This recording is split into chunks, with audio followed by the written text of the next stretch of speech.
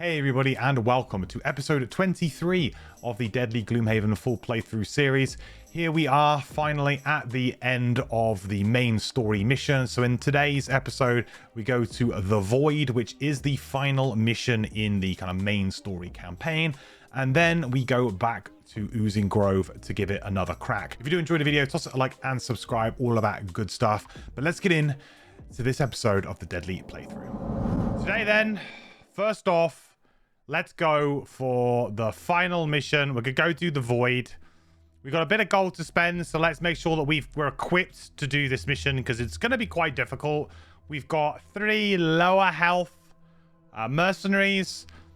We're not gonna be very well equipped against the negative scenario condition. It's gonna be rough. We're gonna need some way of kind of staying alive, and doing damage to one target reliably is not something that we're great at. So that's something that we're going to have to kind of look at. I think, you know, Music Note's going to be able to do a good shift here, I think. But if she gets hit too much but has to burn cards because of her small hand, it's going to be a bit tricky. So this is going to be difficult for us to do, for sure.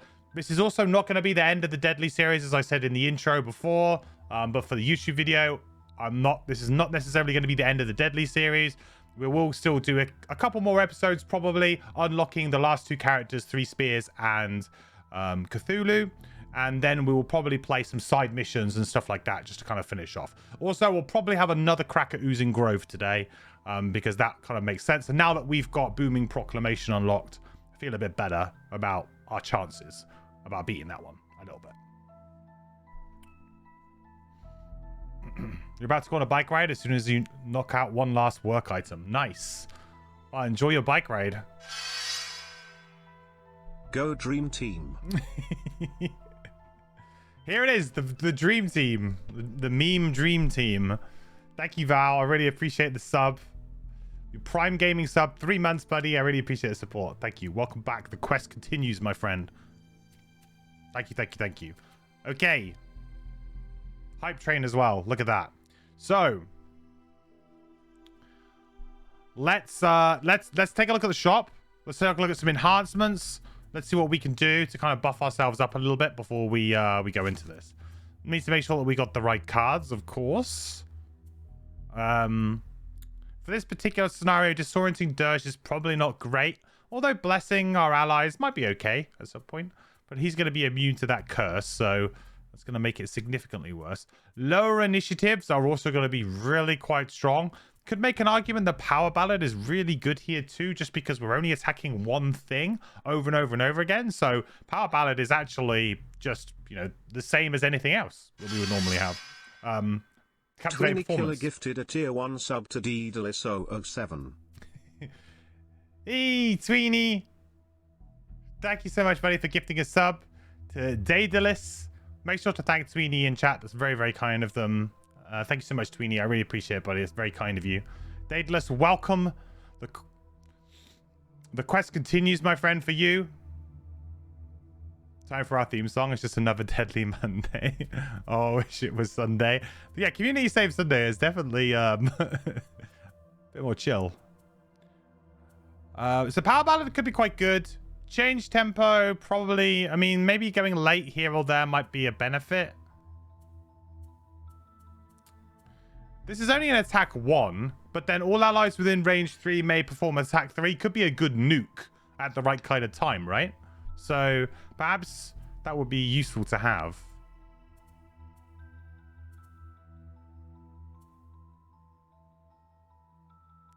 I gotta be careful though. Let's do that. Well, let's go see the merchant.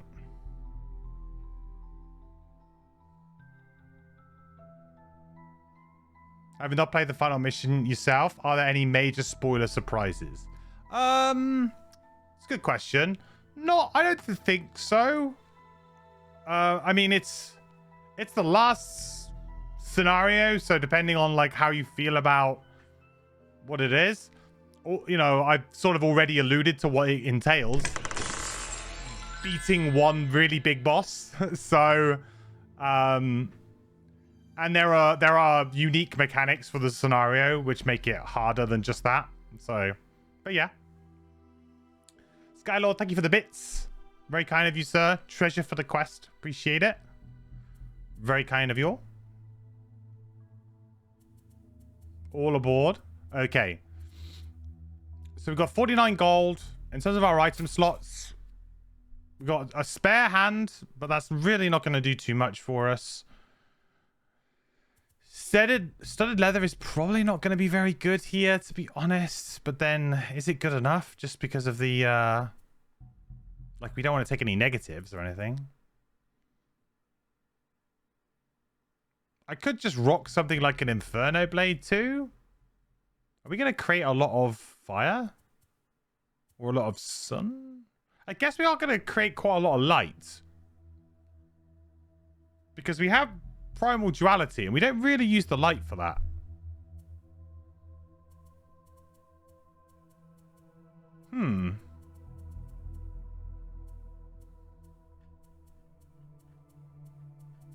Better than fire, though. What are we using for you? Are we going to use the light that much? Probably unlikely. Do a bit of healing. But are we going to use the fire? I mean, I guess we will probably use the fire a fair amount.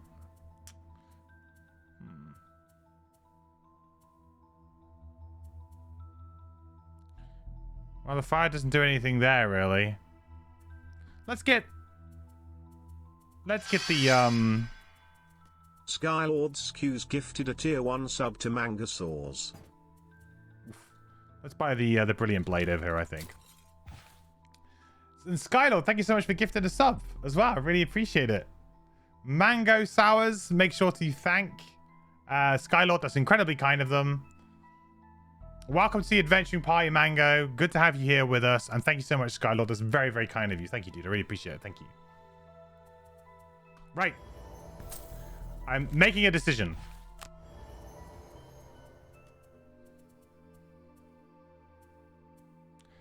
The Falcon will unfortunately die, and it wouldn't be a very good investment here.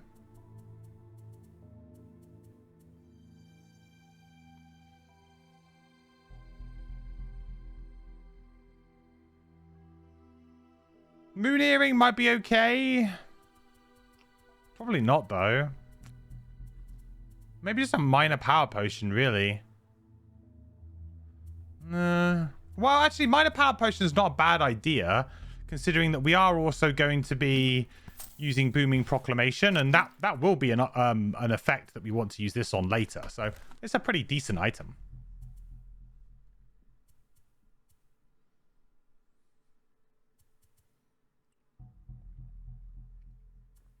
Okay. What have we got for Elemenopy? What have we got for you? Elemenopy. Alright, well, not much we can do there. And 20 is probably not enough, really, to enhance anything, apart from maybe a move. Got 60 gold here, but we are trying to stockpile gold on third wheel right now. I think that might be okay. That might be good enough. Let's run it one time and see how we do.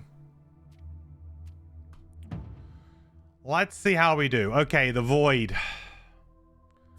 Beat the Gloom. Immune to Wound, Muddle, Stun, Disarm, Immobilize, Poison, Curse. So, everything. Really difficult to deal with. In particular, this boss is just really annoying because of the movement that it does and the initiative that it does. And you're kind of forced to attack a lot.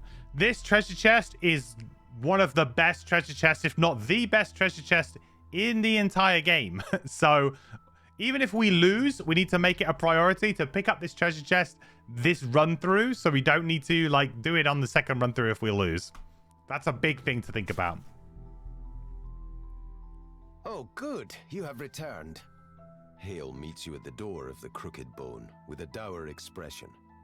We need to talk. Oh. She's always come across as humorless in your interactions, but her mood today feels somehow different. There's a focused seriousness to it.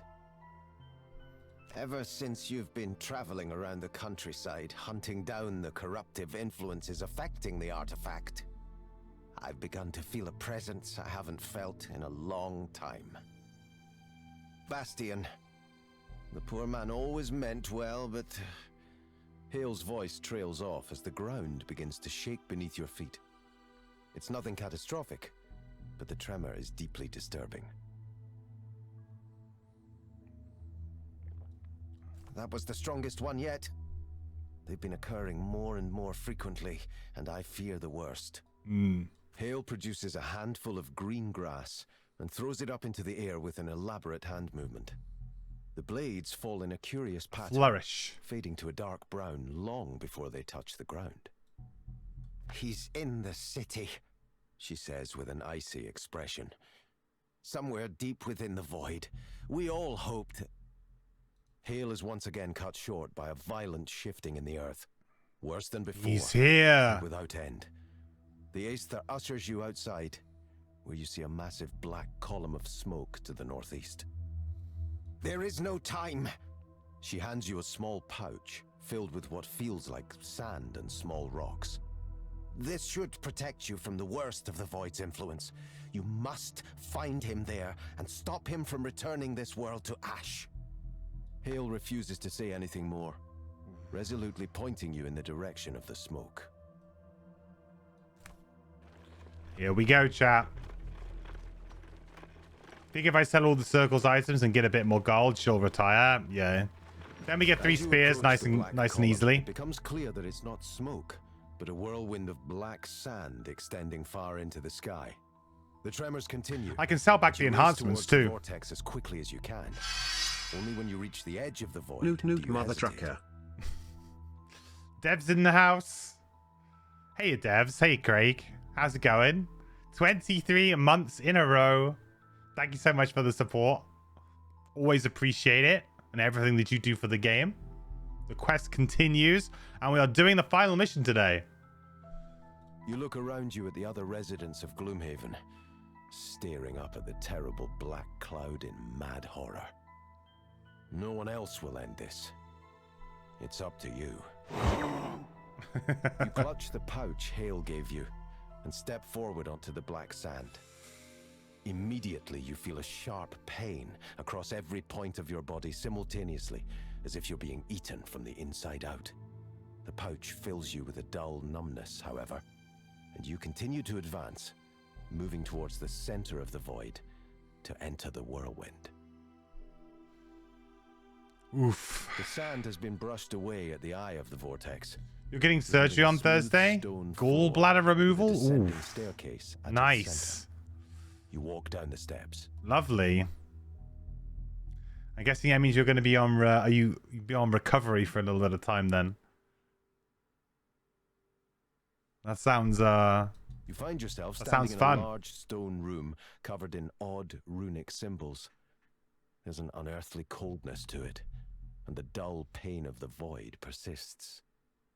Those brave enough to enter here will be the first torn apart. An arresting voice echoes through the chamber around you. The rest I will hunt down like game and devour, but I do think I will enjoy this more. As your eyes adjust to the low light, you see a shadowy form in the center of the room. With time, you're able to focus on the image of an Aether with 2 long, thin blades. I have waited many years to reap this harvest, he says with a wicked grin. At one time, I had convinced myself that I would find more delight in watching you slowly kill yourselves. But with my meddling brethren and the deaths of my wards, I have returned to my original design. I am not unhappy at the development. Even the patience of an immortal has its limits. Ooh. Getting this update out of the way first, of course. We've got to do the important things before you take time off. Okay. Have 5 or more total cards in your hand and discard at the end of the scenario. Difficult. This is also not really going to happen, though, so I guess we just got to go for this. Use your equipped items a number of times equals to a greater level +2. Maybe. We could be the one to loot the chest, but it's not really an item that I would love this character to have. Definitely would be a great character on El Banjo, but great item on El Banjo.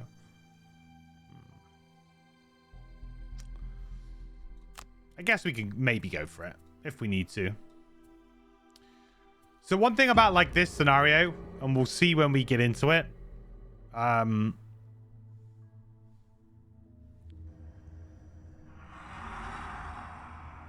As you guys can look at the boss, if you haven't seen the boss before.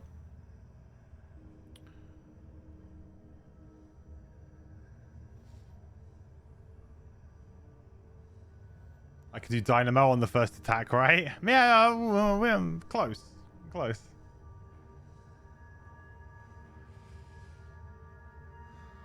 The Aether flashes its blades in a mesmerizing dance. Come then, brave lambs.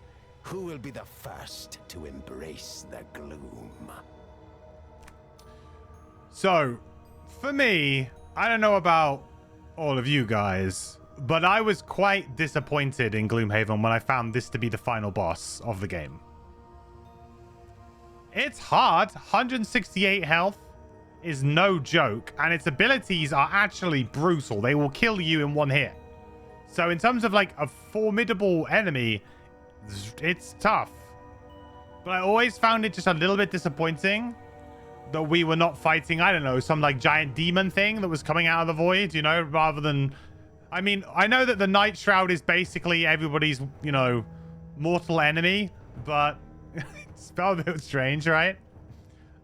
Just was a bit of an odd choice to make it just some evil human when most of the time, you know, you expecting it to be some kind of big demon thing. I thought it was odd. So this one thing this scenario is going to do is it's going to kick our ass.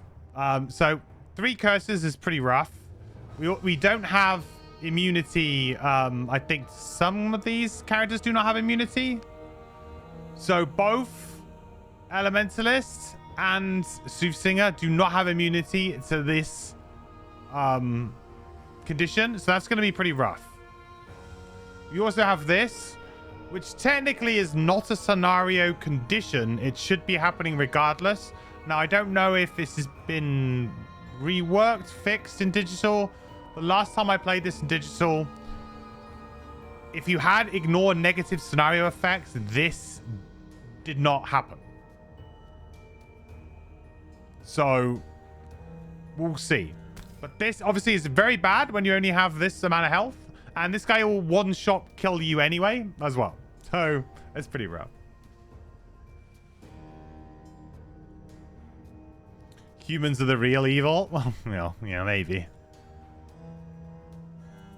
Very deep.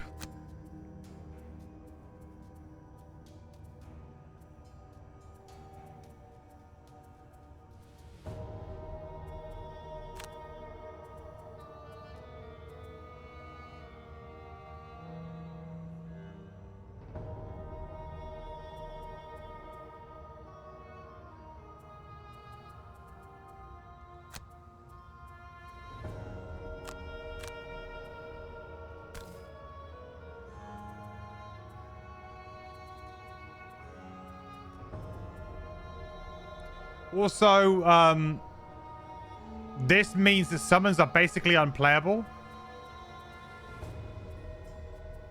Which really sucks for this character. Maybe I should have changed some of my cards. Maybe slightly regretting not changing some of my cards now.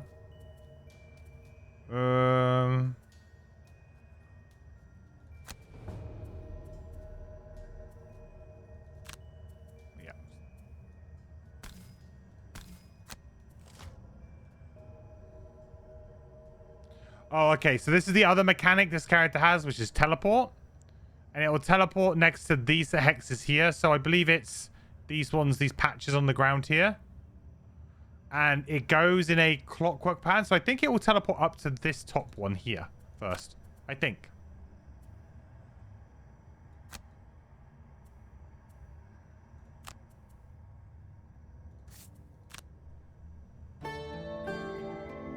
Thank you. I'm only disappointed that the final boss didn't look scary enough. Would you prefer some additional mechanics? I think it's it can be a pretty difficult boss. I think for us in this party, it's going to be quite difficult because we're just a low health party and it's got so much health, and it's much about staying alive for quite a long time.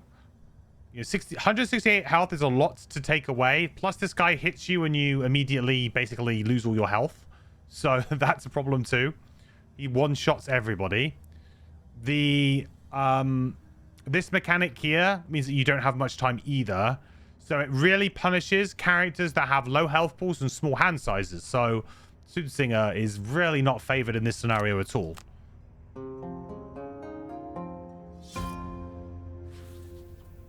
So there's a little bit of that kind of thing going on. I think that it can be a difficult scenario for certain parties.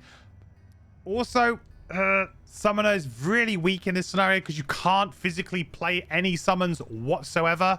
And that's a real big oversight, in my opinion. I'm not quite sure why they decided to add this caveat in. I would have just left it as each mercenary suffers 2 damage. Just let the summons do what the summons are going to do. I don't think...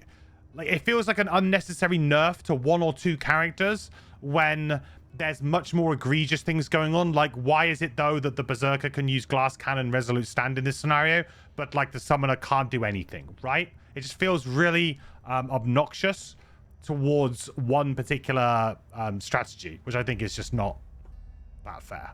So I think the mechanics could be changed up a little bit, and obviously I would prefer to have been some sort of big demon baddie, maybe.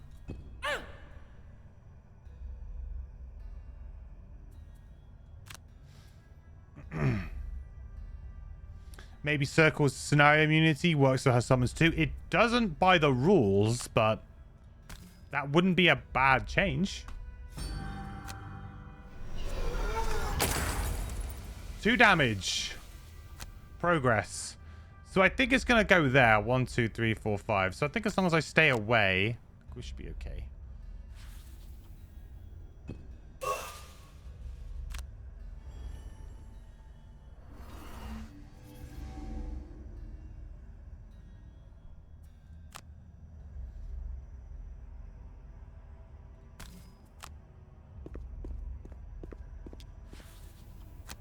I guess we shall be using the Hawk Helm nice and early here.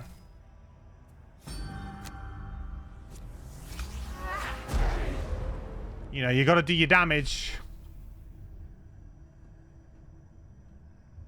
You could play summons if you had a level 9 Sun though, right? With Divine Intervention. True. Yeah, you could. But again, that's a bit unfair though, right? Having to have that one character to make one thing work. I just feel like it's the final scenario in the game at this point in time, and the beauty of Gloomhaven really, is that anybody could have any party comp, right? In theory, you could have anything. People could just be playing the starters still. They might not have decided to retire anything, rush to the game, or maybe they just really like playing them, so they went back and started playing the starters again. In my opinion, there should be no mechanic in the final mission that is particularly egregious to one character or characters, because if you're playing 2-player, then one character immediately gets incredibly hosed. So you're put into a position, well, do I need to retire this character, get a new one? Do I just re-roll another character just for this one scenario? It doesn't feel very genuine. Doesn't feel like a really nice game experience. And I think it's just a mistake that they made. Like if they made it so that this summon thing just didn't happen, it'd be fine. And I don't think it will be too broken, because this guy runs around killing everything so quick anyway that a summon would probably just end up eating the damage. I mean, maybe that's why they did it. Maybe they didn't want someone to just cheese it by maybe playing a summon and this guy hitting the summon instead of the players, and that would be too easy. I don't know. Just seems odd to me.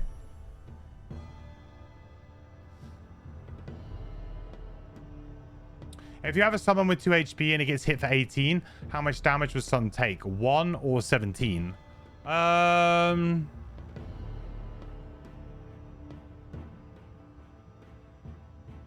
17.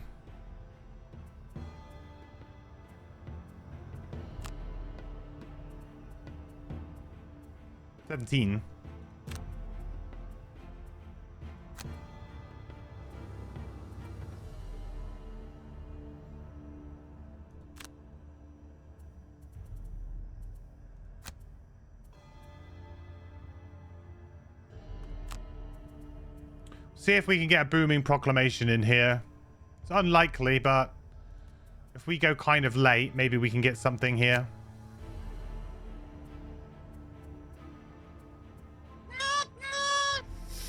Ooh, a newt. I really need extra range here, don't I? It's range 3.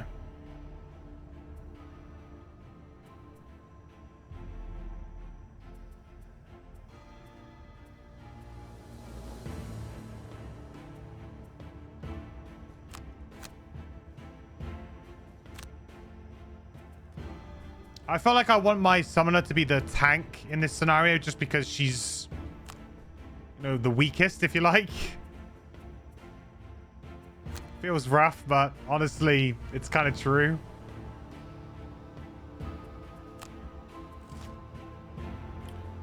Move 12, attack 18.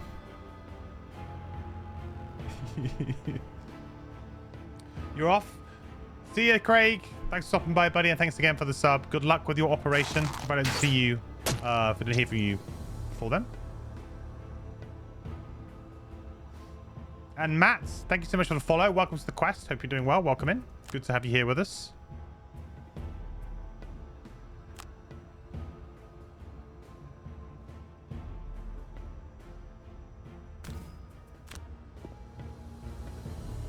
Question is, where do I want him?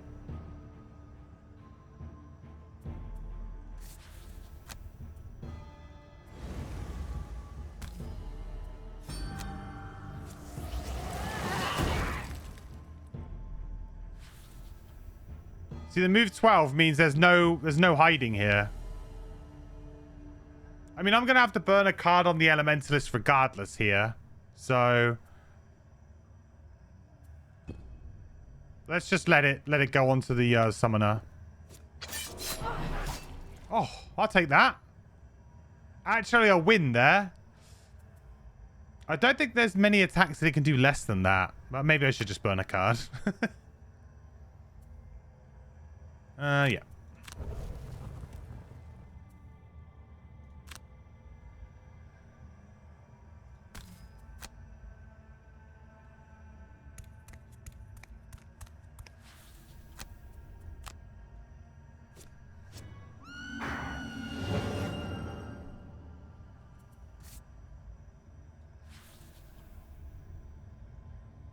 Is now a good time to just get a hit in? It probably is, to be honest. Thing is, you want to just get as many hits as possible. This is all about speed for this team.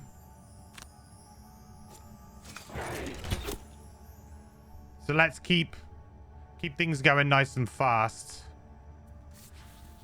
Now, in terms of what I want to do next turn, I want to do probably Melody and Harmony and like a top attack. I think getting back that range is probably quite good.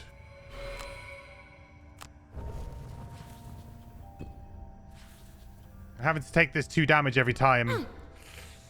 That's kind of rough.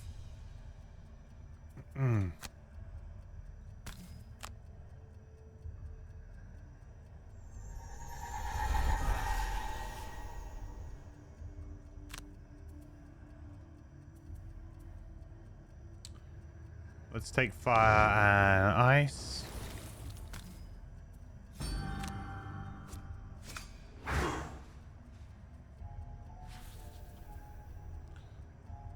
So I should have earth, ice up for next turn, right?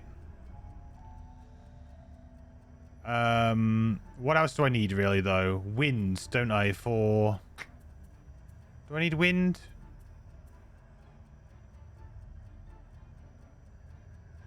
Maybe. Although if I go for like some kind of big attack, that might be a good idea here. If I go for the bottom of this, so I go for dark, and then what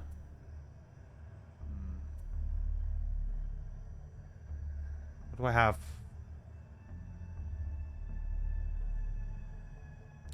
I think I need more elements than I have going on right now, don't I?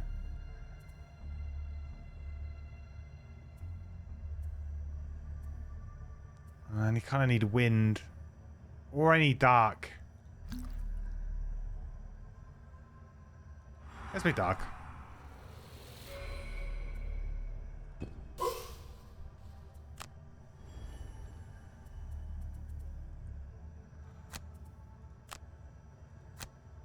Alright, so we'll go in for a disadvantaged attack. Obviously, we don't really want to do that with these curses, but we're going to have to flip the curses at some point. I kind of would rather get that done now. The other option that I've got is I could actually strengthen here, which wouldn't be too bad. But really hitting this thing for 5 is it's too tempting to miss out on, right?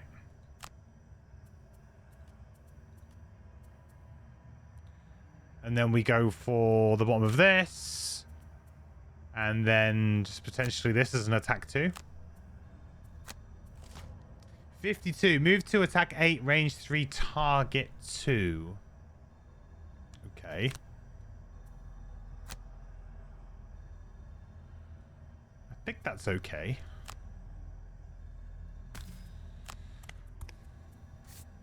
Alright, let's see if we can bait out a curse. Ugh. Lost a +4.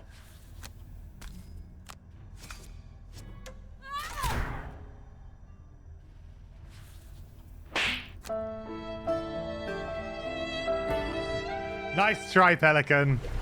Nice try.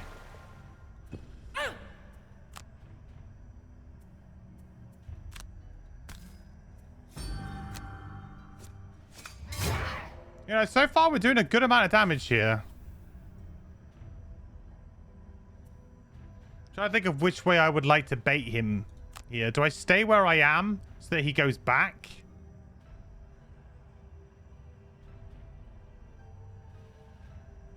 But then I have to move. If I go here, he will move to like here or there.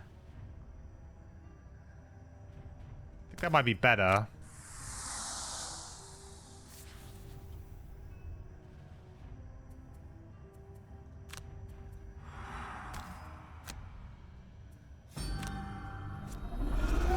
Nice. There you go. There's a ×2.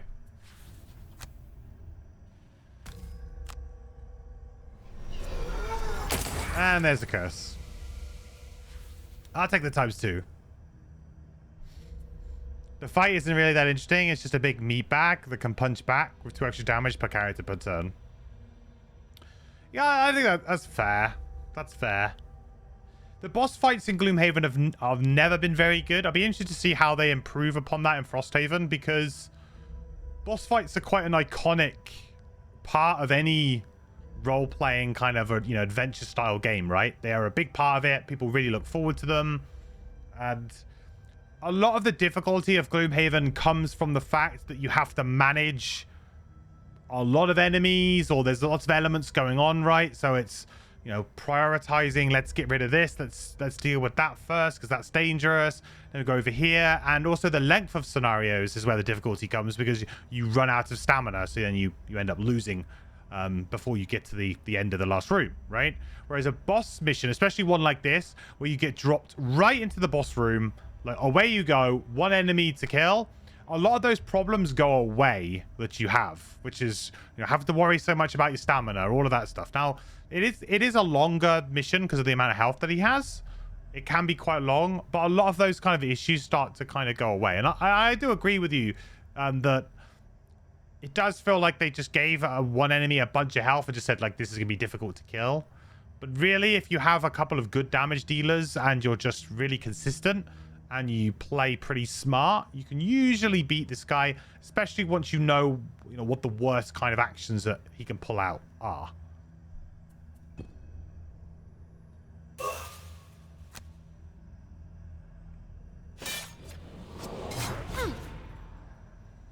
Oh, the miss. Why didn't he? Oh, because he would have had this. Oh, that's interesting. Because he would have had disadvantage because of the armor. So he ended up not moving at all.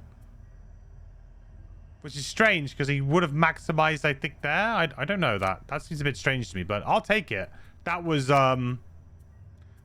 very good.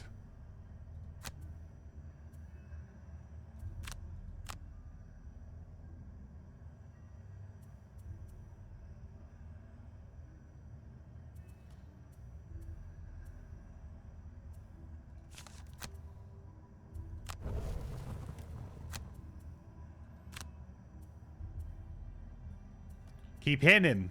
Hit him for as much as possible, I think. That's all you can do, right?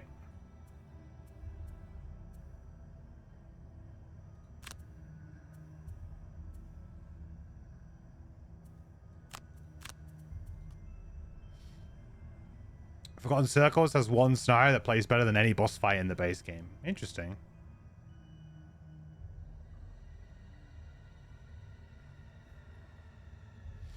It's just I think Pelican is just really difficult to balance bosses in this type of game system.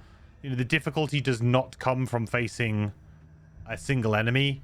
It comes from, you know, the scenario having like difficult terrain or traps that are hard for you to navigate, or there's enemies that are in awkward places that you need to get to, and your stamina gets kind of, you know, it gets really tested and pulled, and then you find yourself in a bad situation because you burned a card too early, you overextended, you did this, that, other, you made a mistake.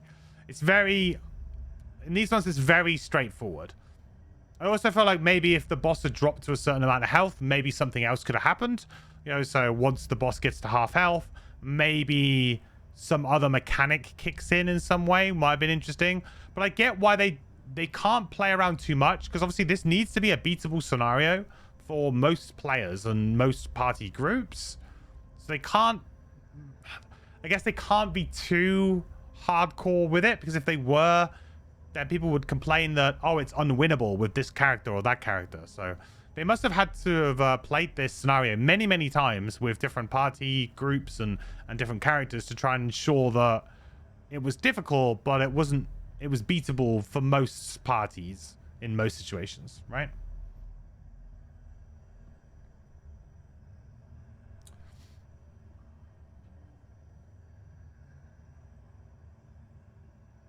Yeah, I think that's a rule that's changed though, right, Kira? I think in Frosthaven that has changed. That actually now it and I think maybe in Jaws of the Lion, did they change that in Jaws of the Lion? I can't remember if they did that in Jaws, but I'm pretty sure now that they actually, the new AI rules for Frosthaven is that they will always try to maximize any of their attacks. So in a situation like that, he still would have moved, I think. I might be wrong there, but I don't know. I feel like that's probably the case.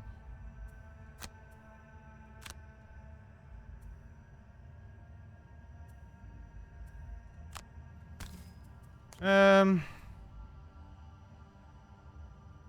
still have 3 curses, don't I? Let's try the little attack first. Not bad. Very likely here, though, that I pull the... Do I just move away?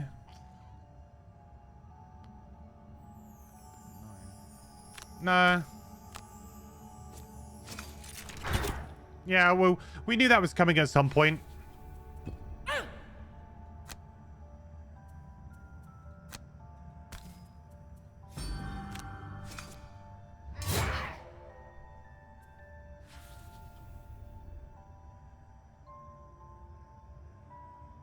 No, I think I stay here.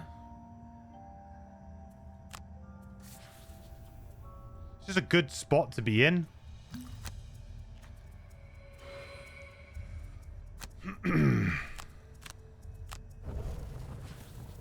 Staff of Vision MVP.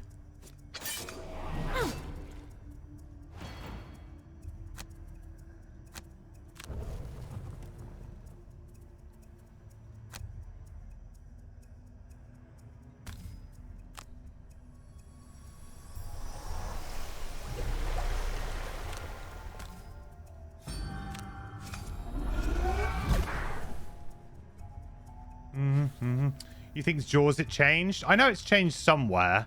I can't remember if it was in Jaws or if it's in Frosthaven, but I specifically remember reading into it recently.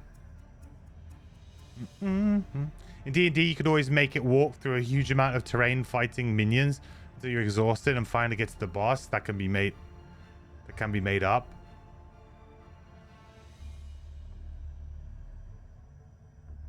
I'm not sure I know what you mean. Oh, you mean in terms of like if you wanted to cheese a boss in D&D?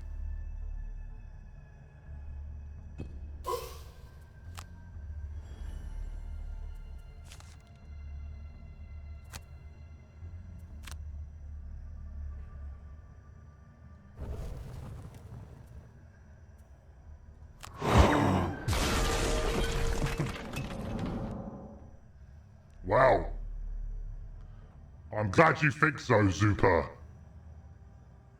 Yes, it's going to need my expert knowledge to successfully navigate this scenario. Yes, I can see that, definitely. So, just do some nice damage with this little one.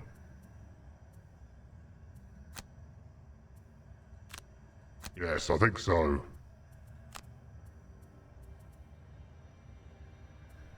Yes. That was very good. Happy 3 months, Craig. Ah, thank you, Reds. Happy 3 months to you. Thank you so much for supporting me. I'll make sure that I get that direct to me. Thank you very much. I really appreciate it. Very kind of you. Into my retirement fund.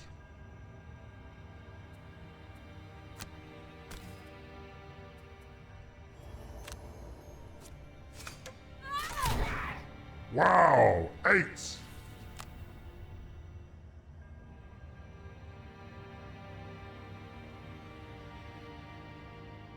Oh no, he's teleporting away.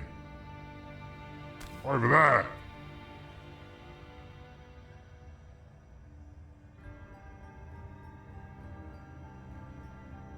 Oh no.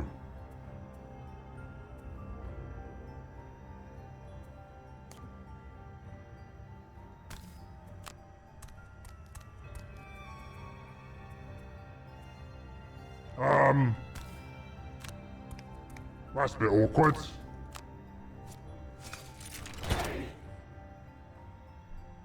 Might be burning 2 cards here.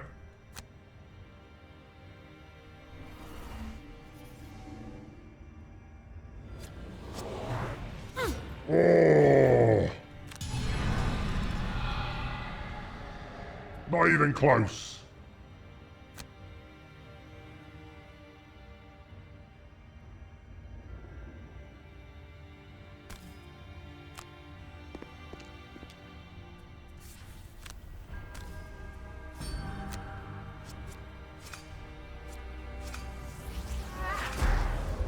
Not even close.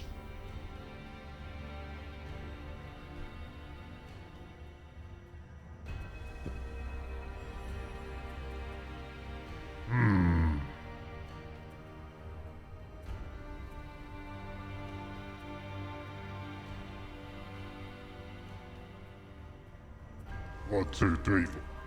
No, I need +2.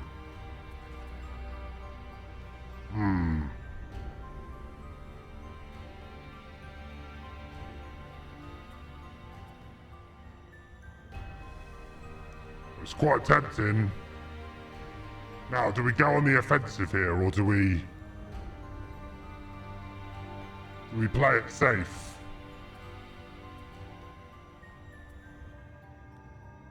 I think we gotta go on the offensive.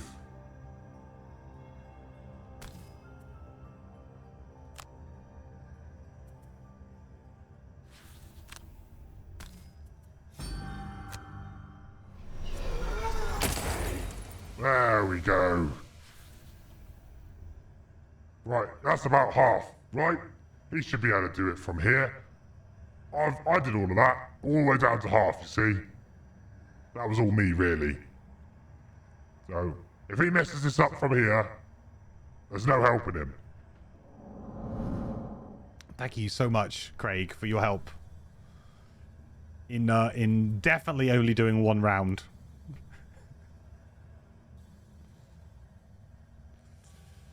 Gonna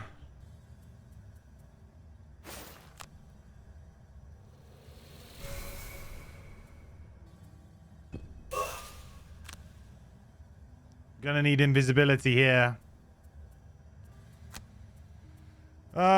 I mean, feels like we should long rest, right?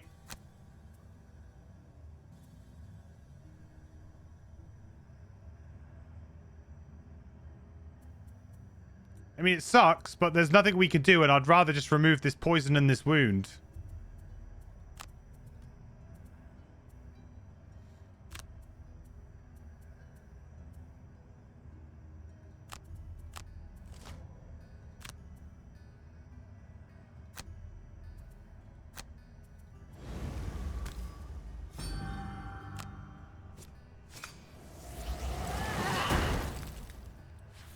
Very good. Do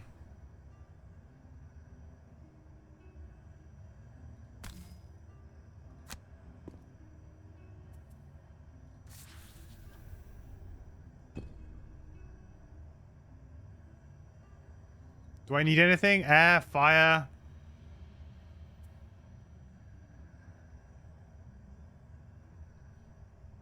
I guess dark would be pretty good.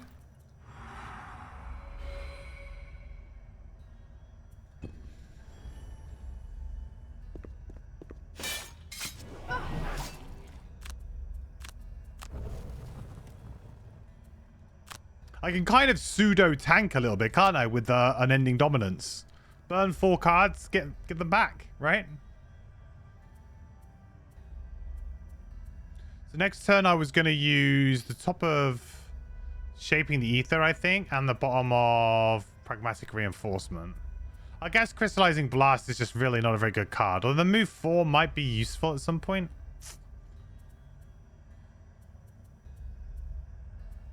Nah, let's get rid of it. Like, you don't really have to move too much in the scenario. He's really just hopping from these 3 spots. You stay relatively in the middle, or move 2 should be able to get me within range most of the time. Oh, no, shoot. I'm going to go down to 1. Oh, the wound's going to take... I didn't think about that.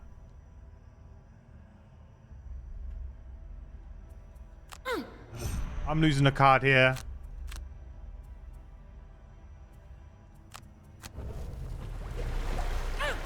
Yep, that's pretty bad.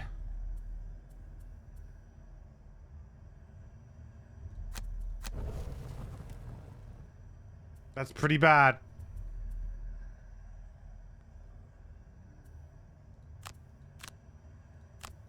This is a great turn, though.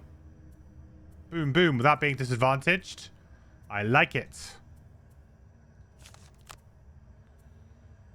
Sure.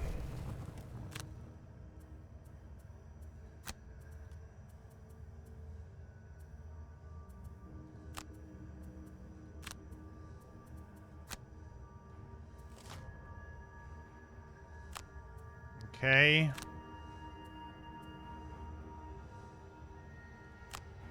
I think I don't use the fire because it's better here.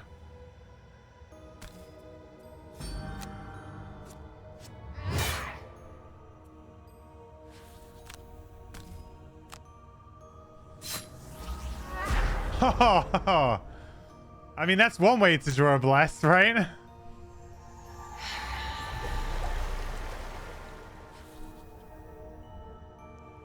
If I'd done them the other way around, I would have drawn... What was that? A +1 and a ×2? I actually would have crit on the 5 and would have hit for 10. If I'd done it the other way around, I would have done more damage.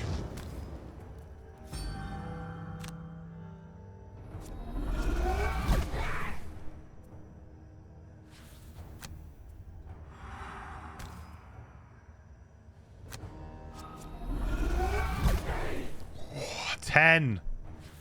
All right, we're doing work here. Stuff is happening. I am getting scary low on health, though. Different characters.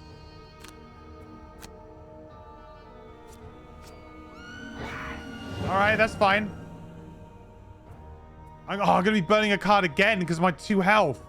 I'm not thinking of this through at all. I've just got super aggressive.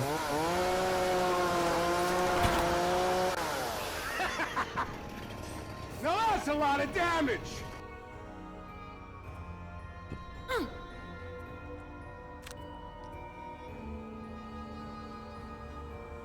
I'm just not thinking it through.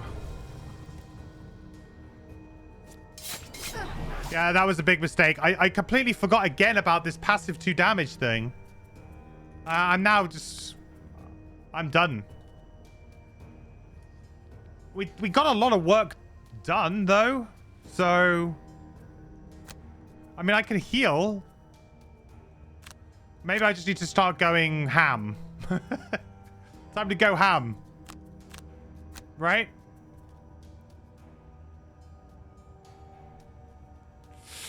Now that's a lot of damage. Oh, we're taking a lot of damage, that's for sure.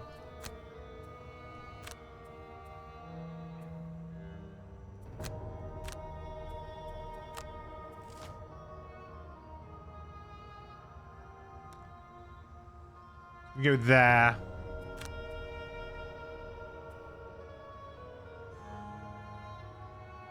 If I go on 12, does that really matter here?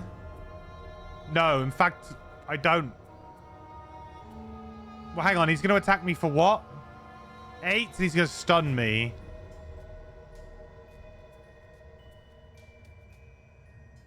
And my plan was to play unending dominance bottom and attack him.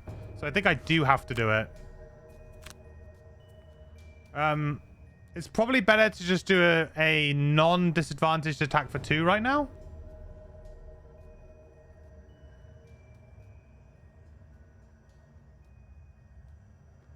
There's a good chance that I draw a +0 and a +0, so I may as well just do a standard melee hit here, I think. Paid off.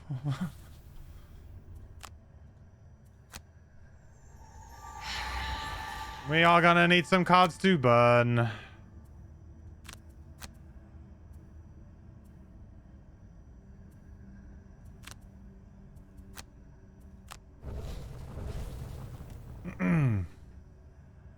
Hey, Professor. Jumped into a bit of a rabbit hole with Divine Intervention.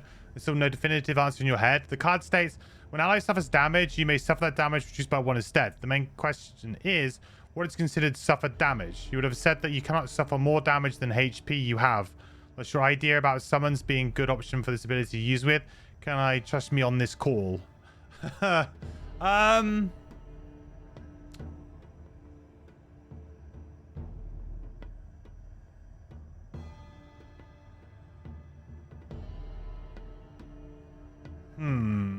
I'll have to think about that one.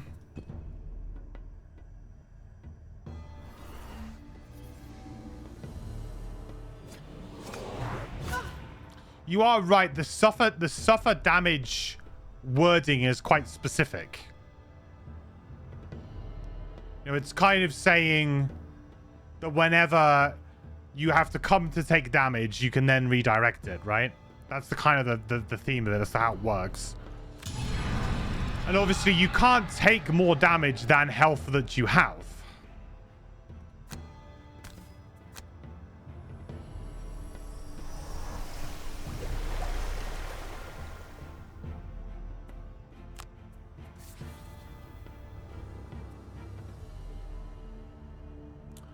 So in a way, yes, you're kind of right, you know?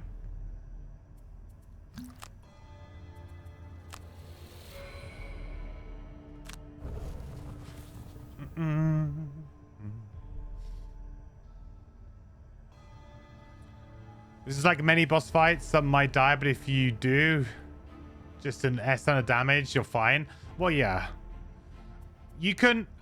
This is my point about this scenario being very dangerous for low health, low hand size characters. Because you can't... You're getting pressured too much, both sides of the coin, right? You can't...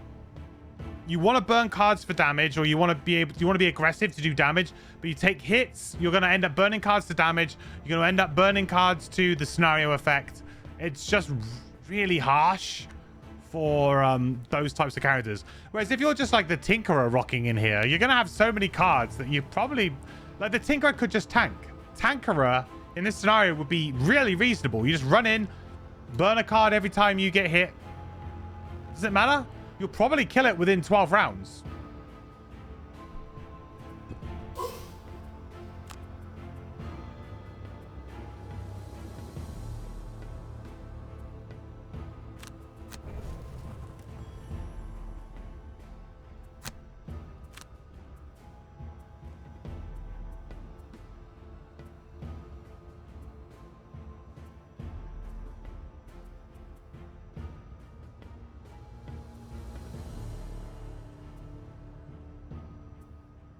I guess we're doing one last hit, huh?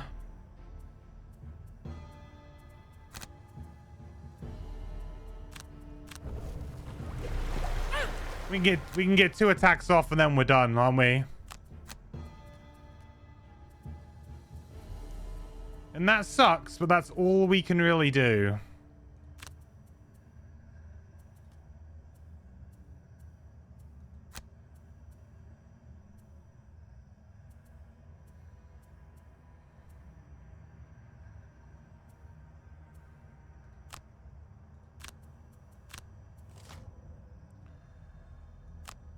Oh, no.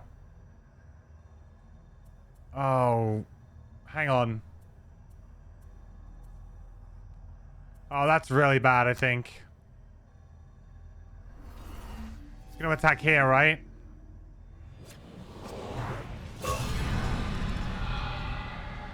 Oh, that's so bad.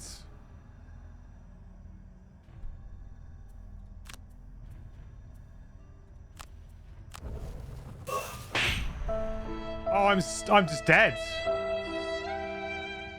That actually just kills me, right?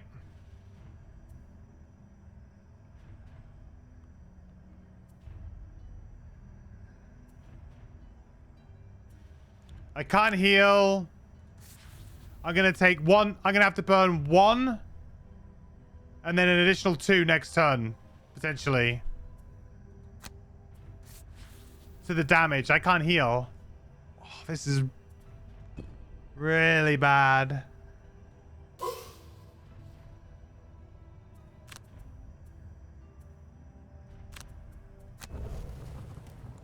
Yeah, we might have lost this, chat. Might be over. That was bad enough, you know? Oof. We could do some work here, but really it's not enough.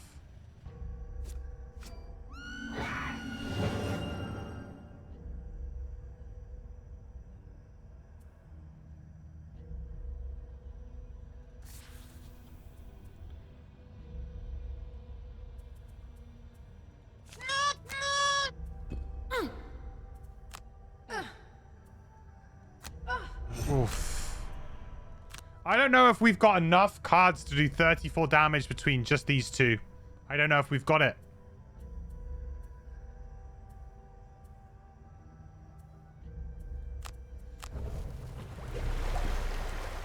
I have got Invis here, so maybe something.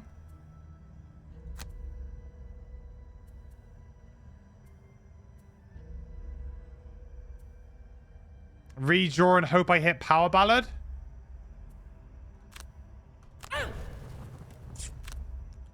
That is what it is. I guess I could play the top of Power Ballad at least, maybe. And take the hit. Hey, Iron and Wine. How's it going, buddy?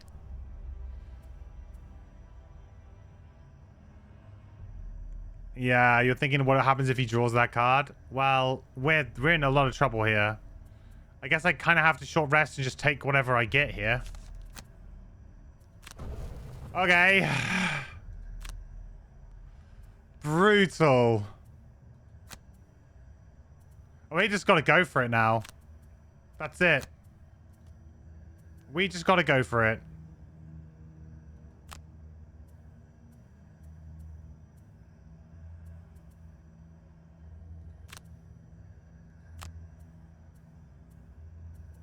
What more can we do, huh?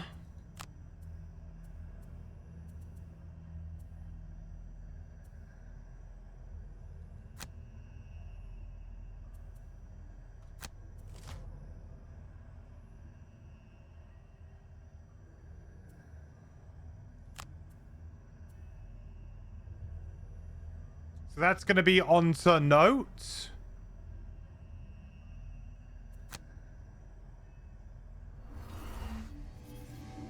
So she's dead.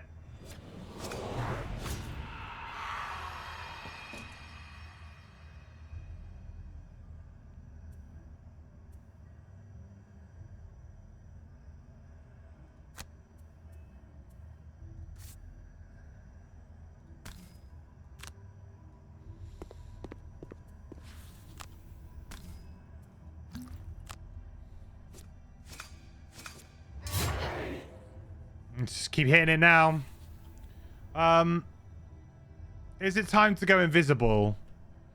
It might be. I mean, I feel like all of my eggs are in this basket right now.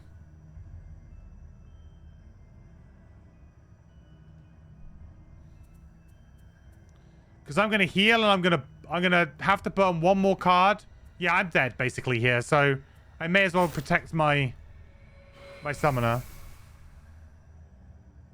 How damage note going in this fight?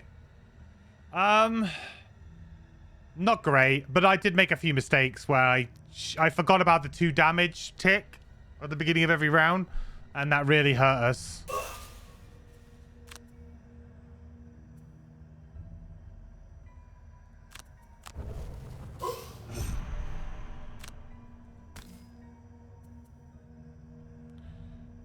I mean, I could hope to get another attack off next turn, right? And in which case I should heal myself.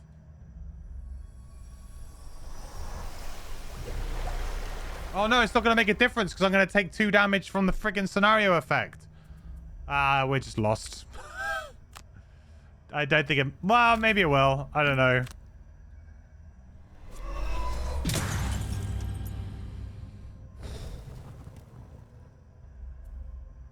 Create everything, do everything. Right, we can Winter's Edge, Infernal Vortex.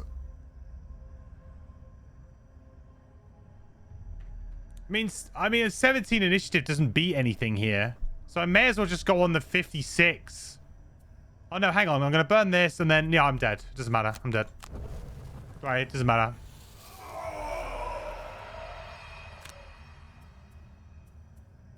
Okay.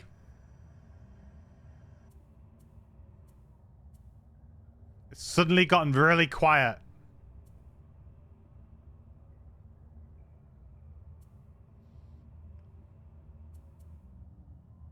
You think I know American football? I don't know what might have given that away. In any way possible. Vulcan, that's what we need.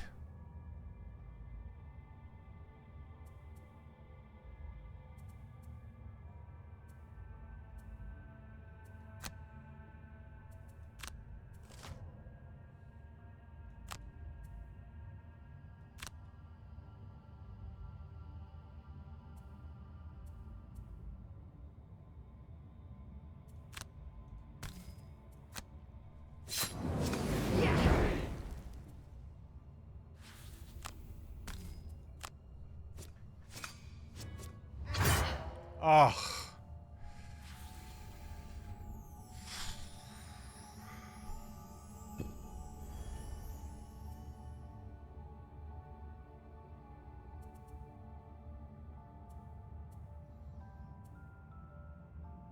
Short rest, use Staff of Visions.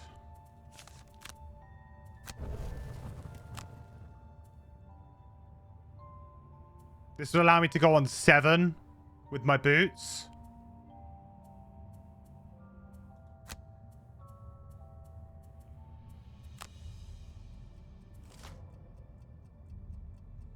Okay, that's actually the best draw it's done the entire scenario.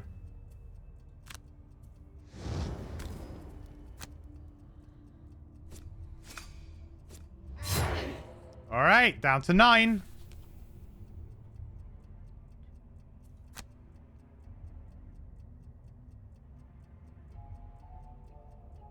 I'm not going to get this chest, am I? After all of that. The next hex that it warps to is here. So maybe I should pull it away from that hex so that if it does warp like on the next turn, at least I can like maybe allow it to do that and it doesn't bother me too much.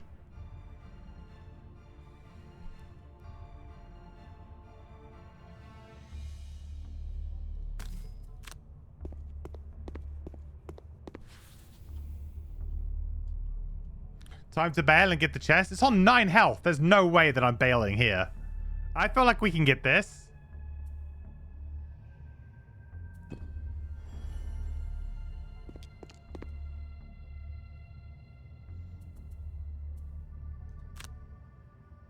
So I can go on 12, which might not be good enough.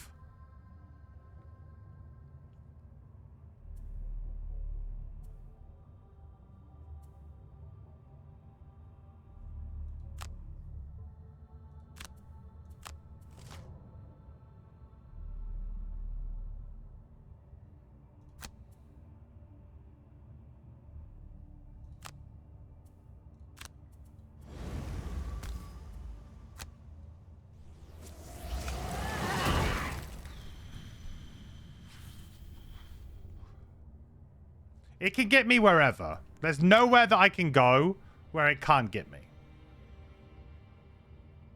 So therefore, I should either get the chest or... Well, it's a melee attack, so I guess I should just go get the chest. Like, there's no reason to not here. Am I more than range 5 away from there? I am. That's kind of important. I mean, we're burning a card to whatever he does here anyway. And we're probably going to burn otherworldly range. And we're going to be short resting anyway.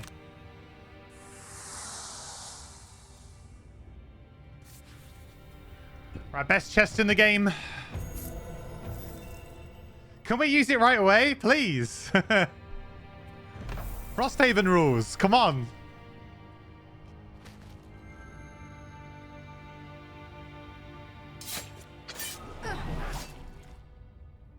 Okay. Okay. No need to get angry or anything, you know? Oof.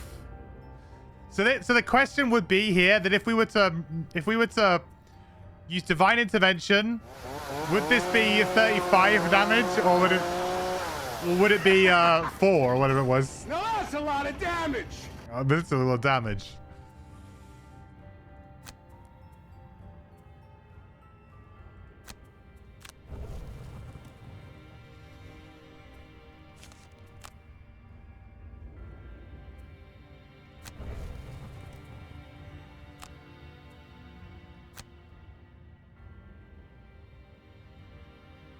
So I can go on 7 initiative with this.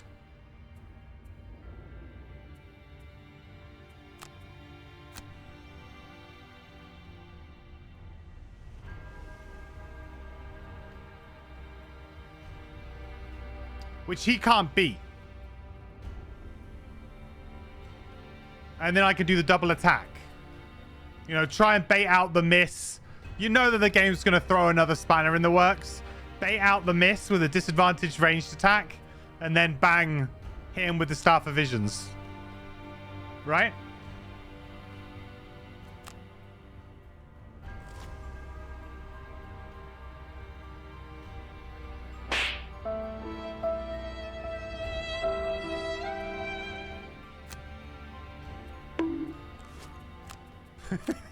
Stop it! Stop it, guys.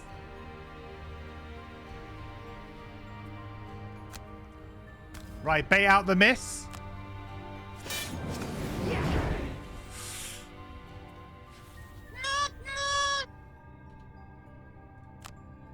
No miss. Circles for the win. There it is. You're preying on my downfall. How dare you? And that was me saying that Circles was the worst character in this scenario. Well, she got it done, chat. She got it done. Yeah, boy. A little bit spicy. A third wheel no more. A third wheel no more.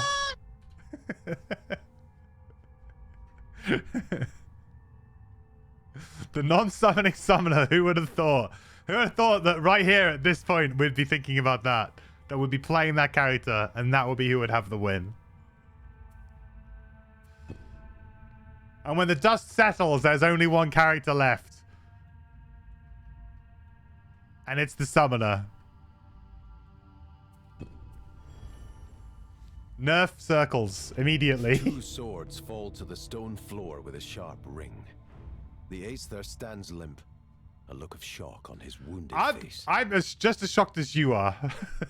How dare you, he mutters. The voice that was once smooth and hypnotic is now gravelly and dark. I have waited thousands of years, and you presume to rob me of the fruits of my labors? The Aether's mouth drops slack in death, but still the figure stands, as if held up by invisible strings. You can destroy my vessel and banish me from this plane, but it will never be enough. I am eternal. I will return. I will feast on this world once again. Now I can say Staff of Visions is the best card. I mean, it is very good now. I mean, I always knew it was good. I mean, just look at the face value of the stats. But yeah, in terms of getting this scenario over the line. When the music note died, I did think, this is going to be tough. It was good job that we had that Invis Cape at that right timing there. Managed to get the back-to-back. And then we had that really weird ability that we only had him play one time, which was just move 3, attack 9. Perfect for us there. So I think we might have been able to burn one more card to damage. Maybe not. It was close. But we had to use every item that we had, really, to get that done. The body of the Aether crumples to the ground and fades out of existence. Summoner is beating the main boss with a stick. You're right, it's not that hard. Yeah, maybe.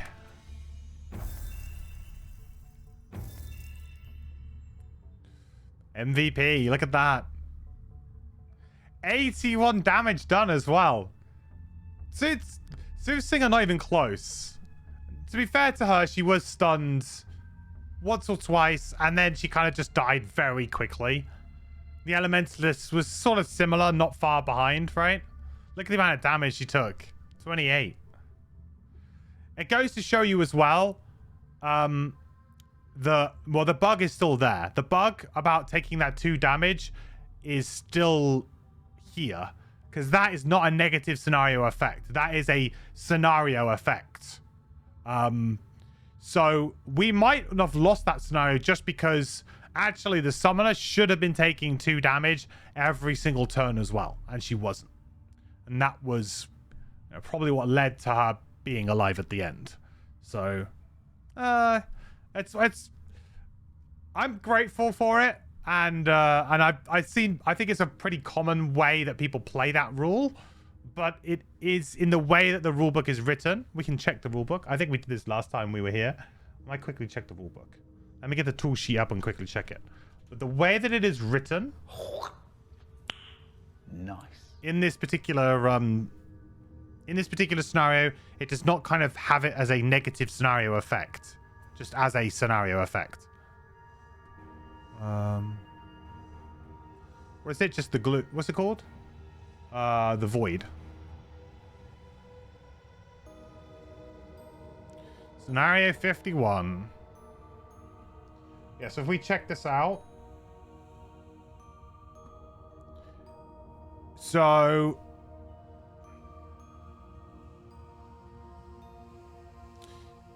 it's see here, it's listed under special rules. It says add 3 curses to each character's attack modifier as a scenario effect. Full stop. Then each character or character summons suffer 2 damage at the end of each of their turns. See how this, precedes precedes this in the rule book. Whereas if what they could have done is they could have just added this at the end of the sentence to make it clear that both of these things were scenario effects.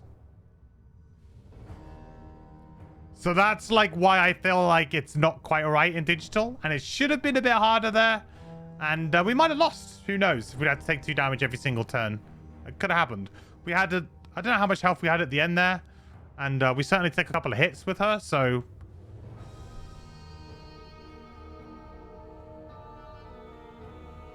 but that is something to be considered, that we got off maybe a bit lightly there.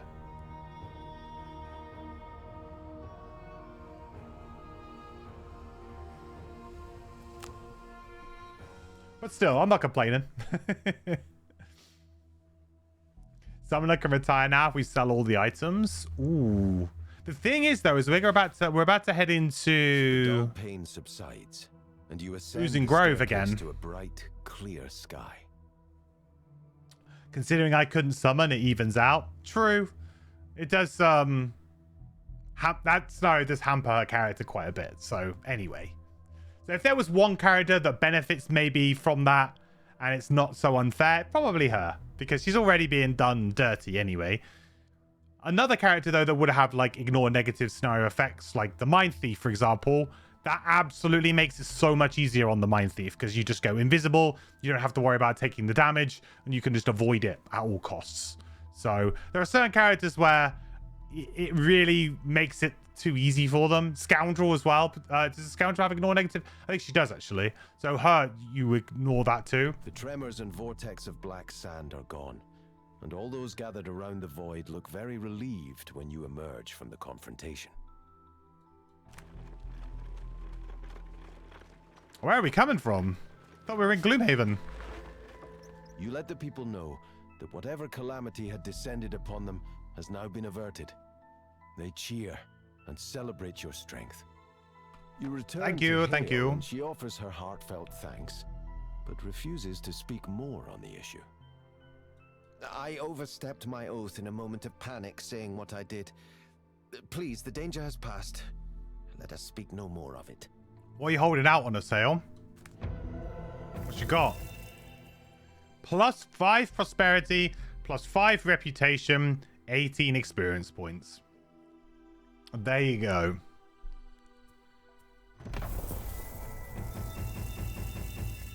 Boom. Wealth level 7. So black knife, shadow armor, super healing potion, really nice. Protective charm's okay. I'm not usually a huge fan of protective charm, but it can be useful in with certain characters, in certain situations. Staff of Eminence, okay. Ring of Brutality, big win. Steel Sabaton's kind of like a fun item to use on someone like Sunkeeper sometimes. And Enhanced Point. Hale's voice, kind of weird. Yeah, she's holding out on us there, I think. Okay, so we didn't get a bunch of gold, which would have been really nice there. We could retire. So we've got a couple of options here. We could retire third wheel, and that would mean that we would open up 3 spears. Well done, GG. Now time for a new PB. Thank you, Pashu. Thank you for the sub. I really appreciate it. 2 months in a row. Thank you for using your Prime Gaming sub. I really appreciate it. Welcome back, my friend. The quest continues. Good to have you here with us. I really appreciate it. Thank you so much. Do it? Do we want to do it? I mean, she deserves it. She deserves some time off. I guess the question is, do we prefer to have her, or do we prefer to have 3 spears going into Oozing Grove? I think it's pretty clear that you would rather have 3 spears, but yeah, I think it's pretty obvious that you want 3 spears. That would give us a tanky character that could actually hold things off a little bit, but also just, you know, a little bit more AoE with a big, because we're going to be coming in level 7, so we should get the bomb, right? I think that's like level 5. So we're going to get some, like a good attack. And obviously some shenanigans as well, potentially with some other cards. So send us to Cancun. Okay. Should we do the city encounter first? Sure, let's do the city encounter first. All right, time to vote, chat. What are we going to do? First vote of the night. New poll. Edge option. All right, option 1 or option 2. You are wandering through the city streets late at night when you hear a terrifying scream high above you. You look up just in time to see a body falling towards you and jump out of the way. It lands with a wet thud on the ground. You are not the only ones to hear the scream. And quickly a small crowd forms around the corpse, including a couple of city guards. The body is clad in black leather armor and a long, thin blade conspicuously protrudes from its back. You remark that the sword somehow looks familiar. What? Asks a guard. This is the third murder like this in a week. Tell me everything you know. Do we option 1, tell the guard that the sword belonged to the Night Shroud, your former party member, or option 2, lie and claim you know nothing? Everyone's going option 1. Everyone. Hey, Kawazi. Thank you so much for the resub. 7 months now, dude. Oh, man, doesn't time fly? Thank you so much for the support. Welcome back, my friend. The quest continues. Very kind of you. I really appreciate it. Everyone's gone option 1. I mean, I guess I shouldn't be surprised. It's like, do you want to, option 1, do something and have fun? Or option 2, possibly do nothing? I mean, I guess maybe the Night Shroud might come over to us and be like, thanks, guys. And, you know, toss us some coins. I don't know. You explain that you recognize the sword from the time you spent traveling with the Night Shroud as a capable assassin. He's likely to be the one behind the murders. You explain, however, that since he left the group, you have no knowledge of his whereabouts or dealings. The guard thanks you for the information. Sold him down the river. Well, our rep is currently 20. So not bad.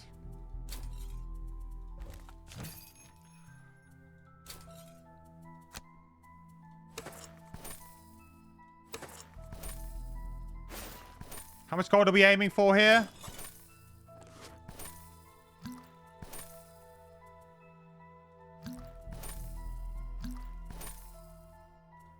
$200, right? Ta-da! Wow, we needed that star raring right at the end there, huh?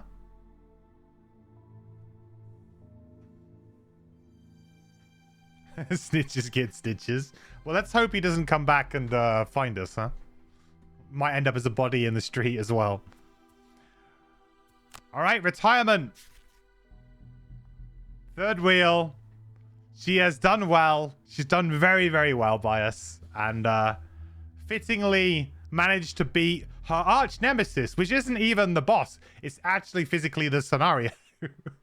Like, the boss itself is whatever.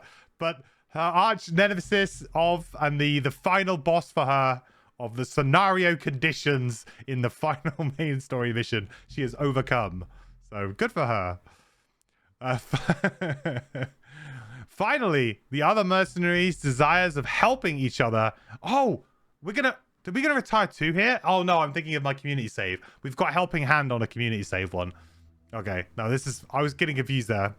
Right, finally, the other mercenaries' desires of helping each other and avenging friends were starting to make you sick. Wow. That and the stink of abandoned crypts. However, that reassuring jingling weight was worth it. Having plundered the city of everything you could, you leave Gloomhaven. This city will surely never see a mercenary so rich again. You're barely out of the gates before your mind starts racing with new schemes to make your purse even heavier. Maybe you should invest in a guild of your own. Good job, Third Wheel. Very good job. I think we can say she did an excellent job. Hey, Breno. Long time no see. How's it going? Good to see you, buddy. Yeah, everyone gets to choose a new name now. All right, so you guys should start thinking about one. 3 spears, all right? It's coming up. It's coming up. Right, let me turn the sound down a bit before you guys get blasted by this thing.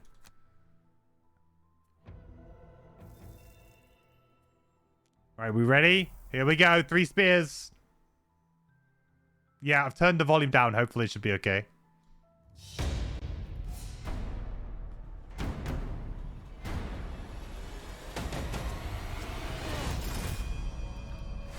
There he is.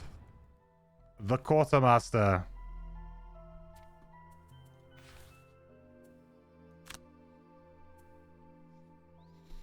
Only one left to go. Right, names. Do your best or worst, chat.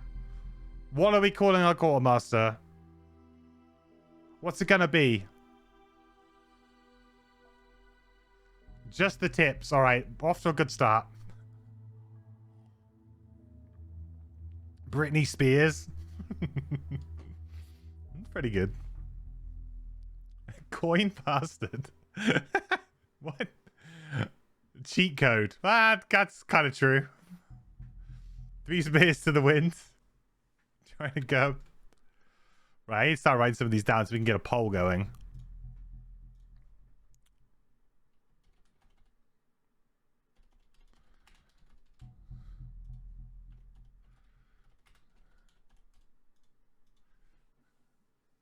Not Aquaman. One pointy boy.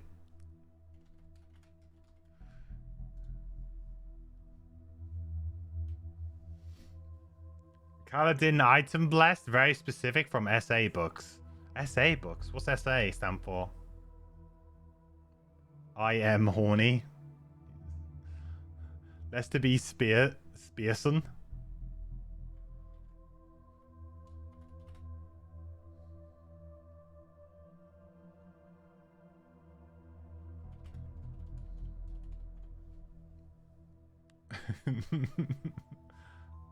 Bezos.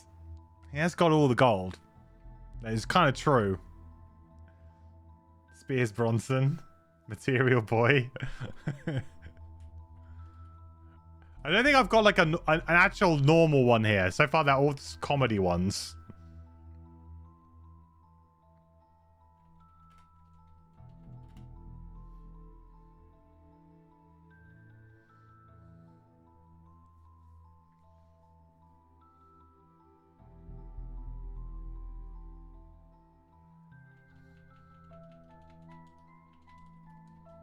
Okay. Right. They're all funny ones. Spears Bronson is amazing. It's going on the list. Jeff Bezos. Okay. All right.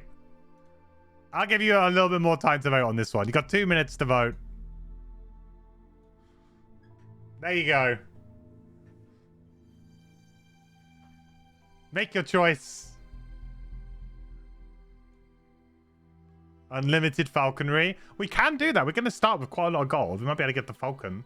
Although we should probably consider getting actual good items to use straight off the bat. Because we're going to need them for Oozing Grove. So we have trial by fire for our quartermaster.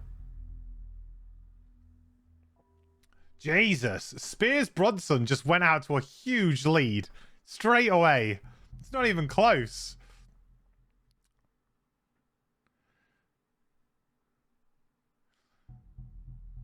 Is it supposed to be something else? Is this supposed to be Spears Bronson? Have I done it wrong? Spears Brosnan. Have I spelled it wrong? Oh, like Pierce Brosnan. Okay, all right. Well, that's what I mean. Sorry, I thought you meant like Bronson, like Charles Bronson. I got you. Pierce Brosnan. Okay. Yeah, that's what that one is then. That's what that one is. Yeah, I got it. Okay, that's Spears Bronson. No, Brosnan. Spears Brosnan. Like Pierce Brosnan. Like the James Bond.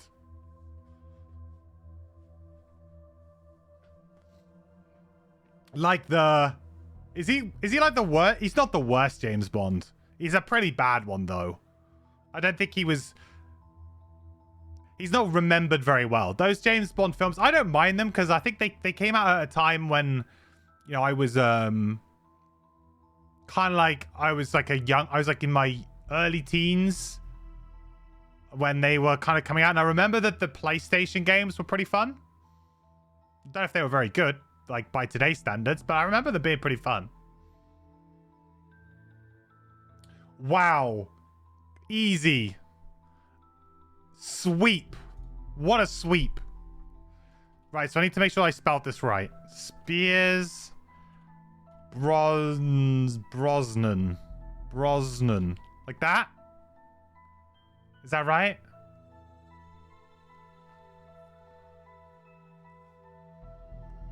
George Lazenby was the worst. I don't think I've actually seen that. Like, was he only just one film? Was he a couple of films? I don't think I've actually seen any George Lazenby Bond films. Maybe they just never put them on TV. They were that bad. Perfect. Nice.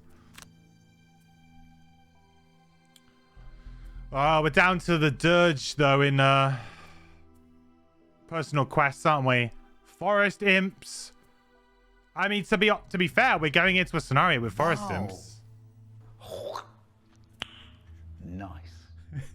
Become exhausted 12 times? Do you not know who I am? Am I some kind of joke to you? Is this some kind of joke? No, this isn't happening. We'll do this. This might happen. I don't think we can kill 8 in Oozing Grove, but we can kill probably... It's like 3... I think there's 5 in total, right? I think there might be 5.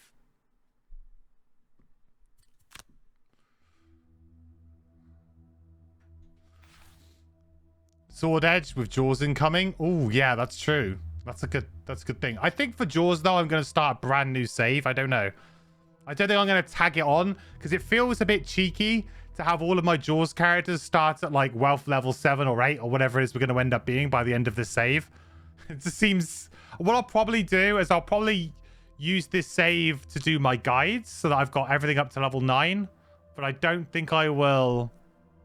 I don't think I will play the game through on here because otherwise it's kind of like a bit cheesy, I think. Nice. Okay.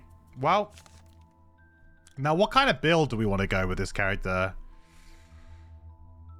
I think we're obviously going to use some of the broken elements of it, but I feel like we're going to be a bit more of a tanky character. Bit more frontlining. We're going to need to do some damage. So we'll probably go pretty conventional build here, I think. Pretty conventional normal build. With the Falcon. Yeah, I'll look at the Falcon. So level 2 we have Reforge or Bladed Boomerang. Generally speaking, I usually pick up Reforge because it's just... I mean, read both halves of this card and you'll know why. It's really good at getting a... at getting back something like a piercing bow or a ancient drill. Like, it's just insane. The top of this, just, hey, get another ancient drill use is really, really good. And obviously get 2 cards back. Really strong. Bladed Boomerang is actually not a bad attack, though. You know, it's actually a pretty value kind of card, really. I think if you were talking about any other mechanics apart from just breaking the game, Bladed Boomerang would be a lot more of a consideration. But because Reforge just allows you to kind of break the game, it's too good. Warhammer, yeah. Warhammer 2. If you're playing, I mean, we're playing high wealth level, so we're going to have a lot of, like, ridiculous options. We've got Star Earring now. That's all we needed to know, right? We've got Star Earring. We should immediately buy that on this guy, and we just don't look back. It's one of the best items to have on him, really. You want an offensive item, and you want something like that just allows you to heal, get cards back, and refresh your other items too. Because then we can just put a nice pair of boots on him, and he can just run around, refreshing it constantly. No problem with movement. Continual supply and Scroll of Lightning. I usually go for Scroll of Lightning here, just to have a really good value attack. Attack 5, range 3, make light. It's just super good value. Obviously, we're going to be using lots of items as well, so we need something to use those items with. And as a single ranged attack, it's not bad. Move 3, push 1 as well is usable in a pinch. Continual supply is one of those kind of cards that I feel like If you want to really break another character, this is an important piece in doing so, but it's not really an important piece for you. So continual supply is a very, very strong effect when you've got a very specific combo in mind. So for example, if we were going really hard on, let's say, Eternal Equilibrium or on Vengeance, then we would maybe consider doing stuff like this to allow us to continually cycle something like a Star Earring on our Triangles character instead of on our 3 Spears. But we're probably going to focus on us being more of the broken character than enabling someone else to be broken. So we'll take scroll lighting.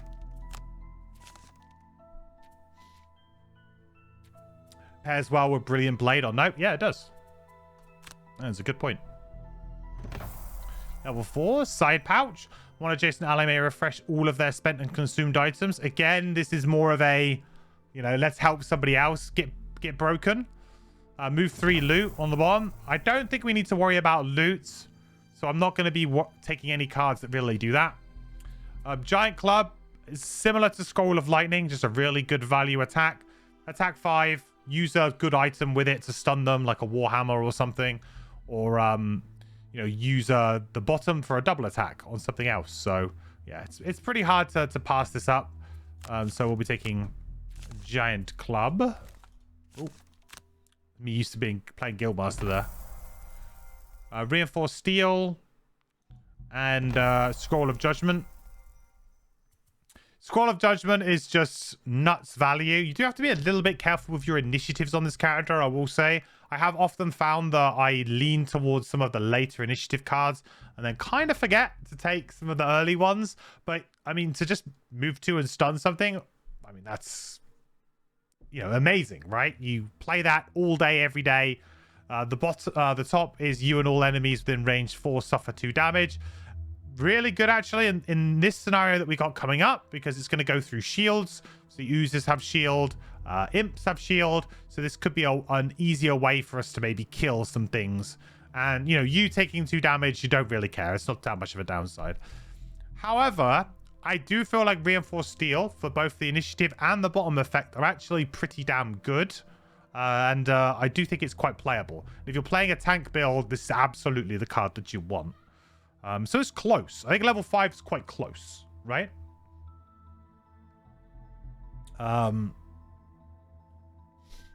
Shield's quite good too on the 12 initiative. Yeah, absolutely. I think that this level is probably as close as it comes for this character, for me. It really depends on personal preference here. I have to think the Scroll of Judgment will be a very, very useful card for us in this particular scenario. Whereas Reinforced Steel, I mean, it can be. But are we willing to sit there and shield up when we're going to be poisoned and all of that bad stuff? I think I'll take Scroll of Judgment, but it's really close. I have to be a bit more worried about my initiative now. Because my initiative is looking really quite bad right now. No love for the top. Oh, yeah, sorry. The top of this is also very good as well. Yeah, of course. Yeah. Refreshing one of your spent items. Importantly, there's only it's one of your spent items, right? Not one of your consumed. So I feel like, yeah, getting goggles back is very, very useful. Constant advantage. But it depends on if you're... It's a bit of a weird one, I suppose. But it plays double duty, this, because if you're playing a tank, you probably don't want to burn the top, because you probably want to have, like, Iron Helm and some armor or something, right?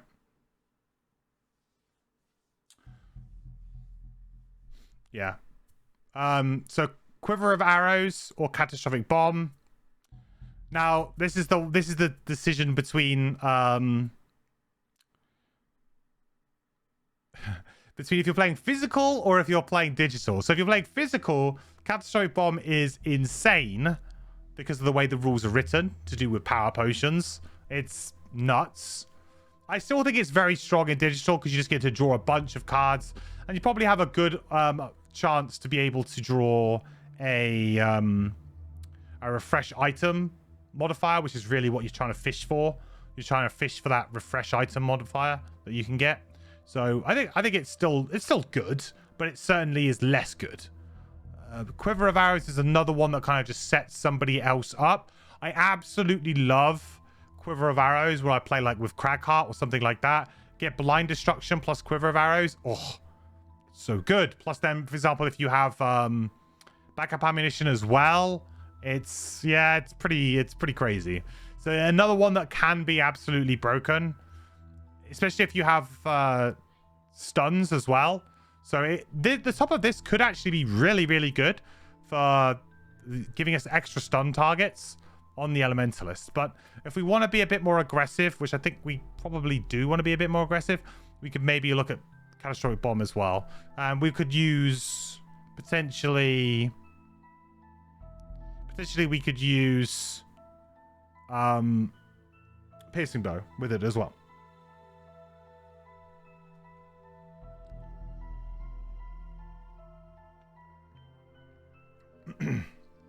Also, you can decide not to take perks other than remove stuff and refresh item perks to thin out your deck. That's also true. I think the rule in physical should be relaxed in some way. I don't see why players could not take it. I guess with the changes now to the way the advantage works, it's less bad.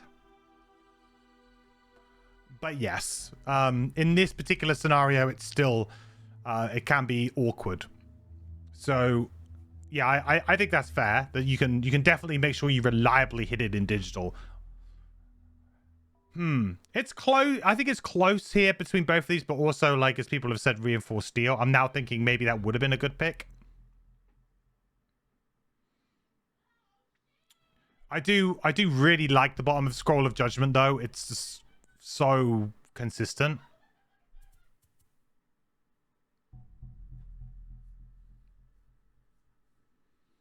So it's either go back for Reinforced Steel, or it's probably Catastrophic Bomb.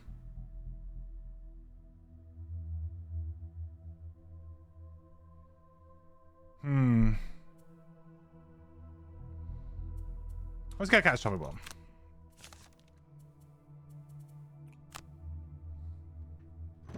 I feel like Piercing Bow is going to be the item of choice. So you got Scroll of Blizzards, or you've got Refreshment here. So Scroll of Blizzards, I don't really like this card because I feel like it's just a worse Catastrophic Bomb in every way. So just, unless you wanted two Catastrophic Bomb style effects, maybe. But the fact that you can just keep looping your cards through what you have kind of makes it redundant to have two cards that essentially achieve the same thing. So I've always found Scroll of Blizzard's top to be just awkward because, well, just get, just play Catastrophic Bomb again by getting it back with one of your items and refreshing it, right? So it's just a bit weird. So I don't really like Scroll of Blizzards. The bottom as well, I think, is particularly weak for that initiative and at this point in the game, like level 7.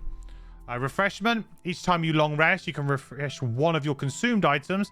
So this is a way that we could get back that Piercing Bow for free or something else. Again, if you can reliably draw that refresh item perk, not sure how much I really like Refreshment. It's certainly a safer way of doing it.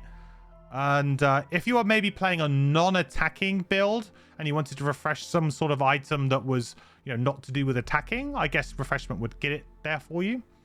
And then the bottom is any one ally may recover all of their discarded cards. Not really worthy of a burn effect at level 7. I mean, this is like Tinkerer level stuff. It's not, this character's much more broken than that. So this feels a bit weak as well for level 7. Go back for Steel now, maybe. I think that's a good call. I think going back for Steel is probably a good way. It depends if we want to play Goggles or not. Do we want to play Goggles? Like you said, we could play Goggles and we could play Initiative Boots. Or we could play Goggles and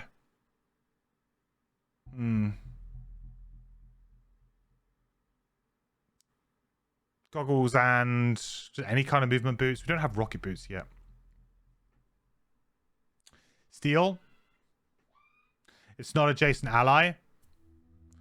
That's true. Yeah, that's true. It is wherever they are, so you don't have to worry about your positioning. Yeah, that's fair. But I don't feel like that's enough of like an improvement on the effect to maybe warrant a level 7 though. Yeah, I think the 12 initiative as well, like you say, Vandalay, I think that's also a really big consideration here. Our initiatives suck right now, so I think going back for reinforced steel is a good idea here. Or we could maybe... Is it Quiver of Arrows? I'm really tempted by Quiver of Arrows just because I know that with an extra stun here, that would be so powerful. But, yeah. Let's go back and get reinforced steel. Gives us a nice early initiative, a good bottom effect to do too. I like it. Right. So, remove things. Perks want to remove things. And then this is basically what we're hoping to hit. It's very important for us to hit those. We can ignore negative item effects. That's worthwhile because we're probably going to wear some armor, I think.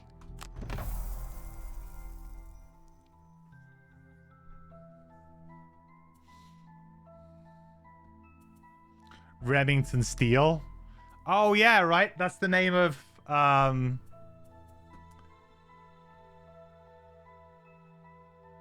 Isn't that the name of... He plays a character in a different film? Or is the film called Remington Steel? I recognize that name. I know Pierce Brosnan has something to do with it.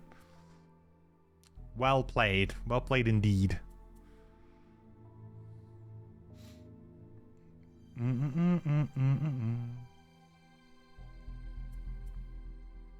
Think Fortitude is a huge mistake. The +1 cards reduce the chance for a refresh quite a bit, while adding +2 +1s. Yeah, that's true. But we still need to do some damage, right?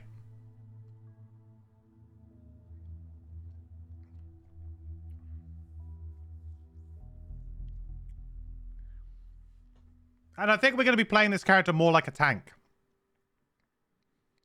Like, we're going to be refreshing, but we also really want to... We really want to play this character a bit more like a tank, and I want to be able to wear armor. I guess in a way we could not use that, and then use advantage all the time. Then we don't really care so much about the downside of the armor. That's fair. Or you could wear maybe armor that is consumable armor, like steam armor, for example. Could be a good pick. Then you don't necessarily have to worry about the negative effects. Yeah, maybe. I think that's fair.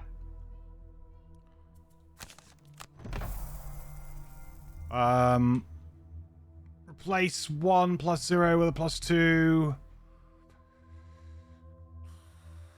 Again, that's the kind of thing that stops us from hitting them flips.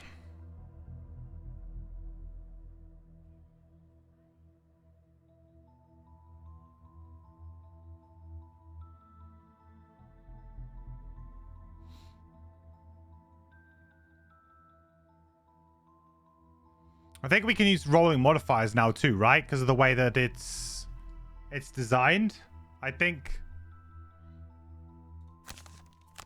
with the new rules, I think we can use rolling modifiers now too.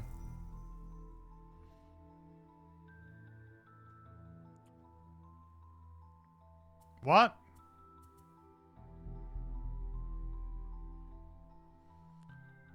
Just replaces, but it's 1 for 1.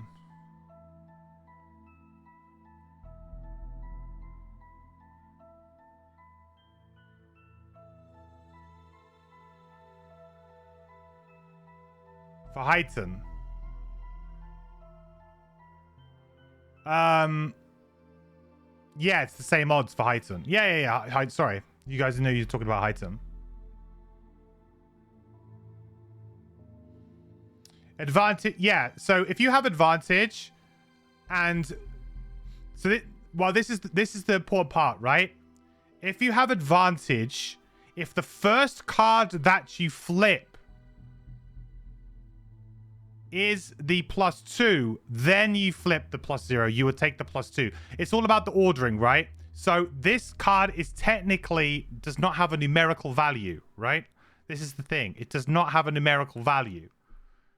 So it would be ambiguity. So in the case of flipping a +0 refresh modifier and a +2, that would be ambiguity, because this card does not have a physical value. There is no value attached to this card. There is in the game, the way it's displayed, right? And this is, I think this is the biggest mind fuck of the entire, like, Gloomhaven, like, system that I really dislike, is that they put, like, oh, it's +0, and your brain is trained to believe that advantage means you take the higher number, and that's not true, because this is actually ambiguous, because it does not have a value to it. So when you try to compare values, it does not have a value to compare, and so therefore, in the situation where if this was drawn and a +2 was drawn, you would take whichever card was drawn first, not the +2.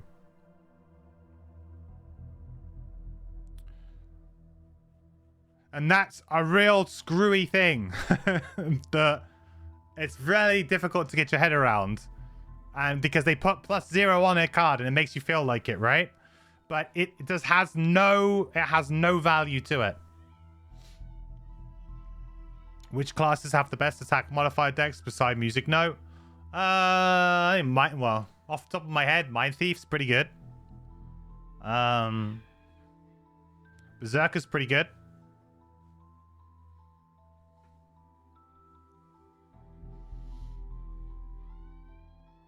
But either one is fine, right? Yeah, so in this situation, replacing a +0 with a +2, if we are talking strictly about advantage, doesn't matter.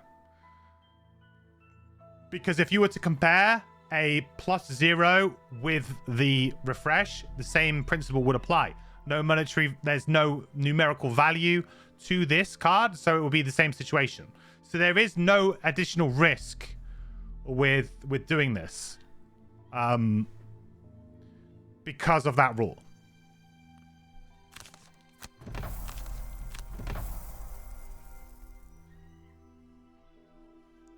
Isn't the highest damage value that you choose? No.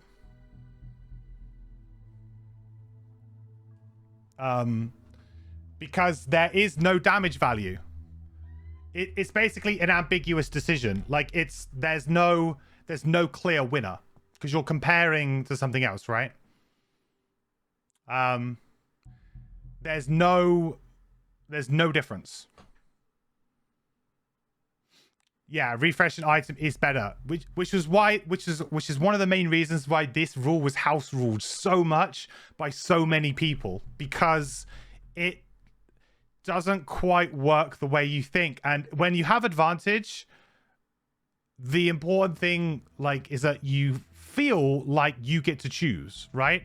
That's the thing with advantage. The way that it kind of suggests or it feels like it should play is that the player should be able to decide, because there's going to be situations when actually you might want to do something else. So say, for example, I've got advantage on an attack and I'm attacking a shield 4 enemy and I'm attacking them for 3. And I draw a +1 damage and I draw a wound. Right? Which one do I want to take there? Let's say it was like a +0 wound. Which one do I want to take there? Well, I want to take the wound because I'm going to do no damage because the guy's got 4 shield. I'm attacking for 3. I'm doing 4. That's nothing. But if I took the wound, it's going to have a wound on it. It's going to take a damage at the beginning of his turn, right? That would be beneficial to me, the player. So if I got to choose, that would be great. But I don't.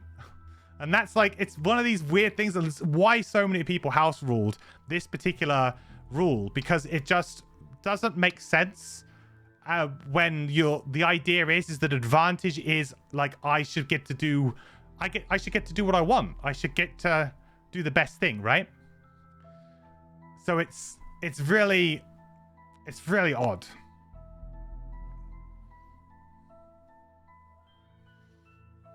No, Zulan. So anything like this is basically it is considered to be ambiguity because it has no value. So the same is true for there's a few others like this,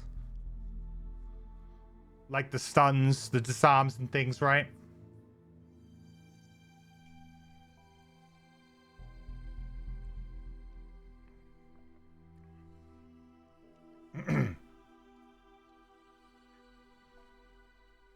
The game with Frosthaven rules chooses the first drawn card in case of ambiguity, but in case you draw +0 and +0 fresh would be taken. Why? Well, because it's not the first one drawn.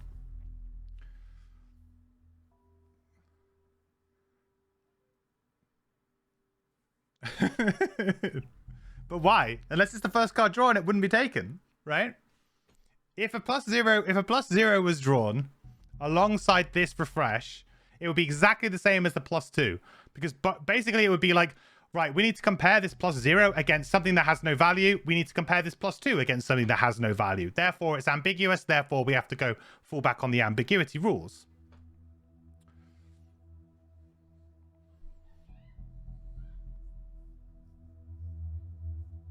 The reason is that +0 and +0 refresh is not ambiguous. I don't think I follow, but I'm not quite sure why that would be the case.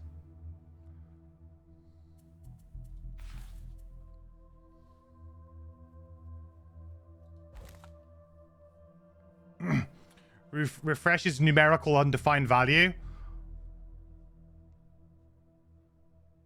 But then that's what this is, right? Like, okay, I don't see how that changes anything.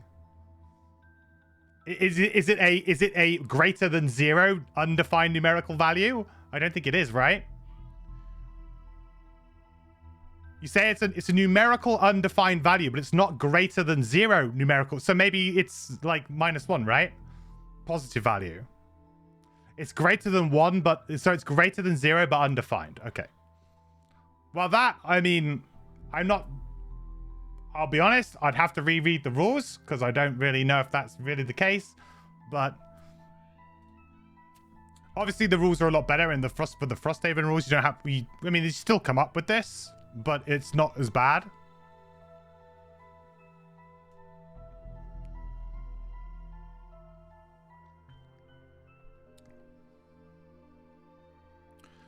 But either way, I feel like we won't see... I honestly don't feel like we will actually see this perk like much at all. Like in a much reduced, if at all, capacity in Frosthaven going forward. It's a really nice idea for a perk, but I feel like it causes so much confusion for what it is. It's just not worth. And some of those sort of effects as well, I feel like.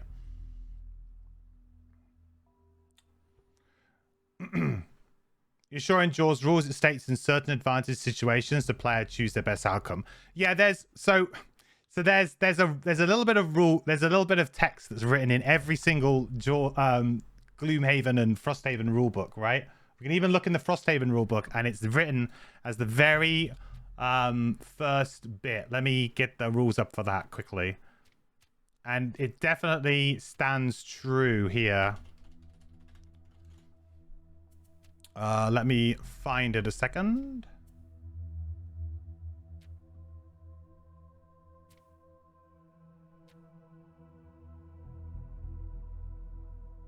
Where's the rulebook? Where's the rulebook?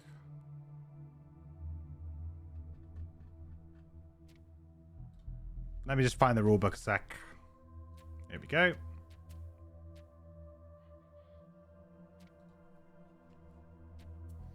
Switch this over to here so you guys can see. See if it's on the first page here.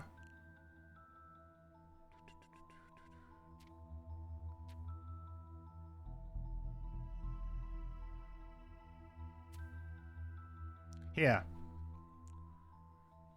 This. Right? And this is written, I think, in all three rulebooks, in maybe slightly differently in each one. But essentially the core of it is the same, right? Like, so ultimately, you can argue the rules either way, right? But to not get yourself too bogged down in what the rules are. And this also gives, I think, a little bit of grace to Isaac and the team. There's going to be interactions that might come up that have not been foreseen or thought about. So, it's kind of up to you, the players, to kind of fairly to try and fairly resolve the game in a way that you think is suitable, right? And I don't think it really benefits most players to really get into the minutiae of the rules to such a degree that, you know, you argue the game and the game becomes unfun. So I'm definitely like, I am a huge supporter of this type of, you know, mindset when playing Gloomhaven or Frosthaven. Obviously in digital it's different because they have to try and create an accurate rule set. You know, they've got to try and do that. So it's a bit different when you're playing like a digital version of a game. But when you're playing a tabletop, I think that this is like, these are the rules to live by, because you choosing one way or the other in one scenario in a blue moon is probably not going to affect whether or not you know, win a scenario or have fun playing the game or whatever, right? So it's an important thing to think about. Anyway, that was fun. I always love talking about this character because it just freaking, it just has a lore unto itself, which is just not good, you know? And I'll tell you what, I don't like the way that in order for you to break this character, in order for you to really do well with this character, you almost have to really abuse that gray area. Well, it's not gray area, I suppose it's fairly well defined, but you know, that area of the rules that are very pedantic is where this character shines, and I don't really like that for the character design. Does that make sense? Because it's like, haha, I know more than you, like I've learned the rule book, you know? It's a bit, in my opinion, it's a little bit cheesy to have a character that specifically is like, oh, but in this one line in the rule book it says I can do this, right? It's like the whole like resolving damage thing where, oh no, I can use a power potion at any point during my attack, so therefore I can refresh it and use it again. Now, all of those little things that I feel like just aren't really in this, not always in the spirit of the game, and just make a character like this very rules heavy and bogged down in rules that are like, you know, unnecessary for most people to enjoy. And that's a problem that I have with this class, right?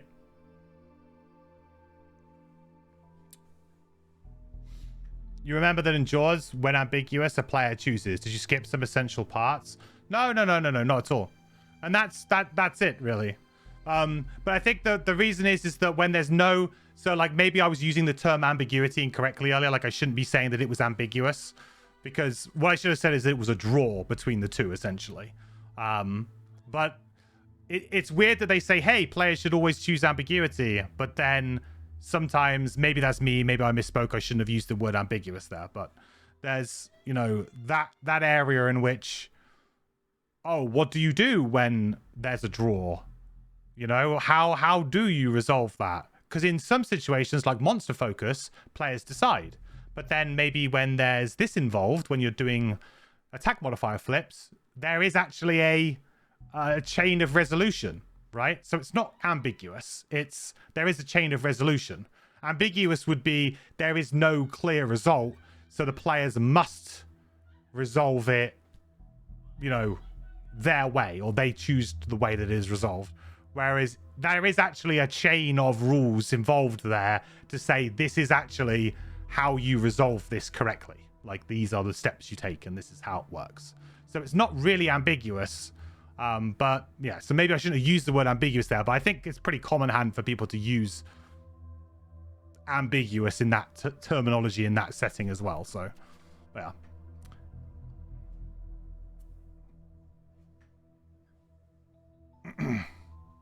Okay, so enough about that, because I'll ramble on all night about it otherwise.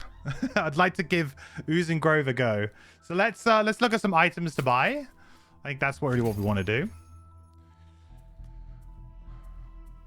So important items. So getting advantage is still pretty good on this character, even though, like we said, we want to try and flip those plus zeros. So advantage is still okay, but we're less likely to want it because we don't want to draw those plus twos with that. So if we want to stay away from advantage, that would probably be better. I think I want to play this character more like a tank. So I think I'm probably going to go for something like Iron Helm instead. But then for my hand items, I'm probably going to use something like a piercing bow maybe instead. So then we'll go Iron Helm. We also want to go sort of like cheap items here and expensive items here, because this is where we can really start to do some silly looping. In fact, actually, let's go down and get small items first. Let's get that star earring while it's hanging out there.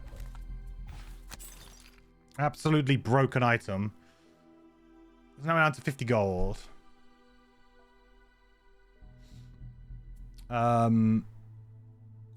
Leg items.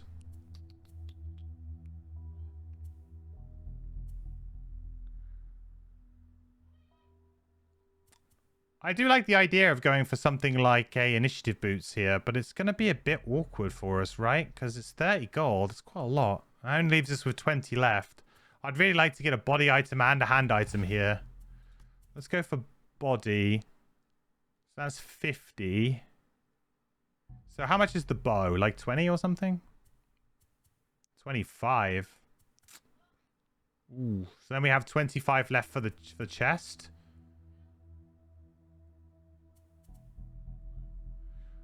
We could get shadow armor for laughs.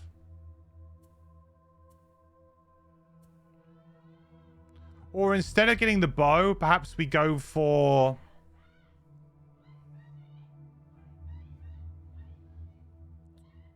Perhaps instead of the bow, we go for...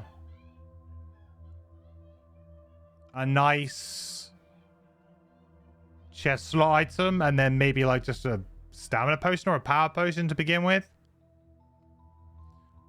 Maybe the star earring was a bit much. Maybe we should have just reached straight for the star earring here, because we're not going to have a great item to to recover.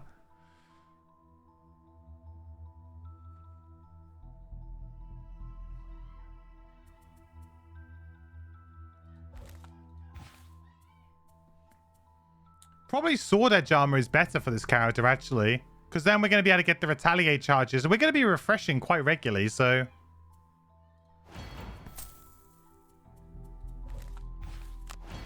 Alright, let's do that. I think that was maybe a bit too much. We're going to need to get some money.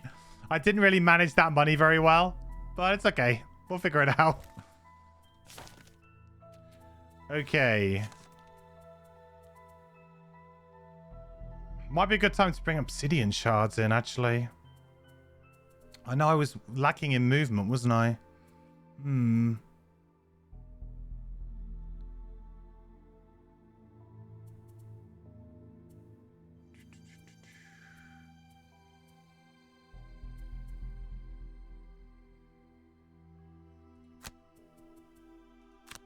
Let's bring that in. Let's be a bit more aggressive, shall we? Remember to change all of my cards here. Oh, definitely want sharpening kit. Proficiency is pretty decent too, but we don't have the bow yet, so we won't use that quite yet. Okay, so let's go for sharpening kit.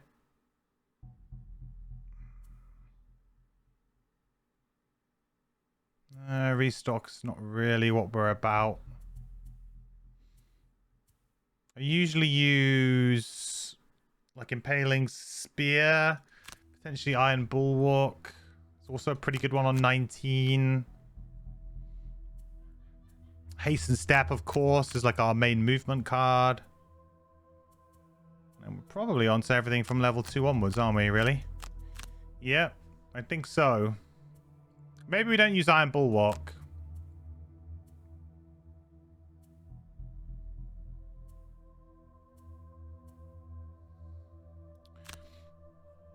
Scroll of recall, I think we don't need. So no stamp pots? No stamp pots right now, no. We'll just have to use star earring. Which is fine. I mean, it's the best version, right?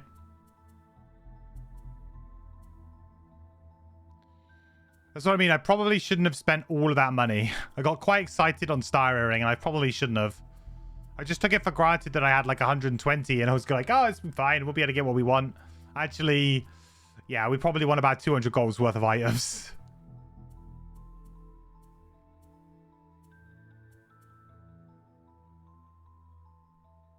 What's this? 23, 26. I feel like we need an early initiative again. Let's go Iron Bulwark. 19. It's a pretty decent bottom effect, and hey, it tops an attack, so can't really complain too much about that. All right. Let's give it a whirl, chat. Let's give it a whirl. Do come in. Dominic, it is good fun, Grammy. You. I've yet to beat this on Deadly, actually. Just every time I've gone, I just haven't quite had the right party or the right items.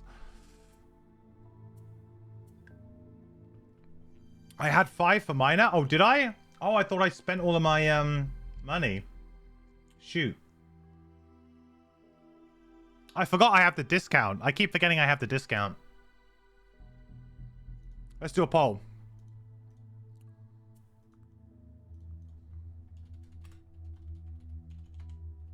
Option 1 or option 2?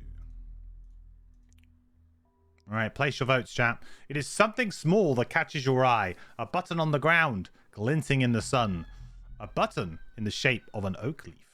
You stop to investigate, and then you begin to see the bigger things. Splatters of blood in the dirt. Signs of multiple bodies being dragged into the forest. You stand and peer into the underbrush. You see a few broken branches and crushed plants. Maybe you could track the bodies through the forest.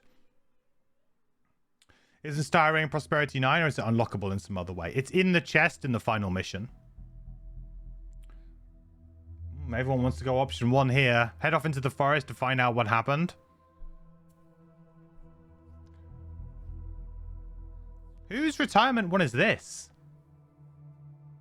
Shape of an oak leaf.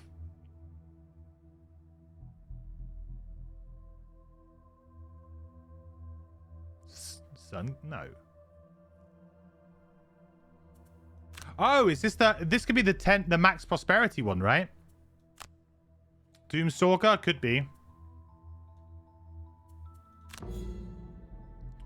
You try to follow the trail, but end up getting turned around and lost. Then you have an incredibly difficult and painful time just finding your way back out. Jesus. Brutal.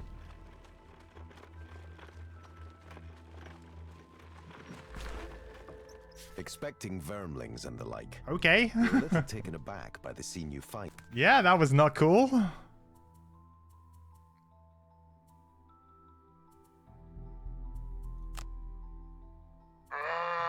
Devs? That can't have been right.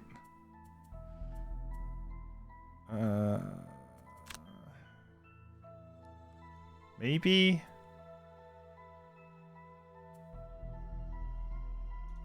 Yeah, pretty possible.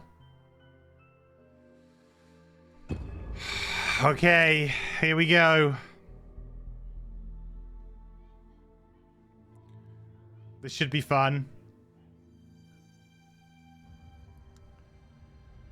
Same strats I always go by. Go left. I feel like left is just the way to go. Oh.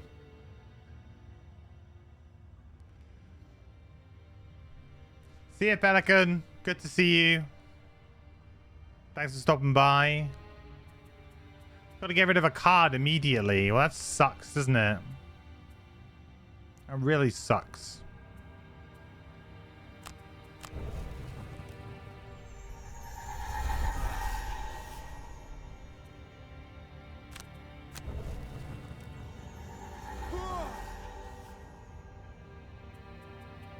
The Gloomhaven jams.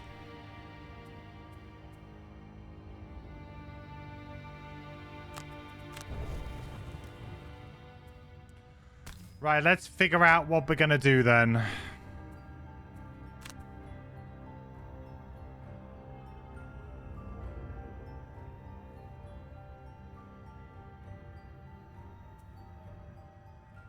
We got Booming Proclamation now, which is very nice.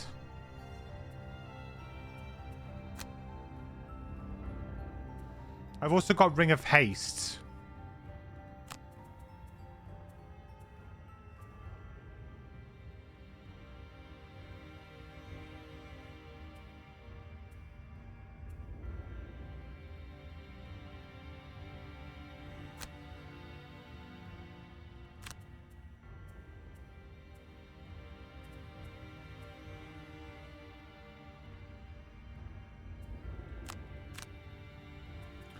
I know I need to just make a beeline for this over here, really.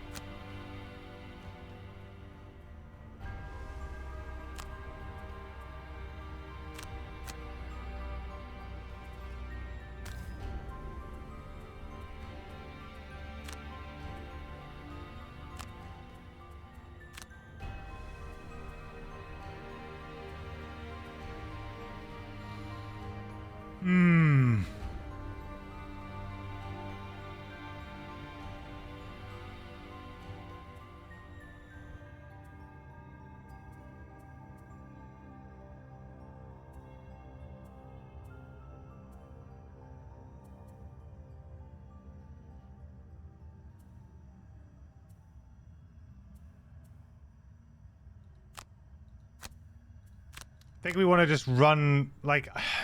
I don't feel like I've got a great first turn with this party now. Well, that's good that they're not doing anything. Bit rough with the oozes, though.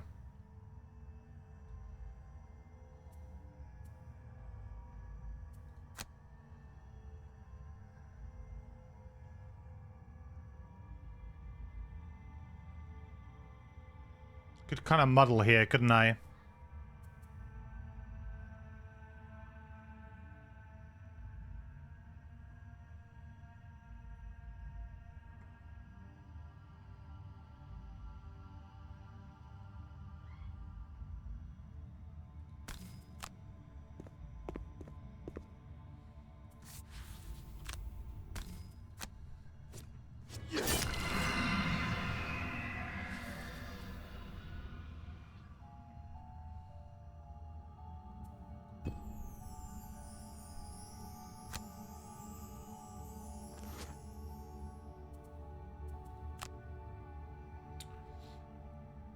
I don't really like these guys either. These snakes. They're going to get on top of us really quick.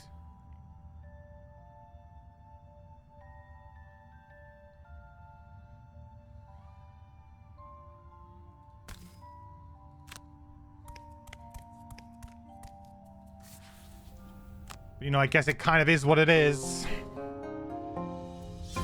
A character with HP over 15? I know, right? How bizarre.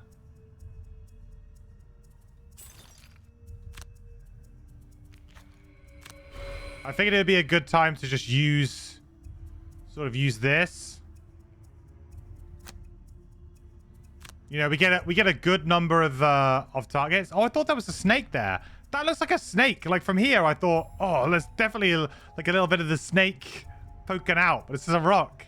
Okay, that's just fine then. This is actually fine.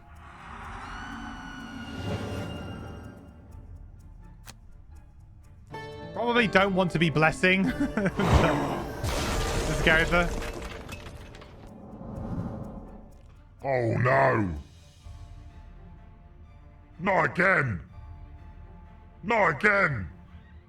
I keep telling him not to do this. It's no good.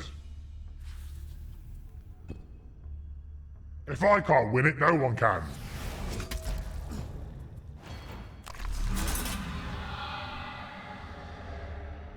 PTSD, I don't know what that means, but yeah. Let's go with that.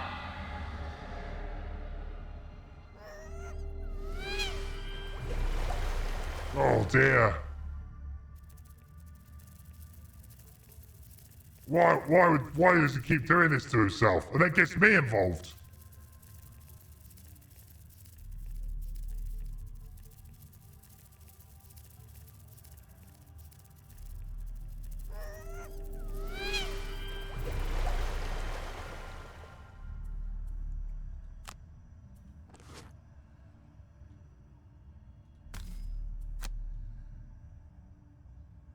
Right, run, quick!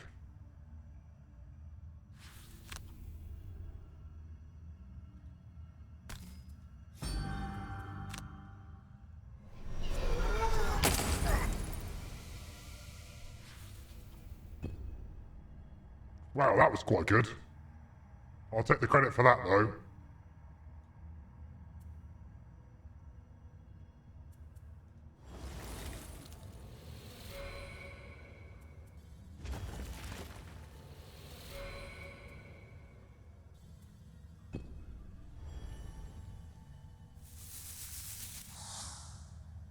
Oh no, here come the snakes.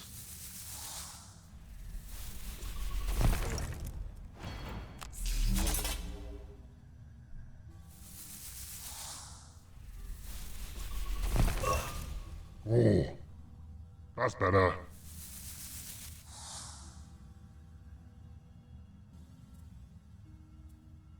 Oh, lots of things within range too now.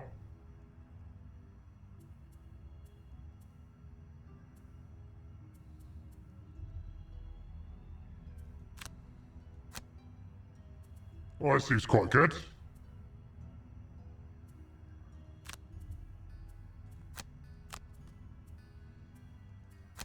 We can shield up.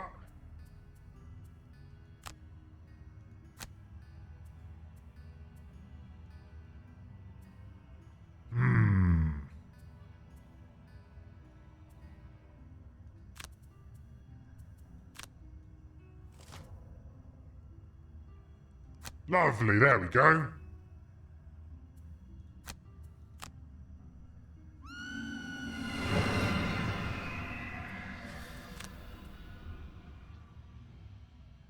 Perfect. Well, we'll have disadvantage, so maybe not good to use the potion quite yet.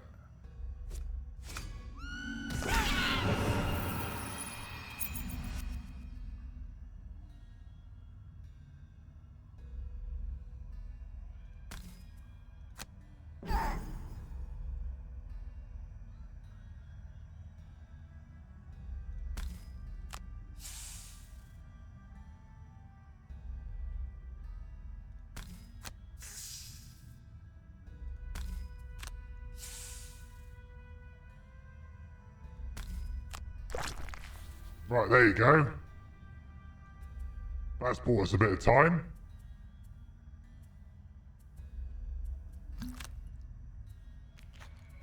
That's bought us loads of time.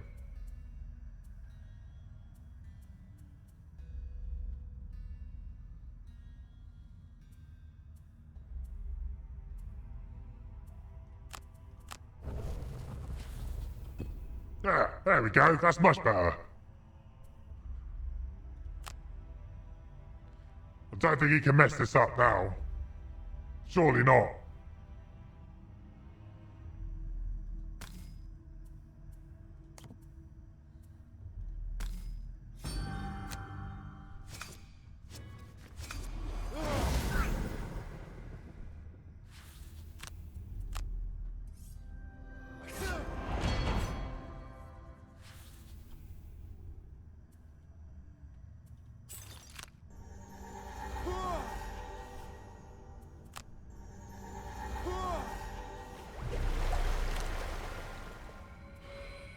There we go.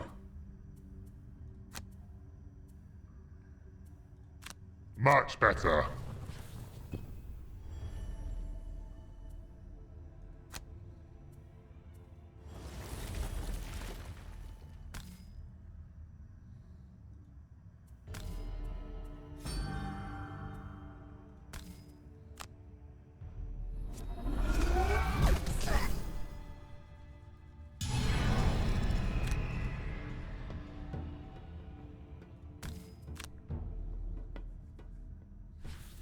Good, right.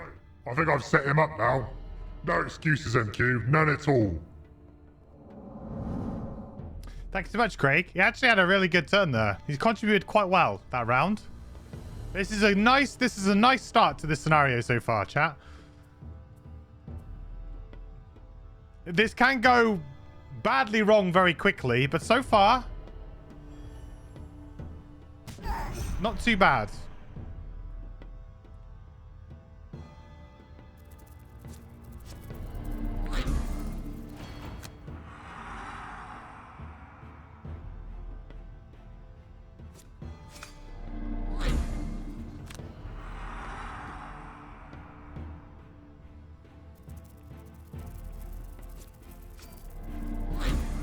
Bit worried about all of the curses that are stacking up here, though.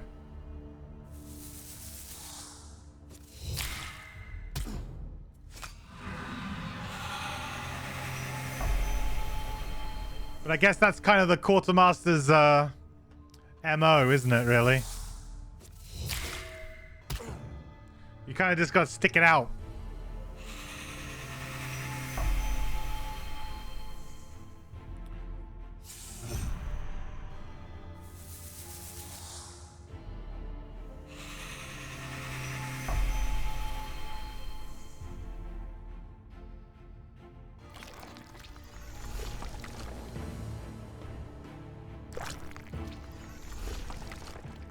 As long as I don't get curses on my music note, I'm pretty happy about that, I think. Kind of got to go aggressively for the tree.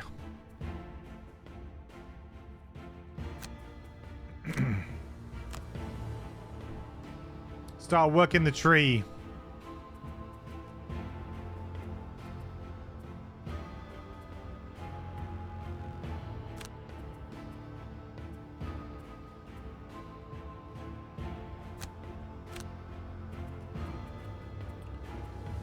Right, I think it's time for the old catastrophic bomb.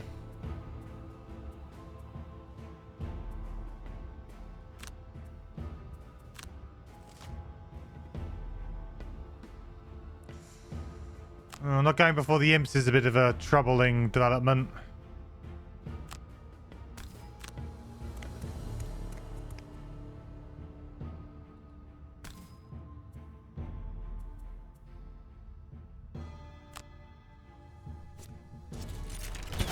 Okay, that's pretty good. Would have been nice to have drawn something a little bit nicer there, though.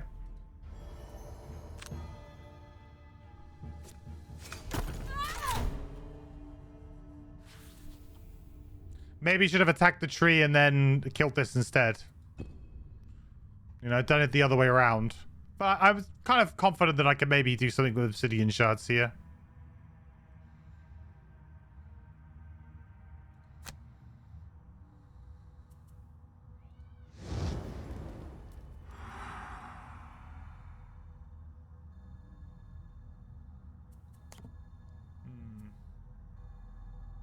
Do I go for this first? I literally just need to do 1 damage here. It's only an attack of 2. It means I have to draw +1, which is just not something you draw on this character. I think maybe I have to use the dark here.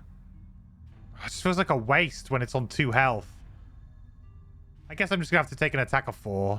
Yeah, I'll just take an attack of 4.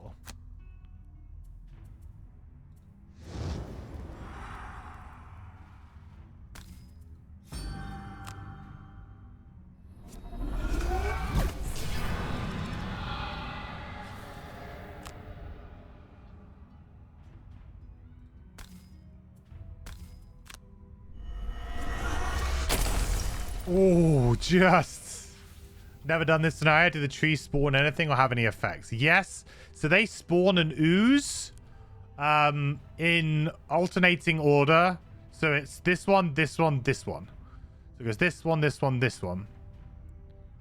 And what we have to do is we have to destroy all of the trees and kill all of the oozes. Basically, you just need to kill the entire scenario. There's no way about it. But that's what this is. This is a spawner.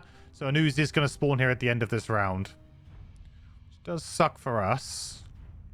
What do we got next round? Fire. If I could make earth, then maybe I could just do obsidian shards again.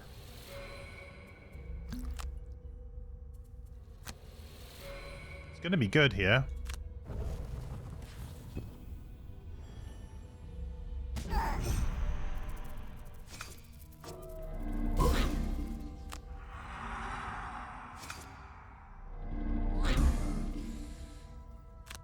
Might be in trouble here. Might be dying here.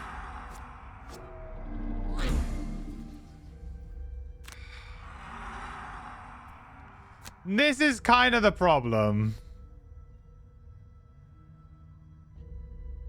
I'm screwed now, right? Really? I mean, I guess I could try and recover. Hopefully I'm going to hit the star ring, right?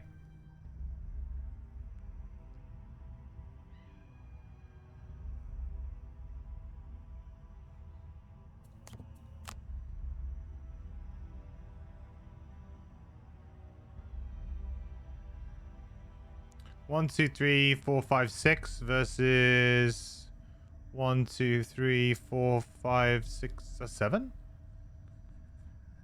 7.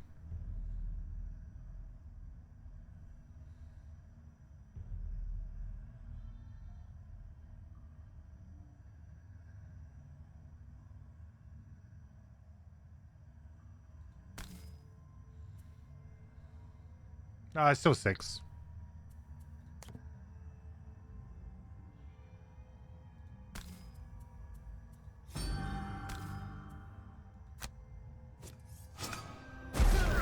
There's one.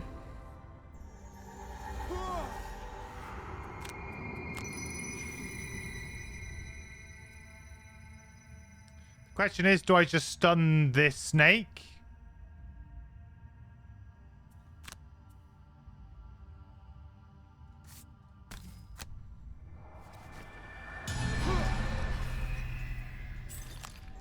Try and ride out this damage.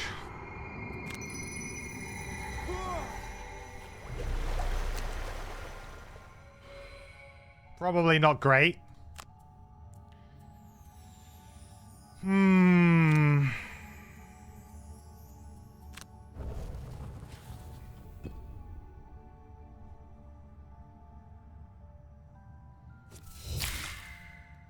Ugh.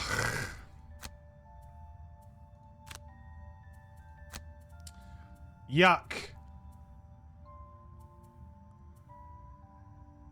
Honestly, I think I might have to use Reforge here because I don't really know what cards I want to keep replaying with this right now.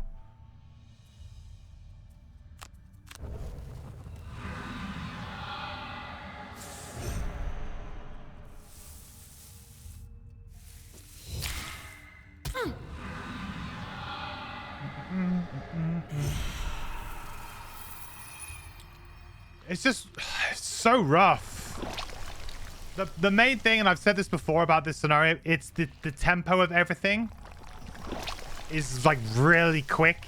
If you don't have some broken combo that can swing the scenario into your favor, it's really hard to win. Like, this is not a scenario that's designed to be won fairly, if you like, by just playing normal characters, playing, you know, good Gloomhaven. You really do need to have a big AoE clear to be able to make a big dent on the enemies really quickly. Just buy yourself that breathing room. And also there's quite a bit of RNG involved.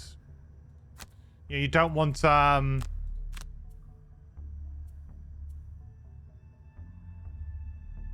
you know, these guys, you know, if they hang back and split and heal and whatever, then it's not so bad.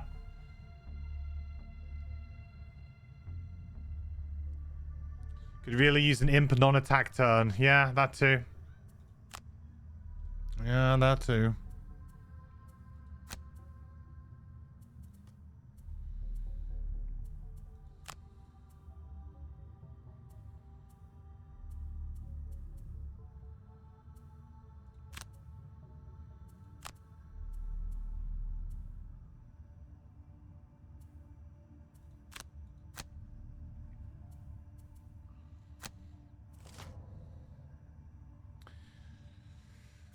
Not gonna get it.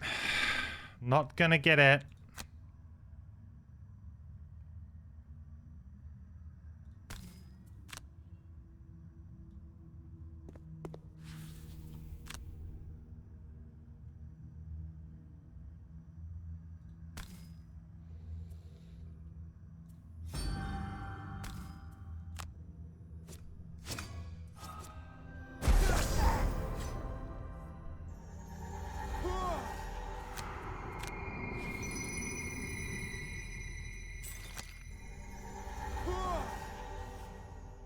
The good news, though, is we're getting to play Star Earring every single turn, which is quite nice. It turns out, quite nice.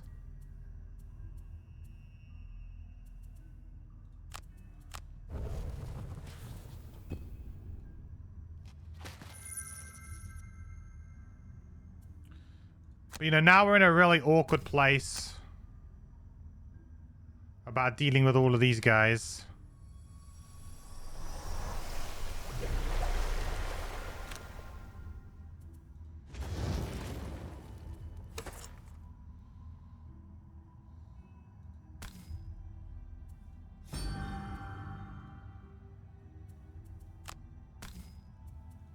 Hang on a minute, make sure I do that properly. This can get a bit clumsy sometimes, this attack. Those, plus that.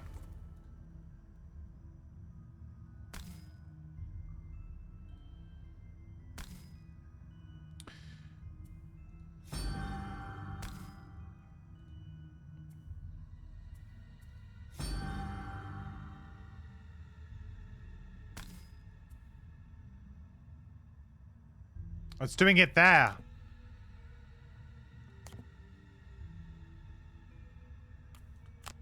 I want to do the extra 1 damage there.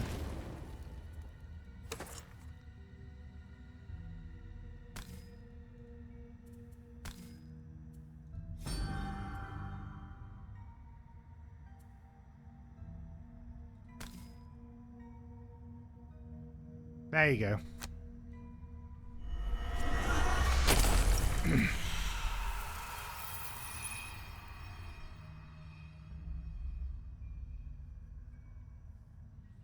It's weird that it does all the attacks of Kanashiro Bomb at the same time. Surely it should do them one at a time. Yes, so this is the big difference, Jeff, between digital and physical. If you watch my my 3 spears guide that I've done, I specifically talk about this change. And it's a change that they've done just generally. So it's just in digital to speed up the game. All multi-target damage is resolved at the same time, and there is no pause between targets. And they did it specifically to speed it up. But there's like a couple of instances where that is not helpful to the players. And 3 spears is the big character that gets hindered by that, or at least changed. So personally, I'm not a huge fan of that strategy because I feel like it's a bit too good anyway. And it's a bit boring for other players to sit there and watch you resolve, you know, this stupid, long-winded, huge AoE, right? I don't think it's necessarily great game flow. But if you check it out, which... Oh, you looked there. But yeah, there's actually specifically a section in that video which I've chaptered, which is about that change, I think. Yep. It's a big change.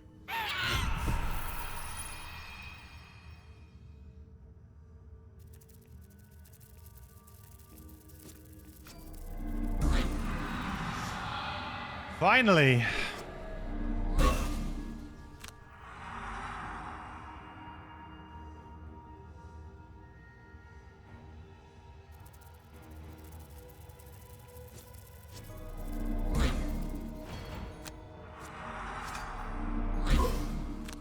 So the real enemies in this scenario are the imps, not the oozes. That's what the game tries to confuse you with. It's the imps. You lose to imps, you don't lose to oozes. Like now I'm like 1 health on all of my characters. I'm full of curses. There's nothing I can do about it, right?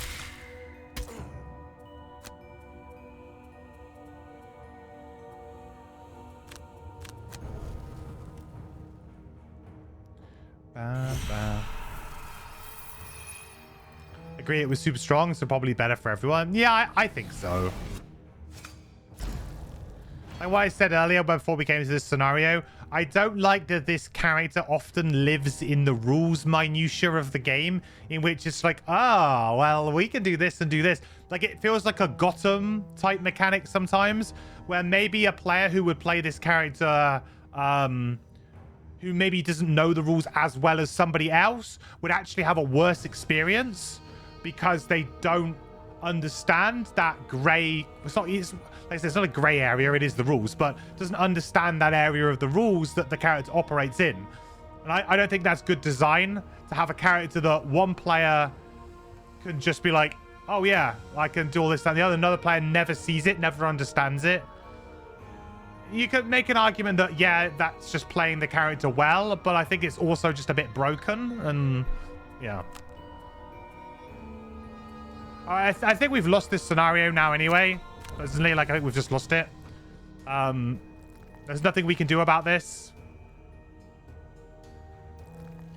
It was good to have another try, but again, it's just we can't do anything fast enough. I might just abandon and hit restart and just immediately jump straight in again, because we've lost at this point. We didn't get any good luck on anything. We can't go down to 3 mercenaries. Like, we can go down to 3 mercenaries once maybe the second tree's dead, but it's pretty brutal. Quick question: if you attack plus curse and the enemy dies, does the curse go to the enemy deck? Also, curses and blessings make you shuffle the whole deck, or only the remaining unflipped cards? Only the remaining unflipped cards, so it would just go into the currently played deck. And no, if the enemy dies, any added effects that may have been on top of that attack do not go through. So poison, wounds, curse, muddle, immobilize, push, pull, all of those things do not happen because they're dead. You always apply those effects right at the very end. Same with retaliate. If you kill an enemy, it can't retaliate against you, right? Thematically, that makes sense.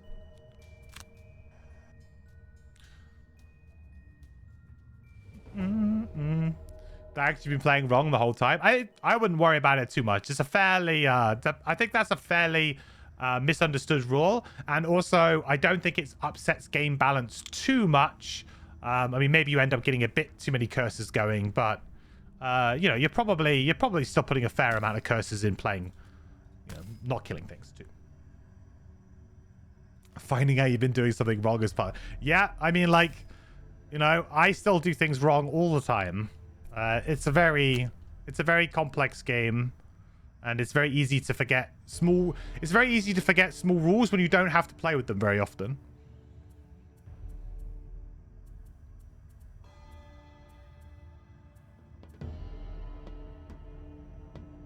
How can I win this first part of the scenario, like, quick? I need to win this side really fast.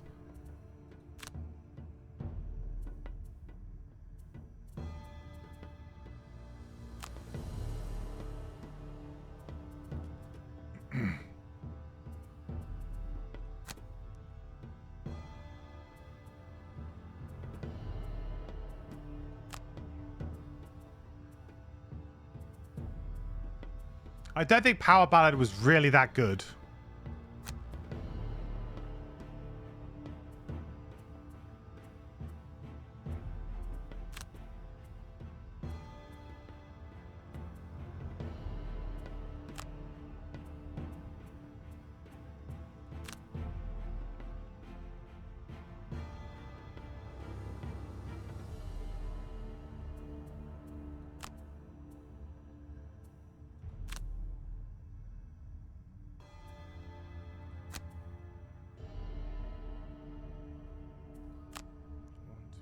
Attack. Then I use the Ring of Haste to do chorus, maybe.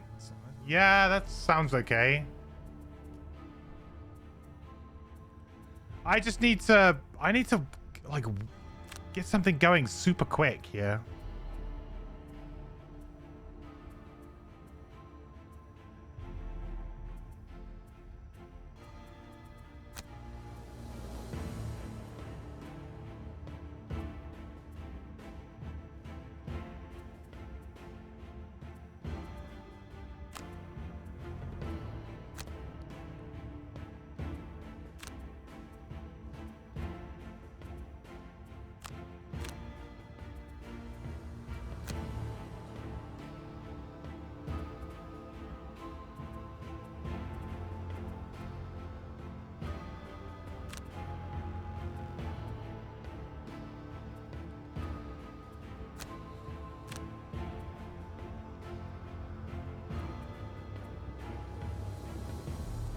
I've got an invis cloak. Maybe I have to use the invis cloak on the first turn.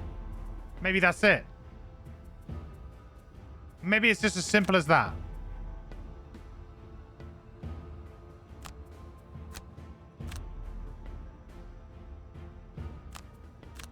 And then we follow up with a big simulacrum.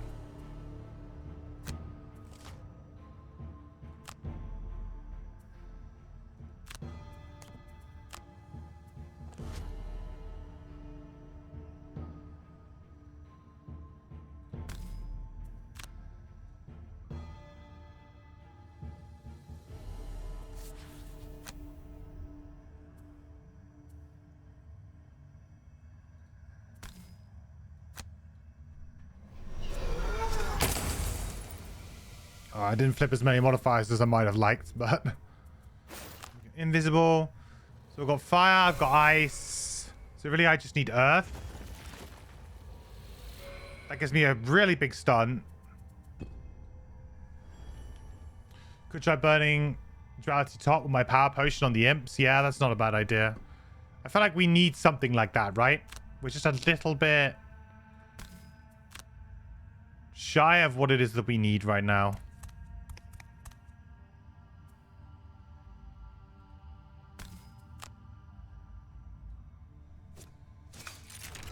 Ooh, nice draw. I should have done on this guy.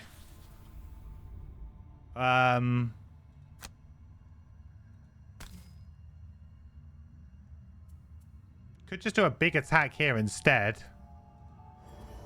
I feel like it's... I feel like Power Ballad is just not that good. Wow. Yeah, I just don't feel like Power Ballad's really that good.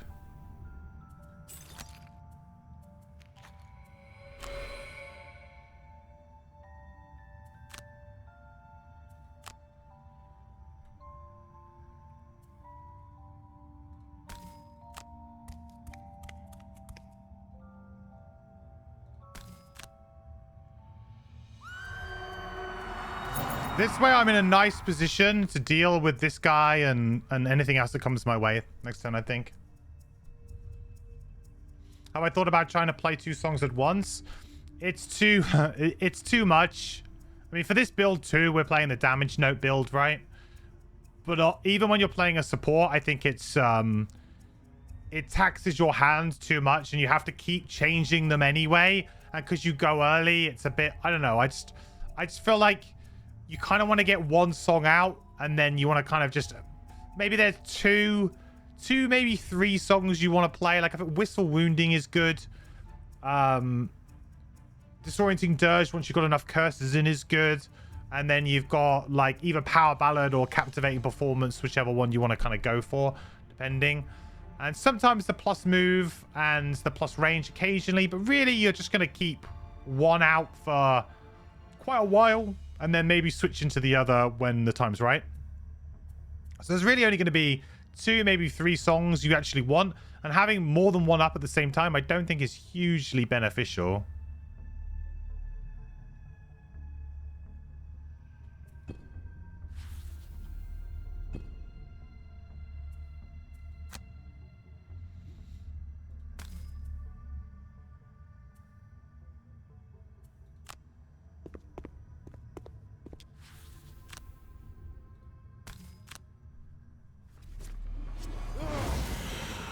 Well, that's 1 snake down on the first turn. You know, that's pretty decent.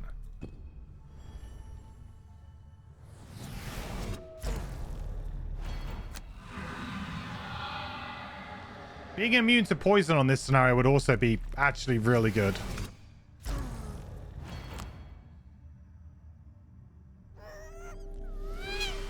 Try and buy that protective charm.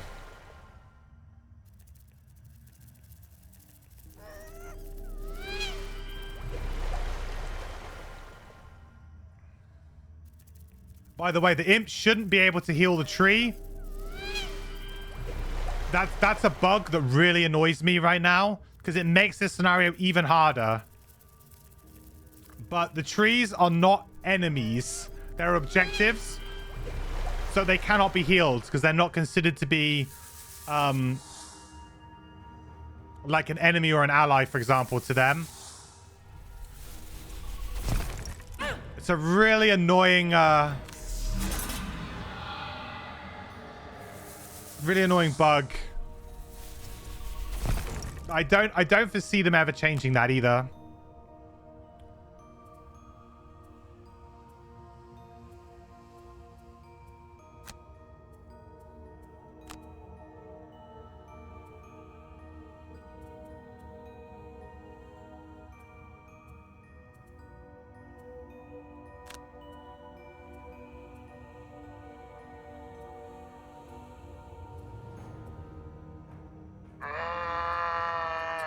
Devs.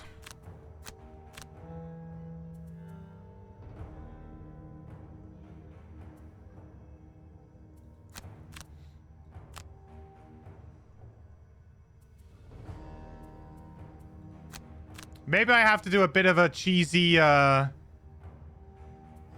soothsayer turn here. What do we think? I mean, I can shield up quite nicely.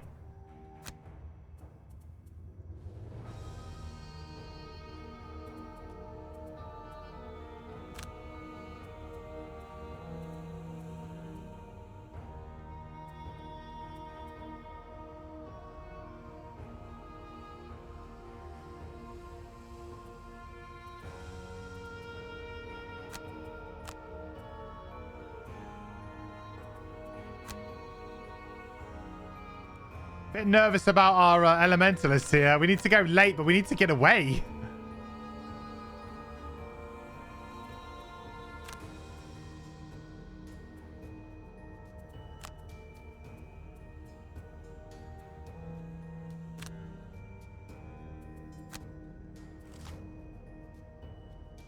All right, the oozes are splitting. That's okay, but again, like the imps are the real scary enemies here. So.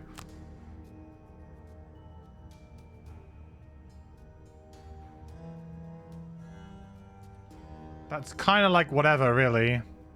I would be doing a disadvantage pull against most of the enemies there. That's not really very beneficial to me. Realistically, I want to use the Star Ring first, don't I?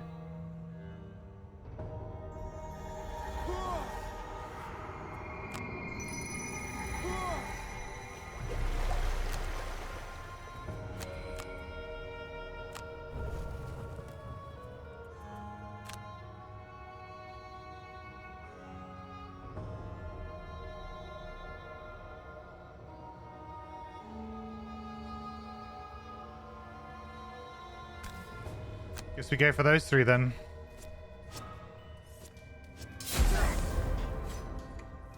No flips.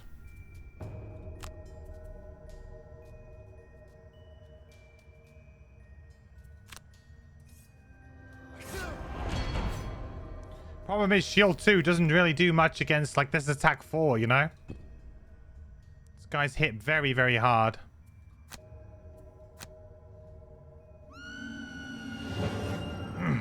How's the scenario going? We've had to restart once already, so maybe that'll tell you.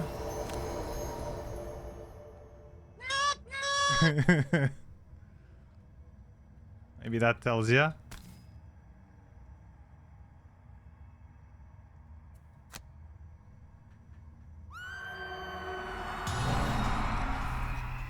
Newt. Hey, brother. How's it going, buddy? We started off a little bit better on this scenario, but again, it's still... We're not killing these things quick enough. And, maybe I need to set up a hard chain lightning on the second turn or something. Just set up a really good chain lightning.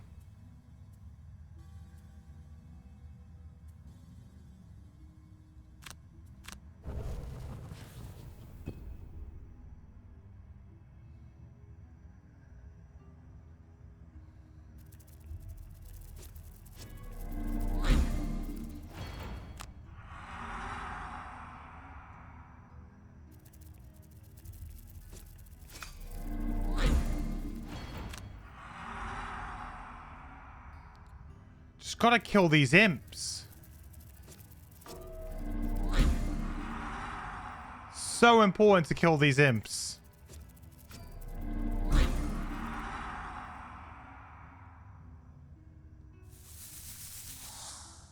Can't see me tackling the Everest of the Deadly series today. Yeah, I mean, we finished the main mission first try today. Now we're on to the real end game boss.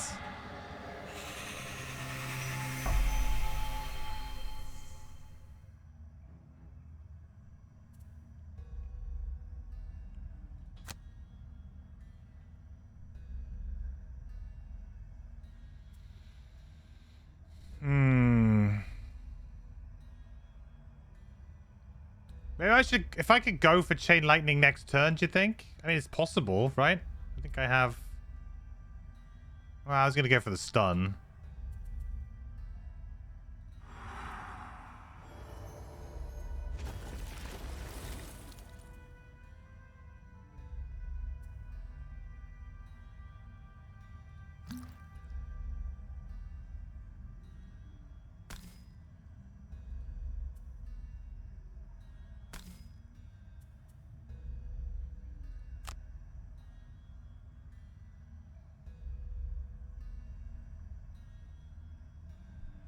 I'd have to draw like +1s and things.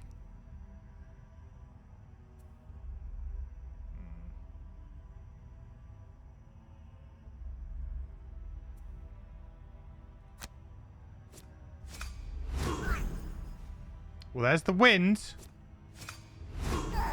So if I do decide to just make light, I do have it now.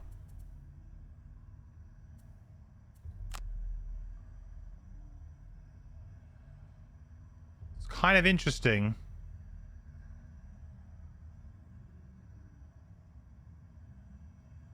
But I'll be hanging myself out to dry a little bit.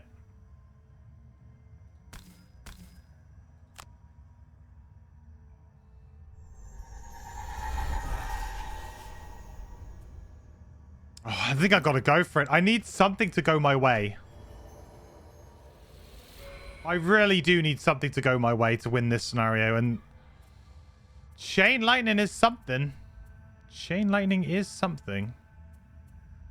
I think I might need an earlier initiative, though, than 41. So maybe I should get back Primal Duality here. Knowing my luck, this is the turn they do their nothing. Like, heal and shield up to 5. I guarantee that'll be what they do.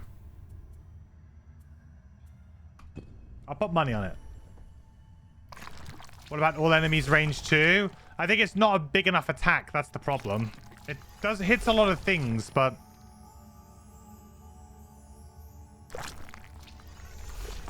we just need to kill the imps, and we need to hope that the oozes do nothing.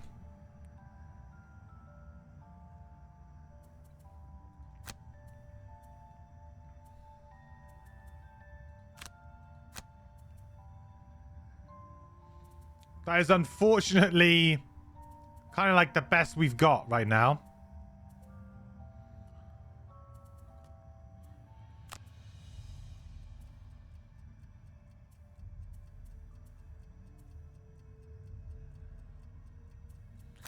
I mean, Scroll of Judgment.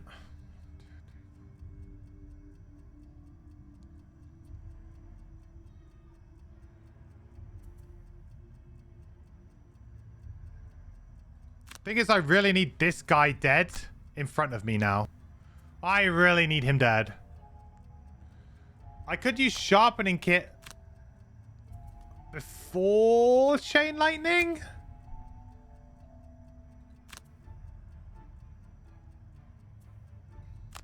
I could take a risk on 36 initiative. Then we go Sharpening Kit.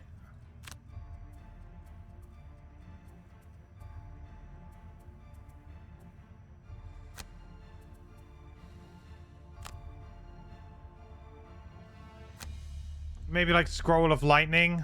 Oh man, this just feels so bad right now.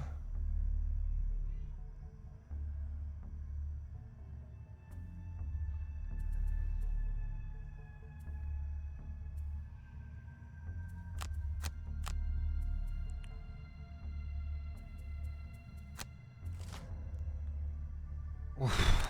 Just came in underneath it.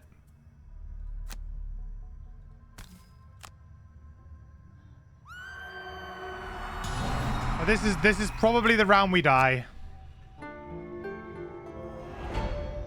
I don't know if we can do enough damage, you know?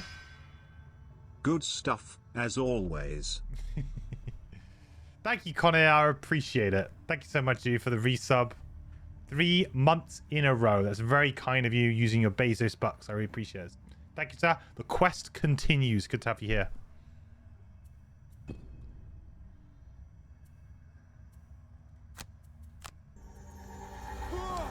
So we do a bit of this.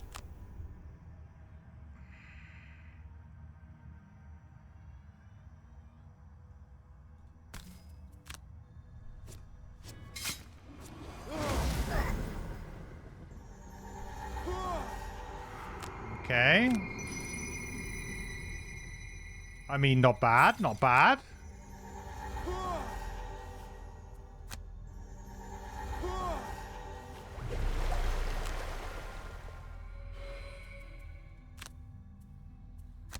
Well, we're getting closer, but...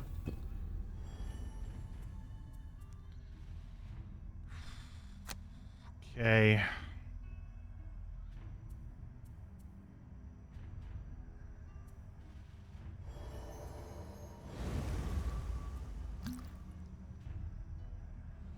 Okay, so first target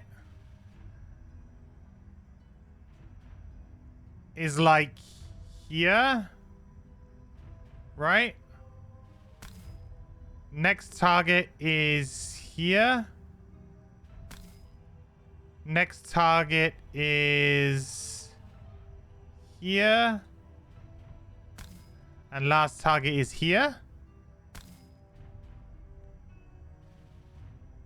I mean, that looks pretty good to me. Hopefully clear out 3 imps. Oh, -2.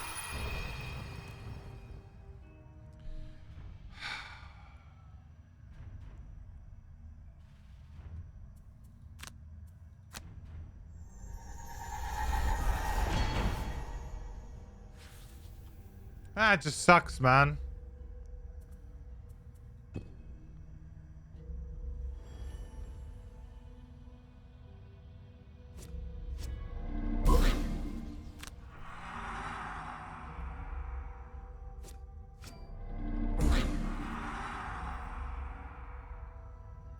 Now our triangles is dead. I think we'll just have to restart again.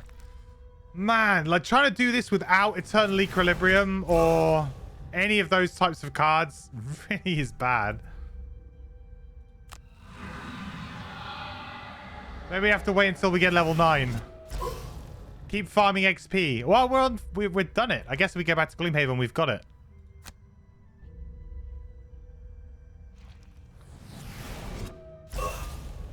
We may need Eternal Equilibrium for this.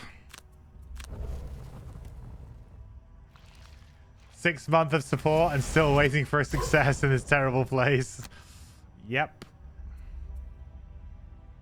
When it finally happens, though.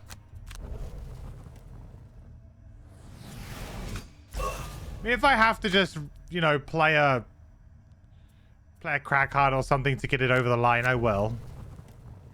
Or play a Berserker.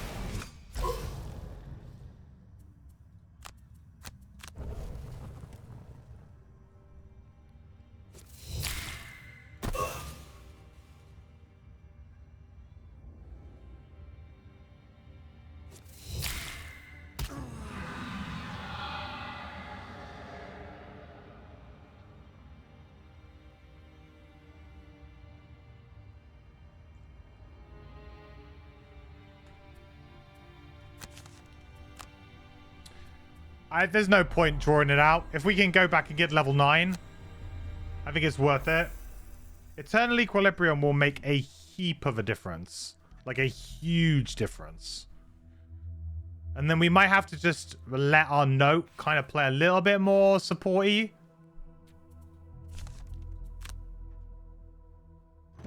Hire a level 9 spell, you're going to be done with it. I'm kind of tempted.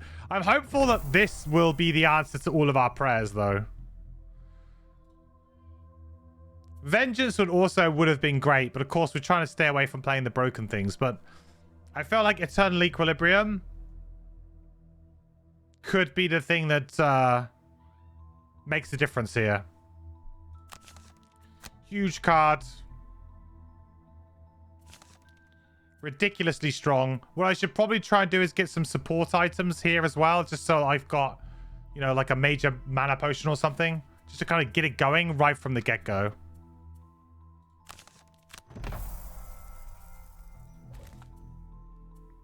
That's a lot of cursing. Yes. So hopefully it won't matter about the enemies attacking us anymore, right? That's the plan.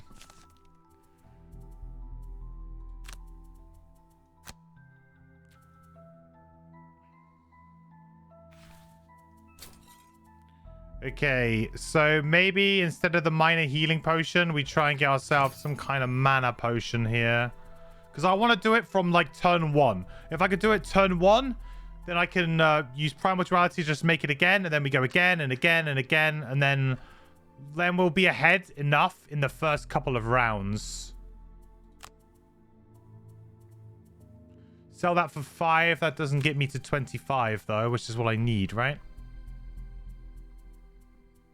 I guess I could get an item here, couldn't I? But then I only got 5. Yeah, let's buy that little minor stam while we're here, while we remember.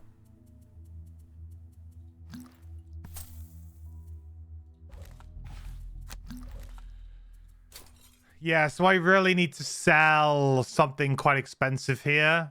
Maybe the winged shoes. Maybe just the brilliant blade. It was a fun experiment, but maybe this is worth to just sell right now.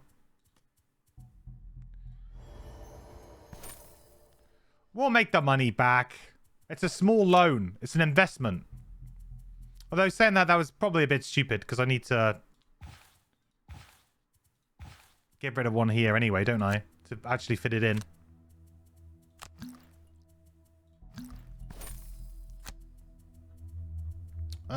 Okay. Major mana.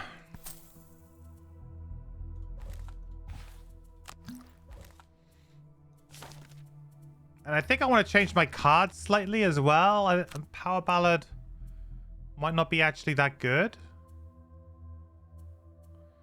So I had to think maybe I should just go... I should go a little bit more conventional with my build.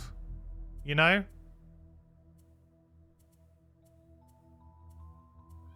We'll still keep a load of damage in, but we should go a little bit more conventional for this particular scenario. Let's transform oozes into jellies. Do come in. That sounds like a good plan, Pokemon. It really does. Thank you so much for the support, buddy. 6 months now. Incredibly kind of you. I really appreciate all of the support, dude, over the past 6 months. You've been very kind, so I appreciate it a lot, buddy. Thank you. The quest continues. And maybe today to the end of Oozing Grove.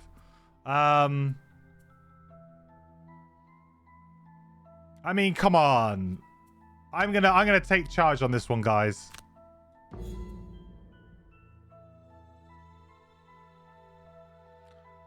Oh, really?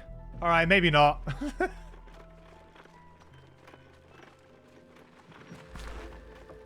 Expecting.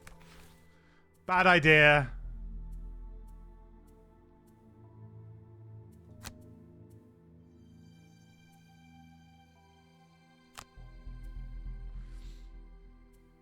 No helmet for me. Oh, do we get something if we go the other way? What helmet is it?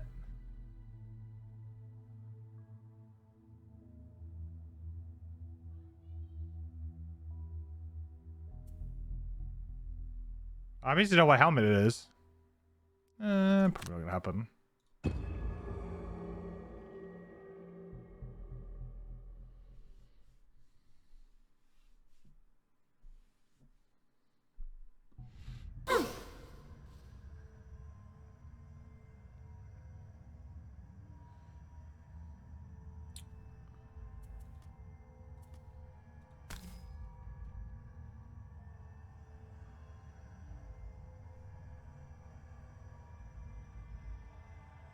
Oh, you mean the necklace of teeth? No, necklace of teeth is just something you can get naturally, right? I think.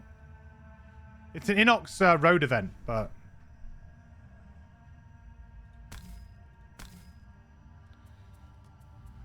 Right, so we know that we are going to basically just kind of... We're going cheese.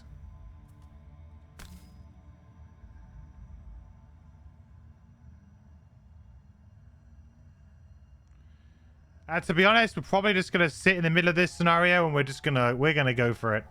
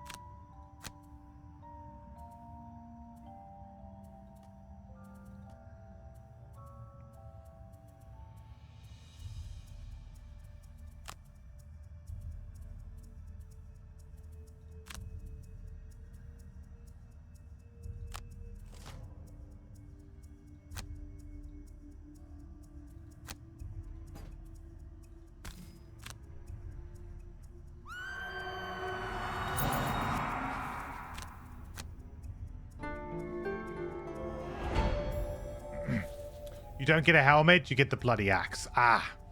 Okay. That would make more sense. It's an okay item, actually. Pretty decent. In the right hands, it can be a good weapon.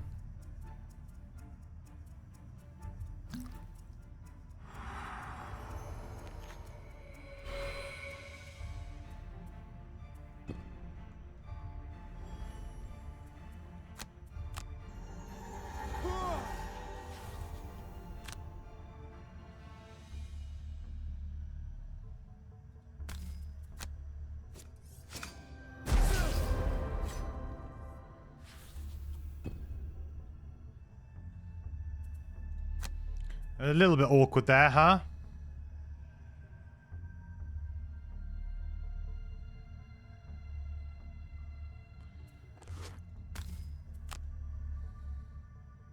But the plan here is pretty simple.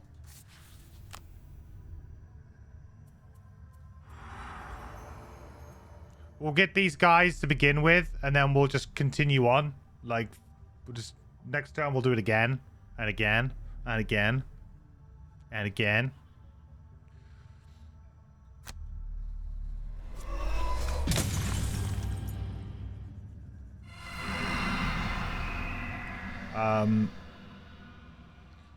So could maybe go invis here.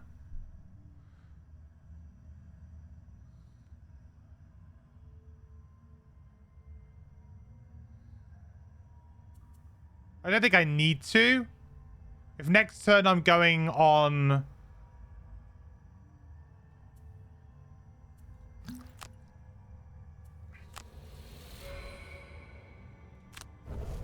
If next turn my plan is to go on 27, I guess I'm probably okay here.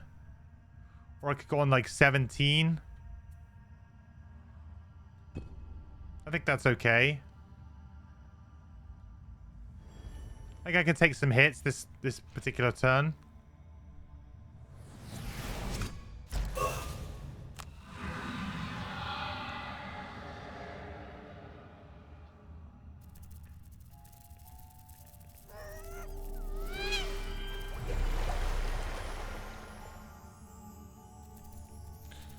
It's good that these guys are coming in and healing a little bit. It will bring a lot of people to the middle of the map, which is nice. Still shouldn't be healing that, but there you go.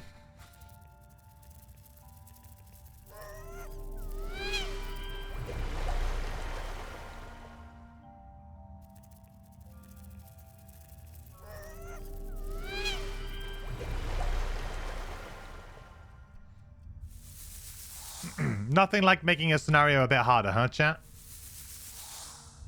To be fair, it is swings and roundabouts with the bugs and differences in digital compared to physical. There are some things that kind of work in our favor, like the main story quest, the last mission, and there are some that not so much in our favor.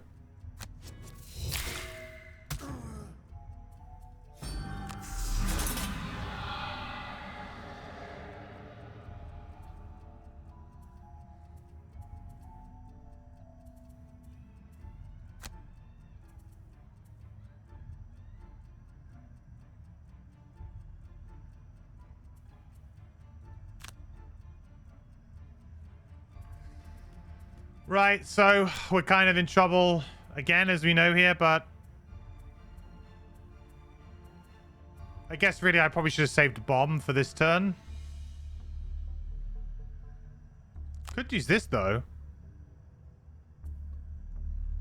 Like, would actually be really good. There's a lot of enemies here. It gets a lot of stuff. I think I might just burn Scroll of Judgment here, chat.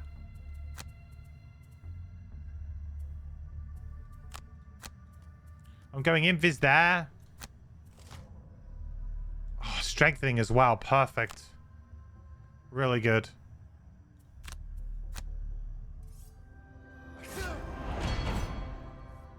You got a weird bug in the Red Thorn quest. When long resting next to an orchid, you could free them. until when you continually play no cards while long resting. Yes, that same bug happens in Ancient Cistern, which we found yesterday, where you can still give up a bottom action to use Ancient Cistern to cleanse a water pump. I think it's the same bug, just different scenario. This is really good value.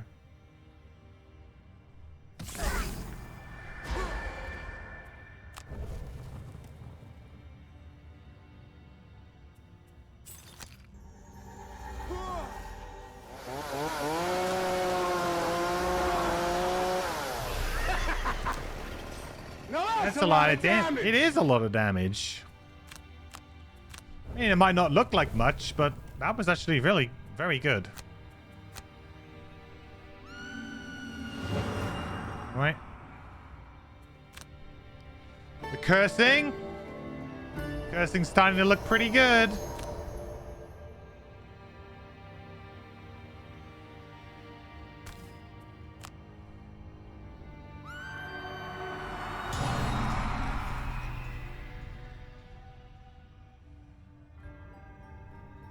I guess that was maybe a bit stupid. Yeah, maybe. Probably should have just done these snakes. Or this, yeah, this one here and here.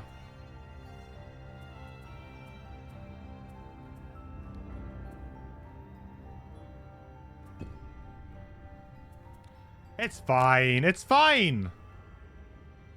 I love the way that when you click this, the game has to, like, think about it, and then there's like, okay, boom. There you go.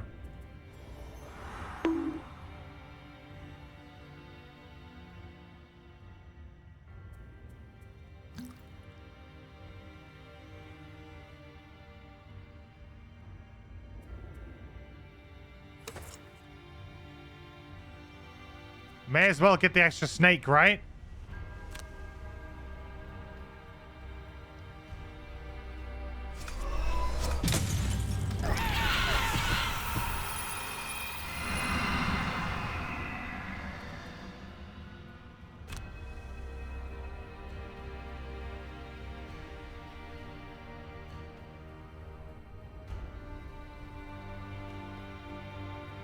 Wow, doesn't this scenario look a little bit easier now, huh, Cha? Yeah, boy. A little bit spicy. We've killed most of the enemies and they've got 10 curses in their deck. What a difference one card makes, huh? Nice. Yeah.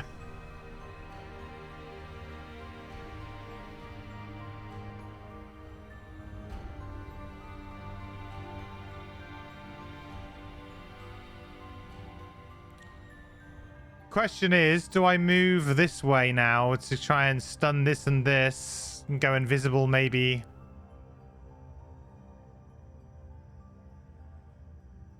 To be honest, I've probably just go on the offensive with attacking now.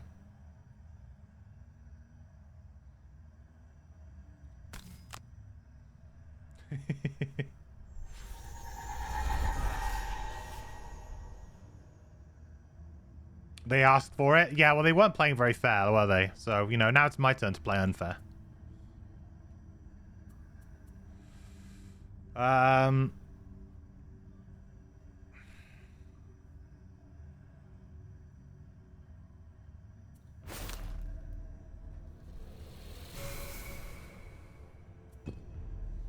really need another stamina potion, don't I? So I can keep doing that a bit more time. Inferno has no limit. Yeah, Inferno is the perfect card for this scenario. Like, this scenario was made for Inferno. The only downside being your allies can't avoid the damage. You know, usually you can, like, you know, be on your own in a room at least once before you spam it. Whereas in this one, right from the get-go. The problem is, with Eternal Equilibrium, though, it's also cursing and muddling.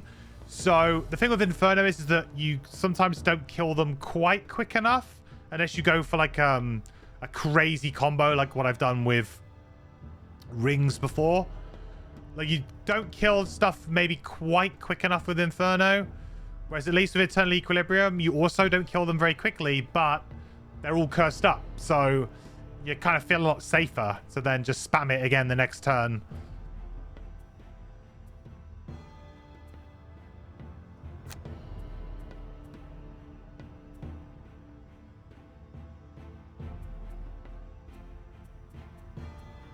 Think I'm ready for a booming proclamation, eh, chat?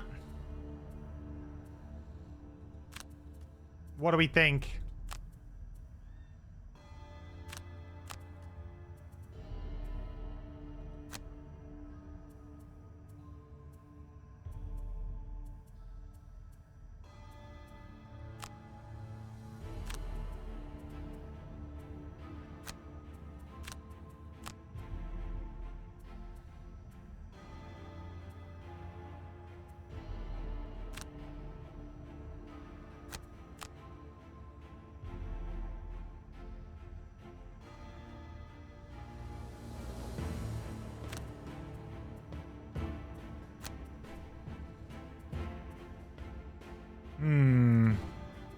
I feel like I need to deal with these enemies over here, though.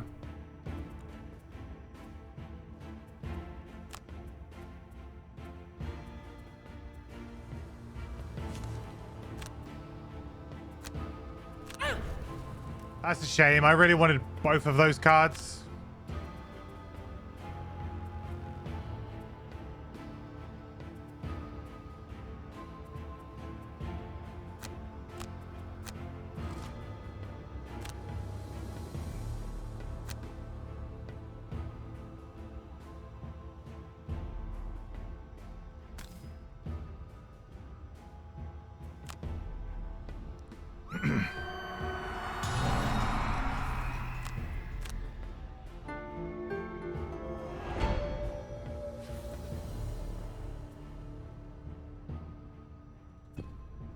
Alright, hopefully we can do a decent amount of damage here.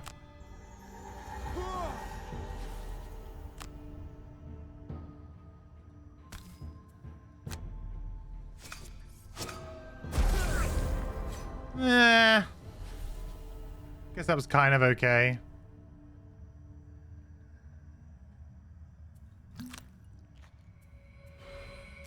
Really want to do that again soon.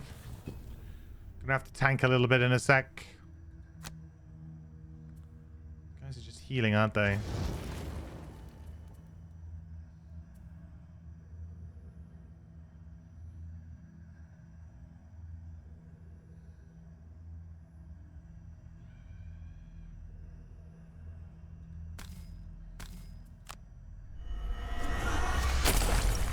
Oh, close.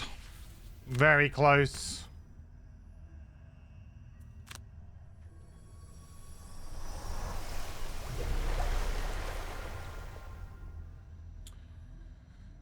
I'm gonna have to short rest next turn maybe to get Eternal Equilibrium back again. I don't know.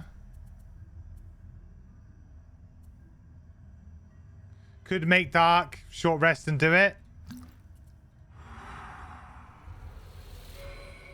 This is probably as bad as it's going to get with number of enemies now, so... I mean, yes, the users will keep splitting and creating more, but I feel like now is a good time to press our advantage.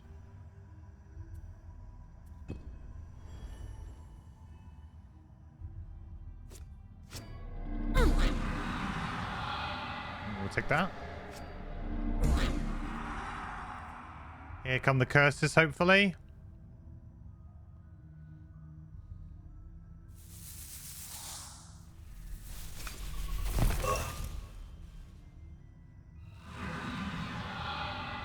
That's what you hope for. Taking all my gold. I actually really need that. Really need to improve my my quartermaster's items right now.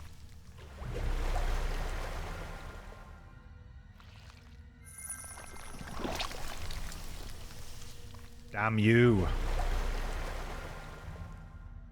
Okay. So this is going to spawn one this turn. So we short rest, we Eternal Equilibrium again.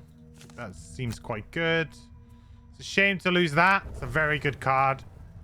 But no card trumps this card. None. At all.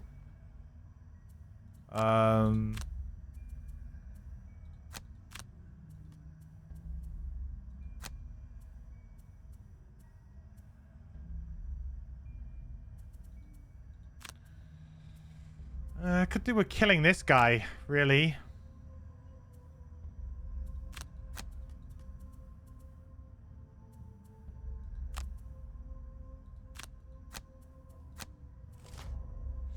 You'd have your quartermaster with the 2 rings and the pendant of Dark Pact. Yeah. Yeah, sounds about right.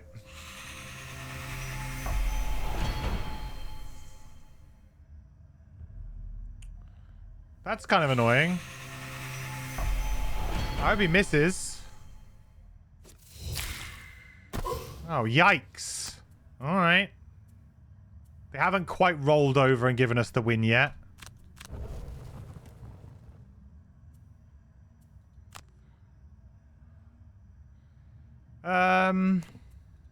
If I do this from here, I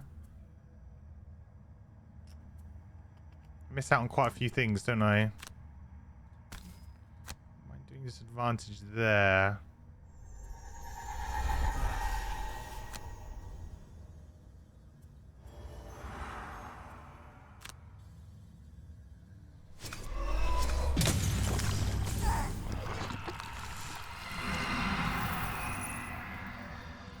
I mean, stuff's dying, but it's not really dying as quick as you'd hope, you know?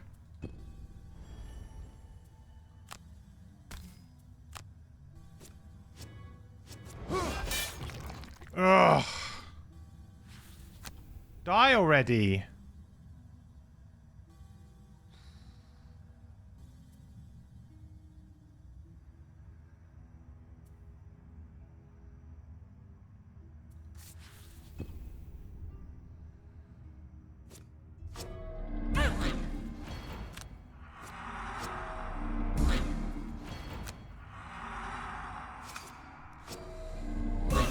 So you're gonna need some curses.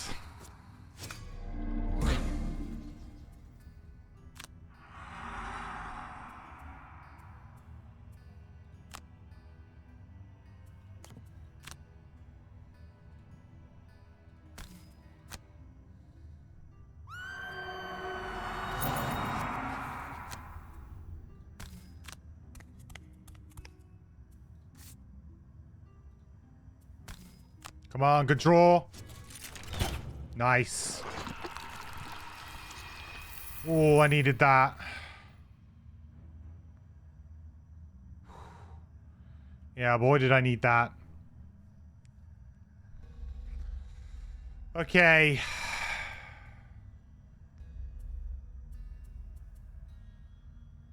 You know, still not quite settled into it, you know? It's still in the balance here.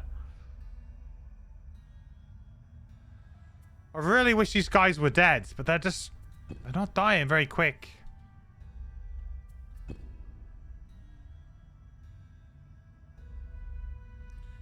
I guess I could play Song of Speed. That would actually be pretty good. Very good with Eternal Equilibrium.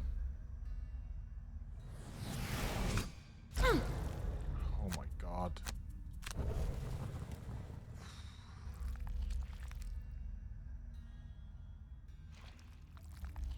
The enemy does have to actually draw the curses, though. That's that's kind of like the trick of this, you know? They don't. It does make things significantly harder.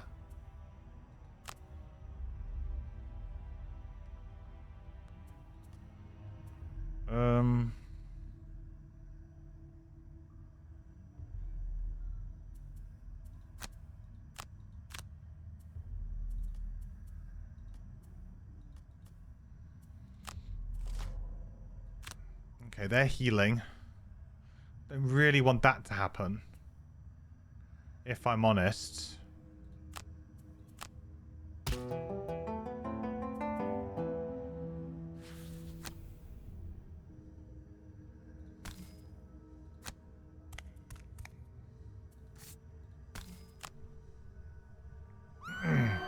Lots of AoE, but small hits. Yep. These guys have got a lot of shield. If I had just piercing bow here, I think there's a good chance that these two would be dead, definitely. And potentially one of these oozes might have died a bit quicker too. So yeah, I mean, I need these to set up my other combos, but now I've got Eternal Equilibrium. I could consider selling these for the piercing bow.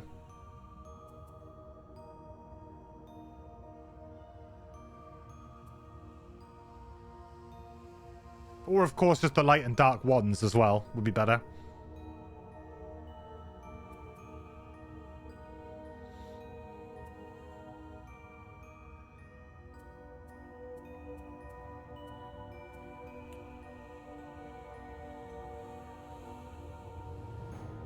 I could just get a card back and Ring of Haste something here. Just trying to think, like, what, though?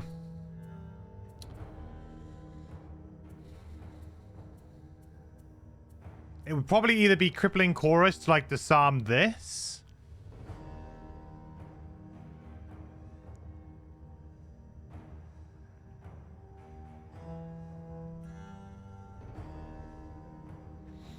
Or try and kill this. I guess disarming this is more important.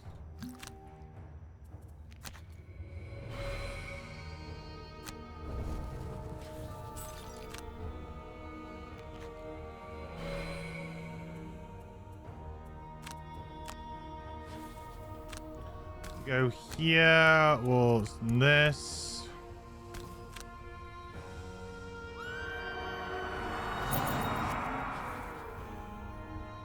That guy's out of range. Never used the boomerang card? I don't know what you mean by the boomerang card. You mean the Song of Speed?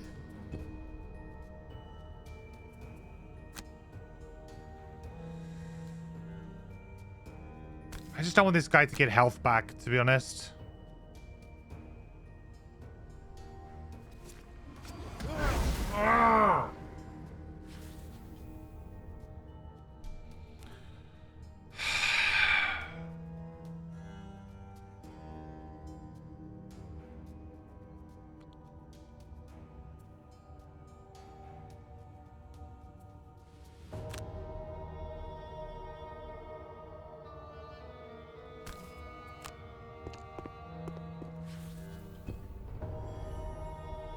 Feels like I'm getting punished super hard right now.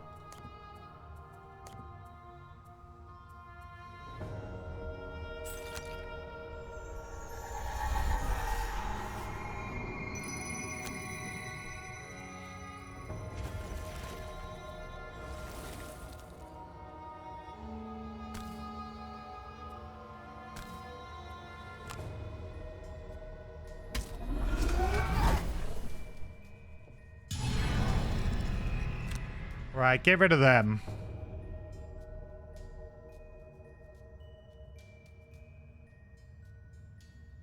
Maybe take a risky attack 3 with Muddle. Yeah, I'll be fine.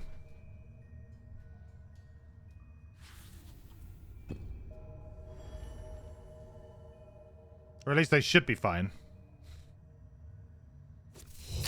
What? Are you kidding me? What is this? What?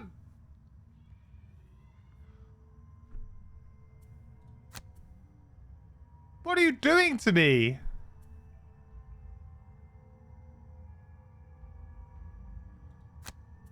Can you believe this, chat?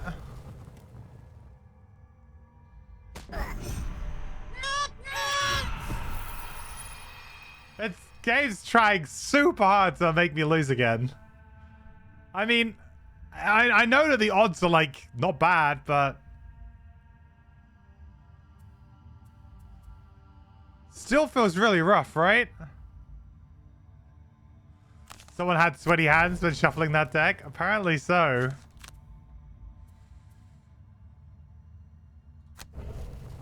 Apparently so.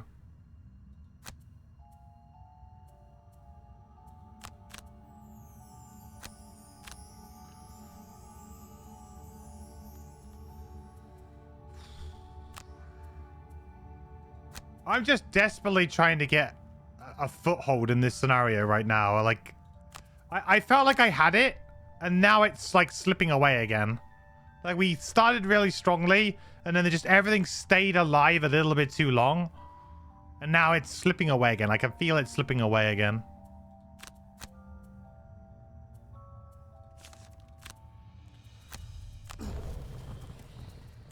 Doesn't help that stuff like that's happening to me too.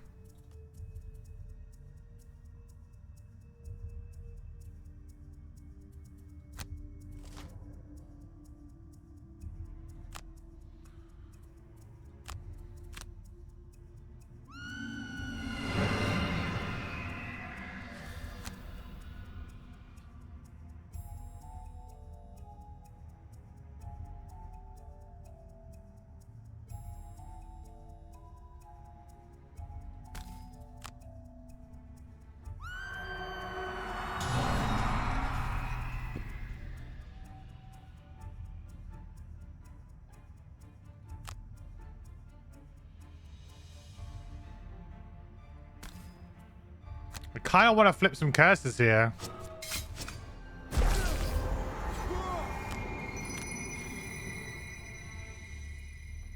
Well, that was nice.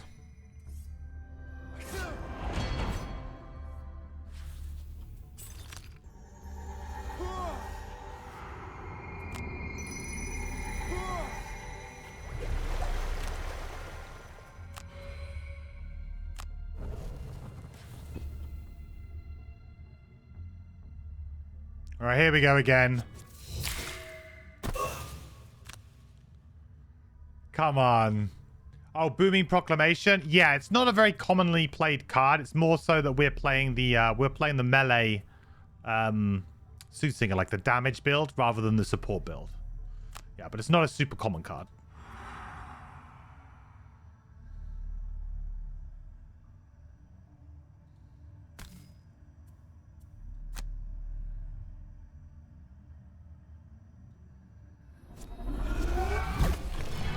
Ah, that was good.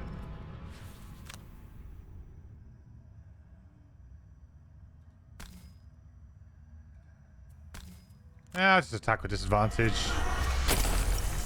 Screw it.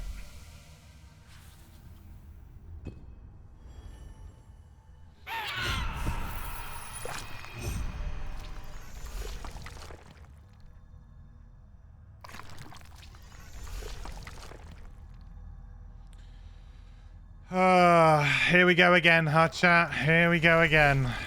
The problem is that by taking out the middle tree first, we then have to choose, like, do we go left or right? At the moment, it's quite clear that we probably go left, but... You know, we have to actually go towards them rather than trying to, like, kite them across the room a little bit. And then these guys are all going to fill up, so then we have to push through. It just becomes a big slog. A big old slog.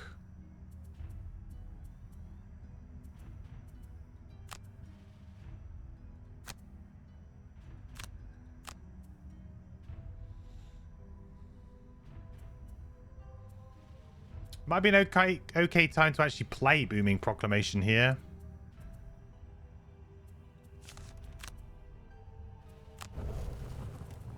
That was a risky short rest on 1 health there, huh? Didn't even see it.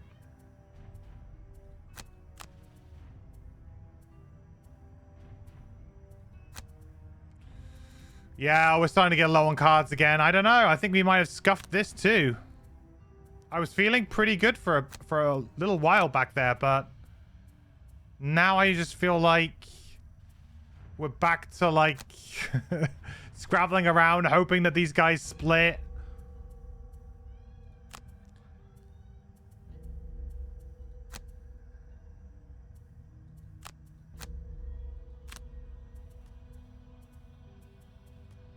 Sharpening Kit doesn't work particularly well here either.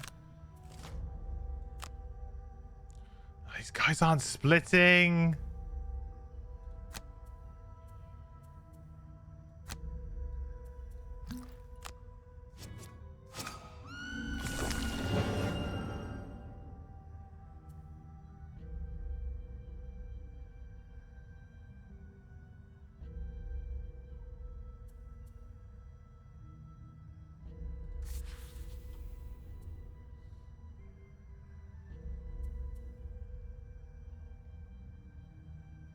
Why couldn't I push these guys? I just wanted to skip pushing this. I don't think it would have mattered too much.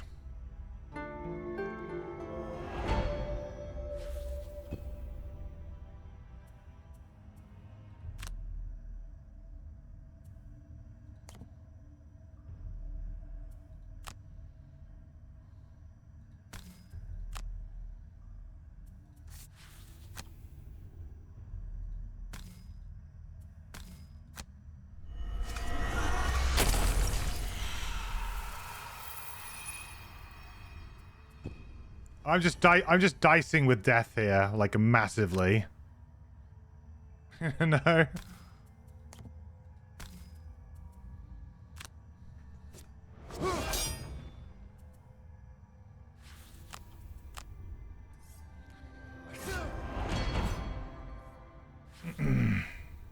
If you skip once, you skip all. I don't believe that's always the case, though, right? I don't know. I don't remember that always resolving in that way in digital. I don't think it would have made too much of a difference.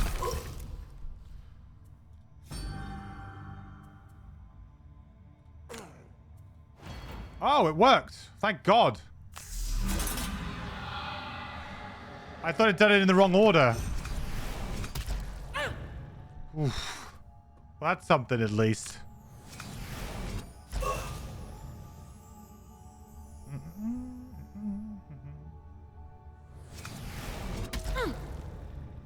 Yeah, I don't think we can win this either, to be honest. Leon, right now. I just feel like it slipped away from us again. We're almost at max oozes, so in theory we can have a couple of nice turns here where the oozes don't do anything. But stuff like this, just... like, what do you do, you know? What do you do?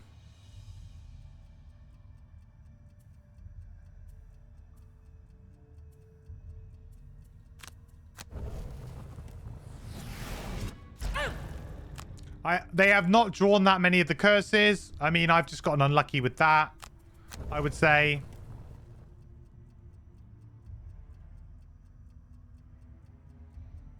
Too much health on the trees.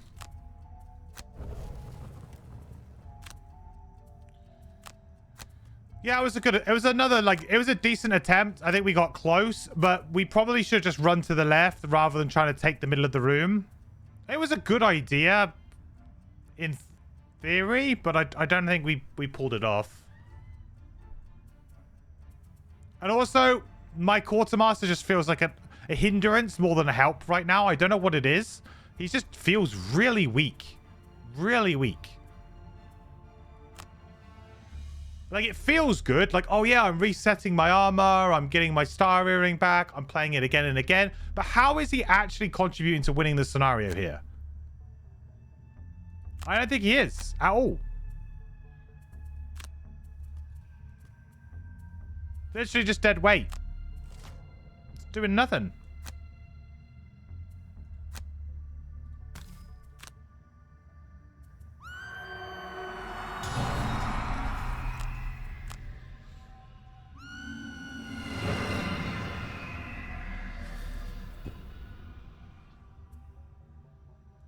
Now I'm back to playing my characters pretty normally too.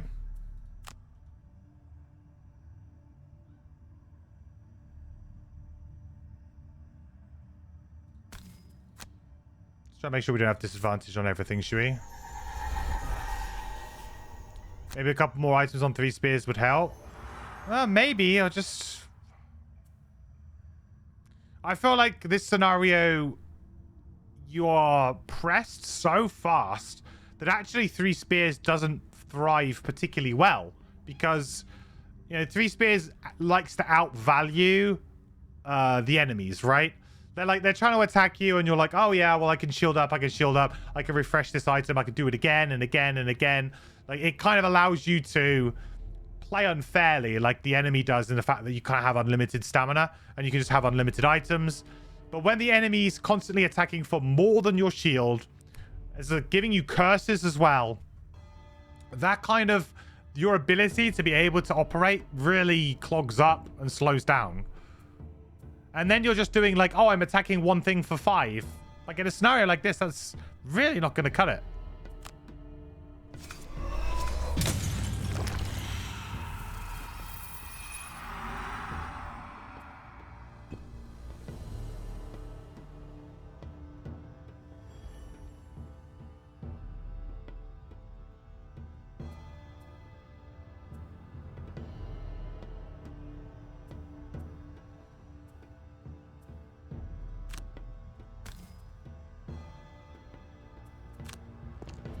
You know, like, oh, let's attack for 5 here, right? See what happens? Probably miss.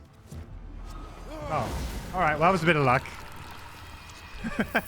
I guess that was okay.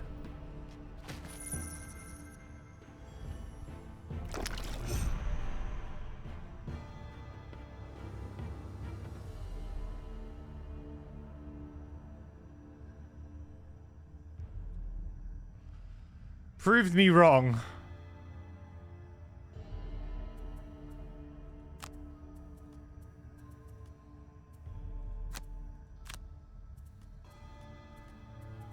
I mean, what do? I just hope that they split?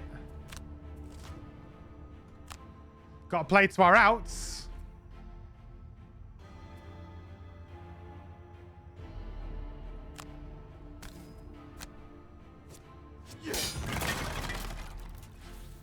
Maybe this is the turning point, chat.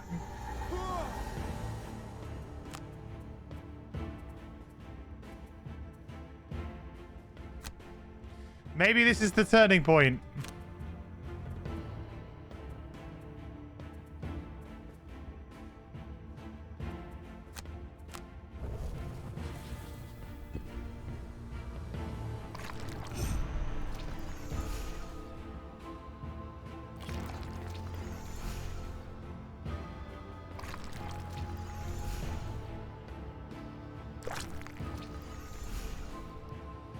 One tree down. If we go to the left, we're in a pretty good shape.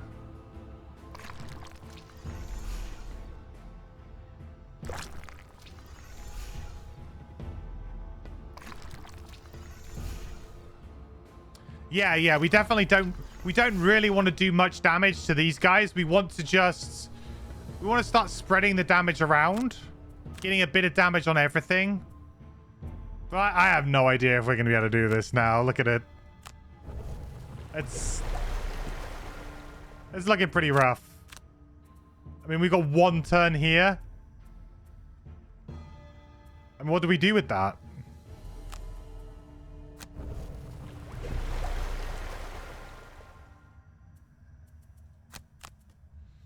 What do we actually do with that?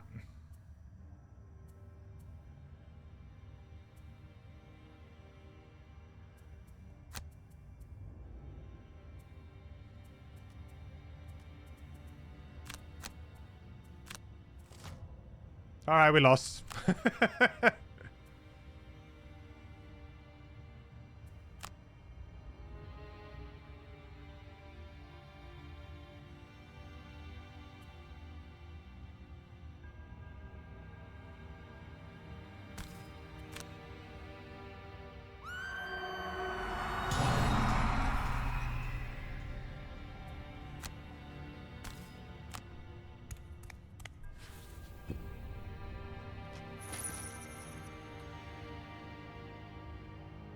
Are we winning, Metal JJ? No, definitely not. Do you think about splitting the team at the beginning? You think that's how you did it? Strong melee characters, though.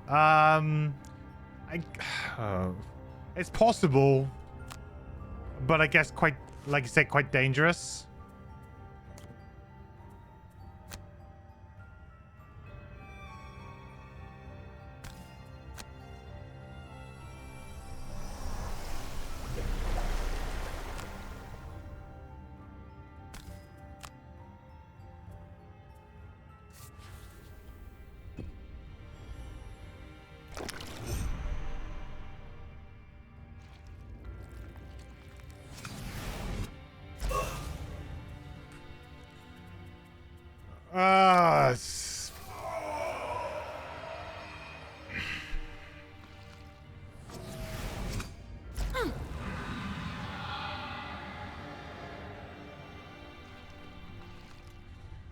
Maybe we do just need to run left. I don't know.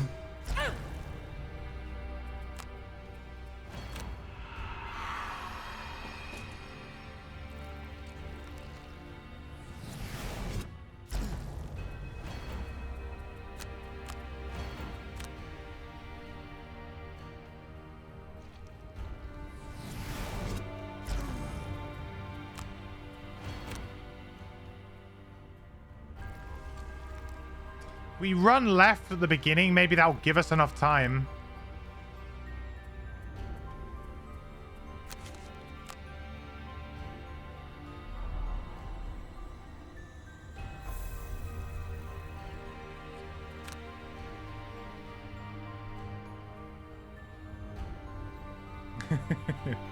You suppress the memories, but you remember the name. Goes down in infamy, unfortunately, this scenario. This is the real end game scenario. And the thing is that you can bring in the exact combo to beat it, but I don't feel like that's the... Like, we've already made a concession that we need to have at least one very, very strong card, which we have. You know, we kind of made that consideration.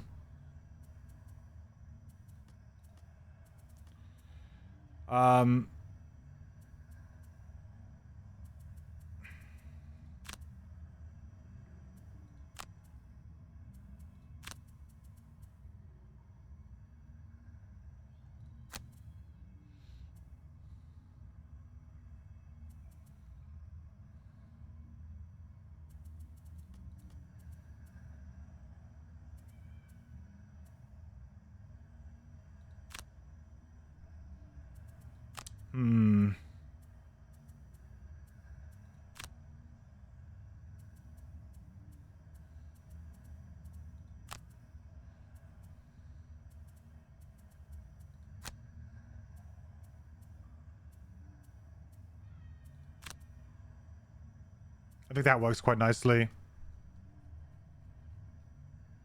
Let's see.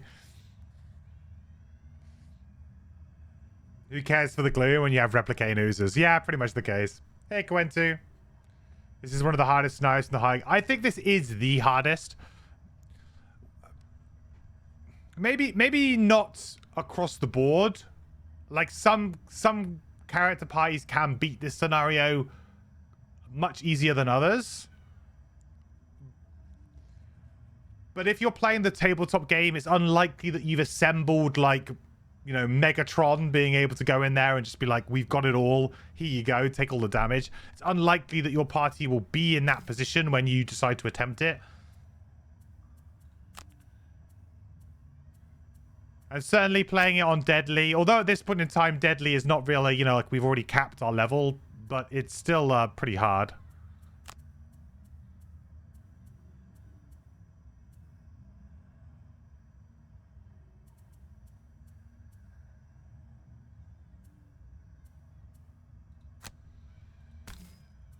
Okay. I just need a good turn one out of them, you know? Be friendly. Not friendly. Friendly. But I'm pretty sure they've done the exact same turn every single time we played it. It's almost as if it's rigged. The imps have always healed on the first turn every single time we've played today. I mean, this is like the third, maybe fourth time we're trying this. And they have healed every single time. This makes me, like, incredibly suspicious, you know?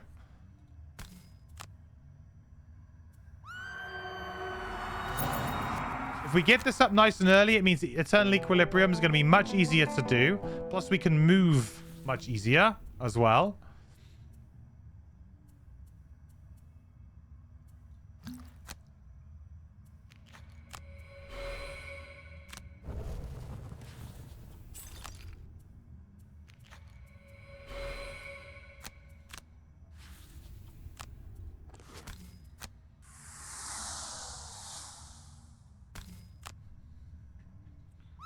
So this is a nice safe start, right?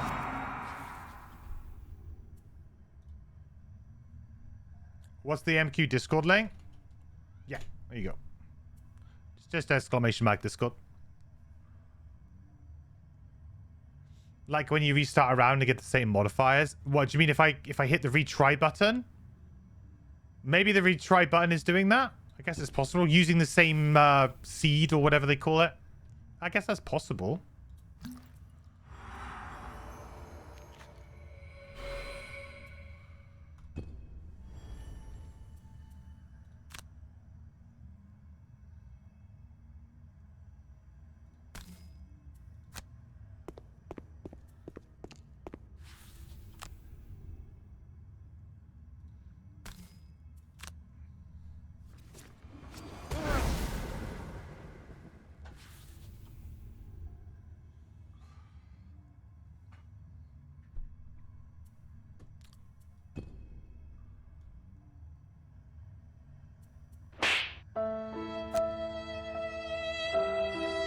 Yep. Yep.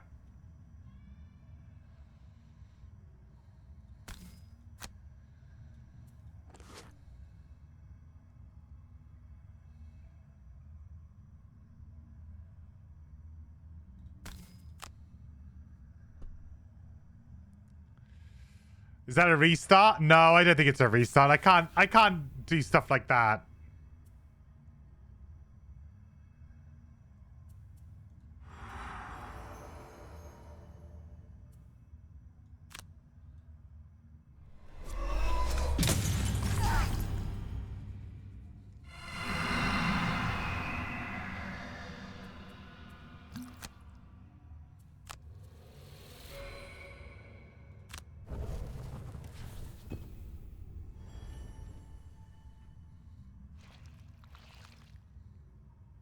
At least now we're like safe on one side. We can control this middle area. We'll be all right. Now, one of the reasons why I love Craig so much for this scenario is because he can just block it off. Newt. In Newt. Thank you, Jeff, for the resub. Really appreciate it.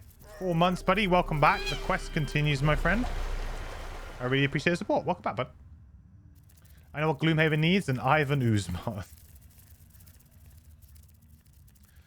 If someone could, like, change the models in the game, I would appreciate it. The oozes could change into... Like, when they changed the crabs in Skyrim to all be Patrick from SpongeBob or whatever it was. Some underappreciated changes.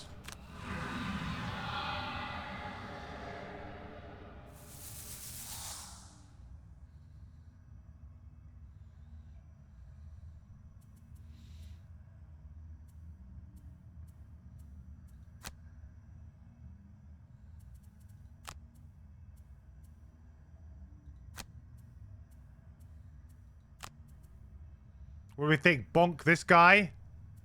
Then just dirge everything? The thing is that we're going to get so many curses through eternally... Hang on a minute. Did I not play Duality? Oh, I didn't. Jesus. Okay.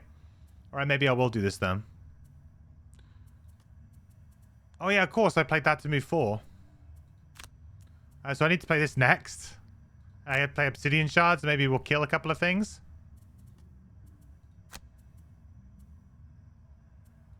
Yeah, this is where things can get a little bit scary, so... Okay, good. The imps aren't doing anything. And neither of the oozes, really, if we can kind of keep them at arm's reach. So that's pretty good.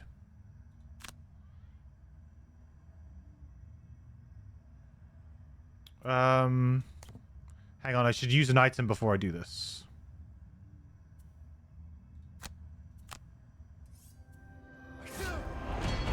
Probably just a minor here. Because I think I've still got charges, right? Yeah. Let's give a scroll lightning. Let's attack these guys, shall we? These 3. It's either these 3 or I attack, like, these 4. But then I attack a disadvantage on a lot of them. Ah, maybe it's okay.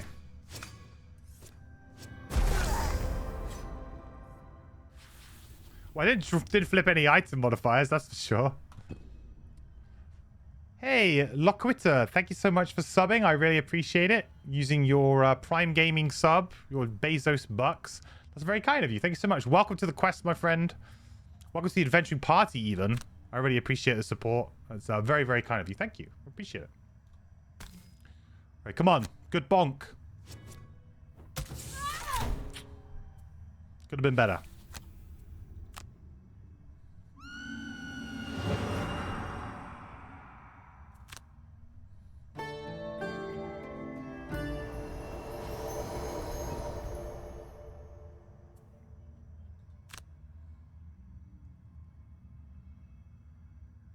Maybe I could go for... Do I just go for the 2 snakes in this one, in this situation? Oh, maybe I do just go for the 2 snakes. I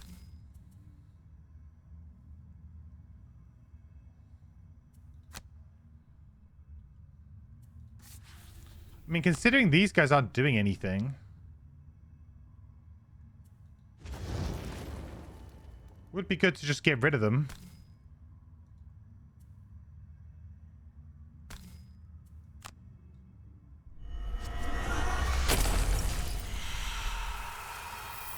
Okay, good start. Very good start. We need to start doing damage here. We're going to get an ooze spawn on top of us very soon. I think it's the end of the next round. So we do need to kind of keep our eye on that. But we've kept some of our resources back this time too. We haven't had to use the invis cloak straight away. You know, we've had a few opportunities to kind of hold back some of our items, which is good. Next turn's an important one, though. We're muddled. These guys are all strengthened. That could be quite scary. So we need to have a good turn. Next turn, I think. Kill a lot of things.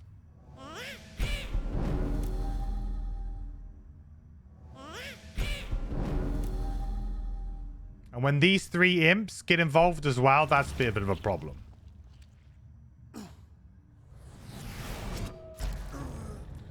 That was unfortunate. That was a bit unlucky.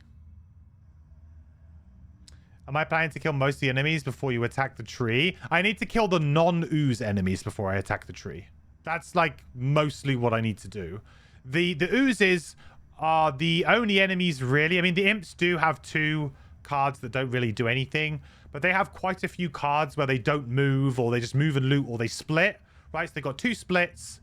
They've got 1 move, heal, and loot, and they have 1 where they don't do anything. So that's like half their deck is stuff that can quite often not affect me. And because I have to kill all of the oozes anyway, they're going to split and they're going to spawn more. So this is a good scenario to try and work to the 10 standee limit for the oozes. So there can never be more than 10 oozes on the map at any one time. So whenever there is, if they have to split, they just won't make anything. So the idea is you really want the oozes to try and get to that critical mass of 10 quite quickly, ideally. So then you can just ignore them. You need to kill the imps to stop them from cursing you all the time and just annoying you, and kill the snakes too. And then you can kind of work on the trees, kill the oozes as you go, you know, chip all of the oozes down together. So lots of AoE, get them down low, and then you can kind of hopefully kill them all very quickly before they have a chance to kind of start spawning all over the place again.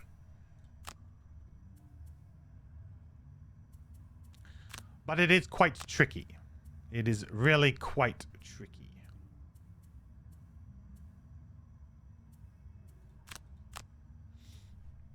Finally catching me live, Oozing Grove in Deadly. You struggled in normal difficulty. Yeah, it's definitely a bit of a challenge. It is known to be the hardest scenario for a good reason, I feel. Okay. Well, the muddle is really bad here. I don't like that at all.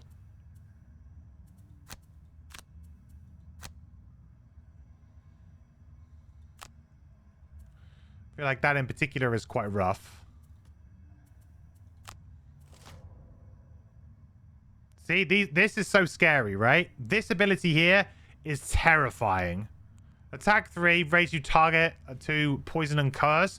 You're just never going to be able to kill the trees if these guys hit you too much, you know? If you get hit by them too much, that's it. You may as well just call it right there.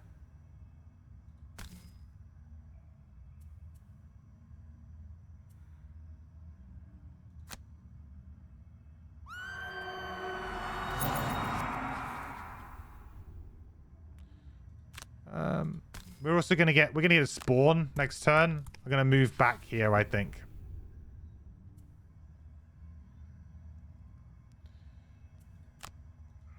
It's unlikely being muddled I can do anything here, but I guess we'll give it a go.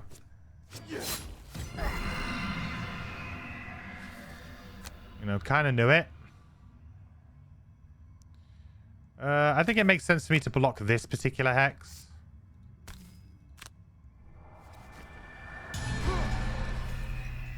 But see, these guys are coming now, and this is the scary part. We're gonna have strengthened elites hitting us.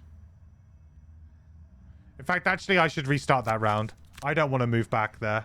I think I get hit. Let me check that.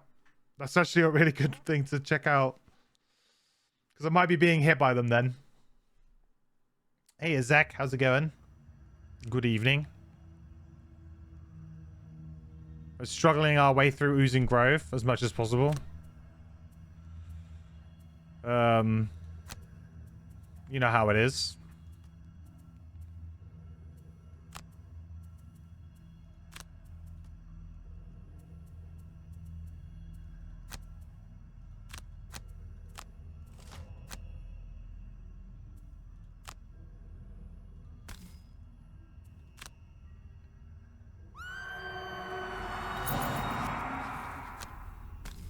These guys are coming and they're gonna hurt a lot. So if I stay here, what do you got? Move 3, is it? Or 4? 1, 2, 3, 4. 1, 2, 3, 4. Got range 4? I think I've range 4 anyway. I don't think there's anything I can really do about it. I guess I can hope that this dies.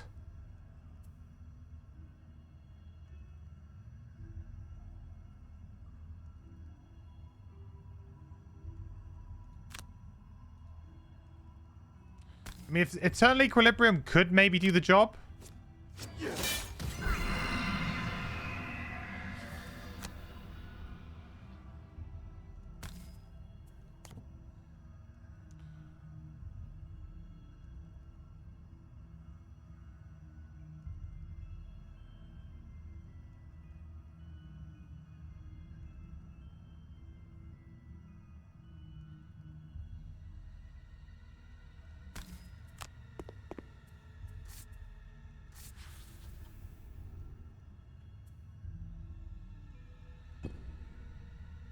Don't want to use that quite yet.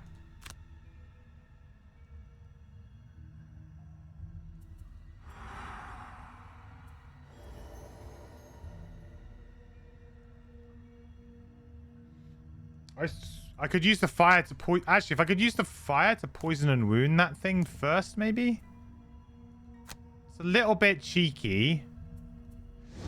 Because it could end up being a waste. Well, I could chuck it on something else, but I think it's quite important to try and kill this round. Extra target.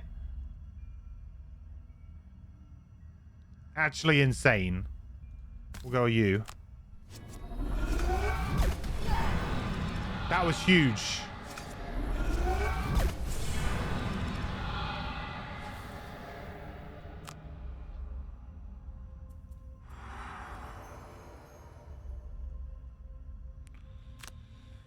All right, please kill the snake.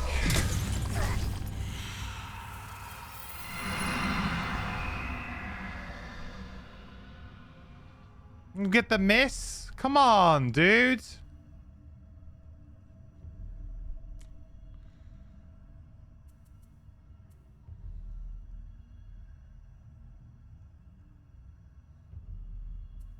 What have I got left to play now? Do I want to play Chain Lightning next turn? I kind of do. What do we got? Air, earth. I mean, I'm gonna have all of the imps on top of me again.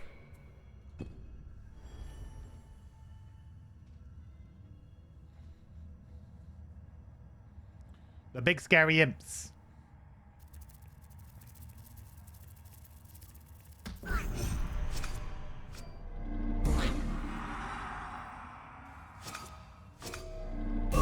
No, it's nice that it missed, but just because of that curse, it's just going to keep making this harder and harder and harder Really just don't want to take the curses. If there was a card I could play to just immediately kill all of the imps, believe you me, I would play it. That would be scenario winning. Vengeance would be the thing, right? We don't have it.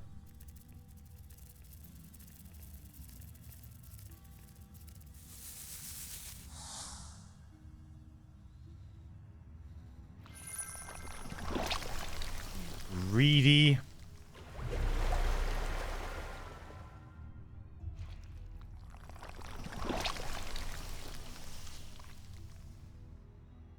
We do need to think about killing the tree within the next couple of rounds, unless these guys go for a big split turn. We're ideally wanting a split. That would be great here. Any kind of split. I'll take it. I think now's a great time to use Chain Lightning. We can probably get away. If we use Sharpening Kit... Oh, it's a bit awkward for us to get Sharpening Kit up before, isn't it?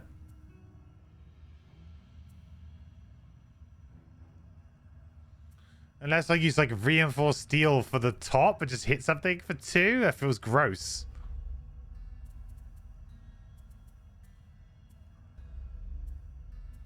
It's a lot of things to bomb, but we just don't have a very good set of abilities. Like, it's not going to do much. I really need to Chain Lightning here. I think it's quite important that I Chain Lightning. We go like here, here, here.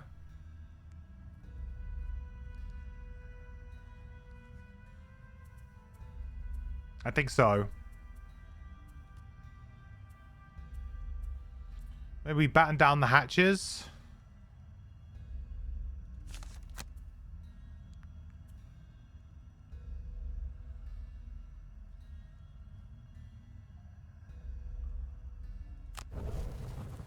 I hate to see that go, but what else am I going to do, you know?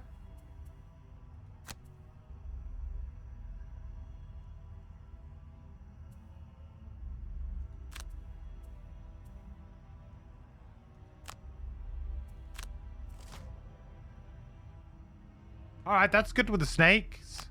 Don't have to worry about this one guy now. We do really have to worry about everything else, though. That's a really dangerous turn. Really dangerous. So I'm hoping to kind of kill them, right? With my...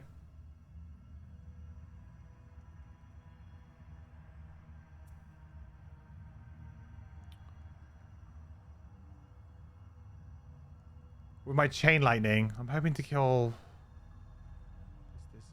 This guy's gonna die anyway, but this, maybe.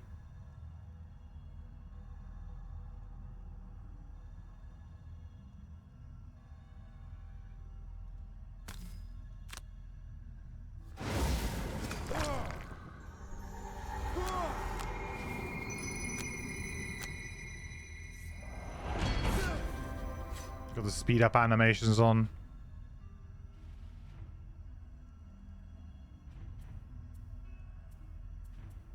One charge of Sword Edge armor. That could be nicer.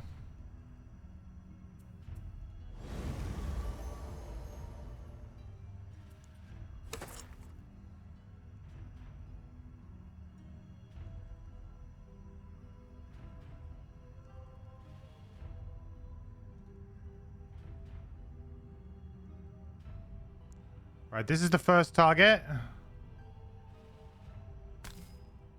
Problem is that I'm not really doing as much damage as I would really hope here. Maybe the thing is, you really want to use this on Eternal Equilibrium, right? Not on this.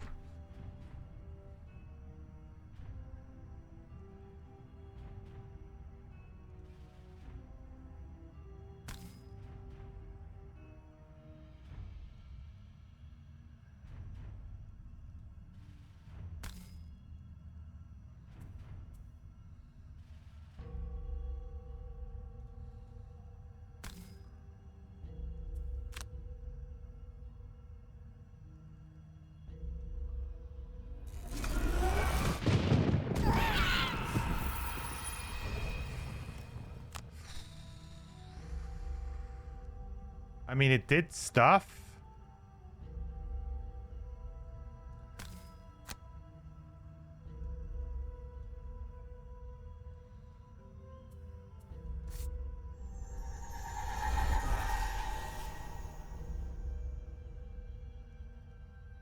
I feel like we need to eternal equilibrium, but we don't have the elements.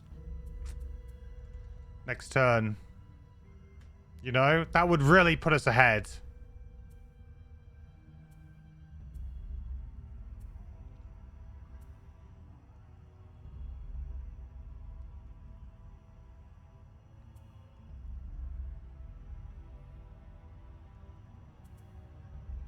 I guess I gotta trust in the curses and the shields to do their work, man.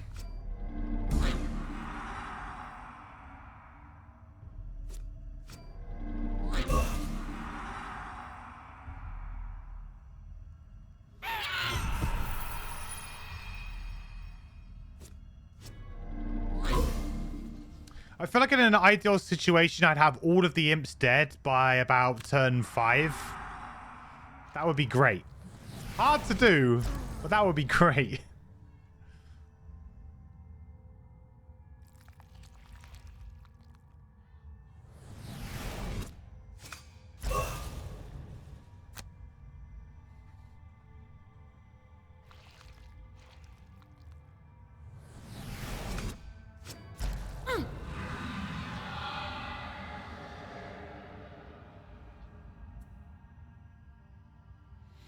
Okay.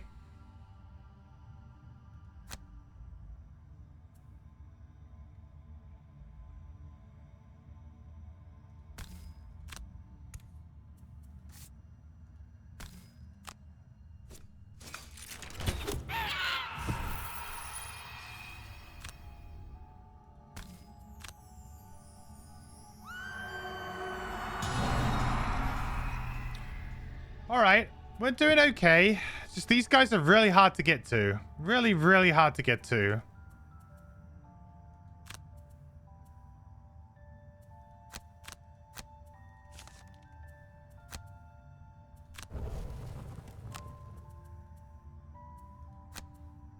All right, I can stun maybe the back two. I gotta hope that the oozes don't do a lot. If the oozes don't do a lot, I think we're in a really good shape here.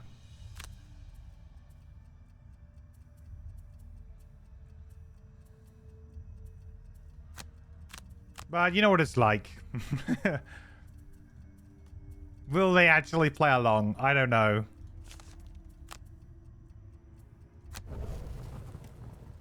Will they actually play along?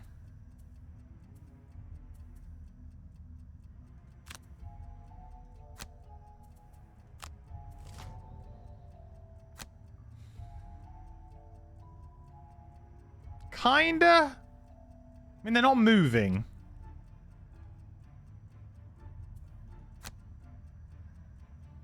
I tell you what, this extra range enhancement has been nuts.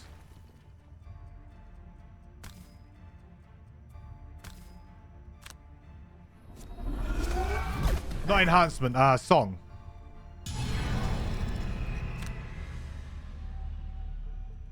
It's been like completely key in winning this. Or doing well so far, at least.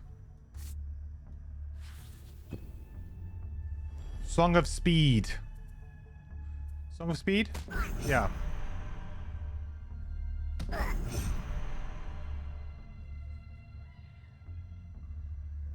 So hopefully we can do a really big Eternal Equilibrium next turn. And these guys don't do anything. And we'll be good.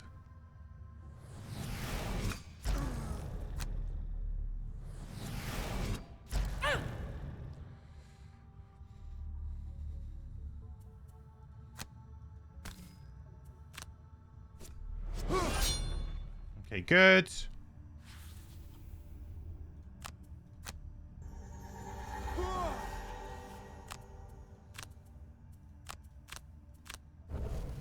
I know I'm just going to draw so many misses on this character, though.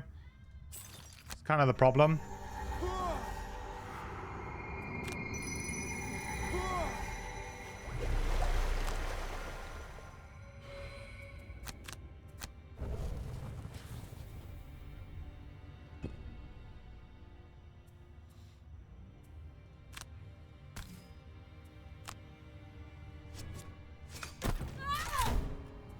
Oh, quick! Beat that tree with your loot.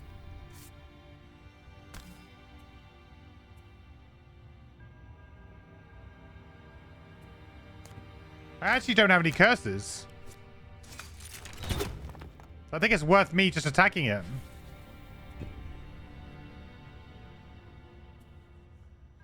Right, we need to kill it this turn to stop the spawn, really. 9 health should be doable. I like the idea of just doing this and this, hitting it. Hopefully we get it. I'm going to probably use the cloak this turn.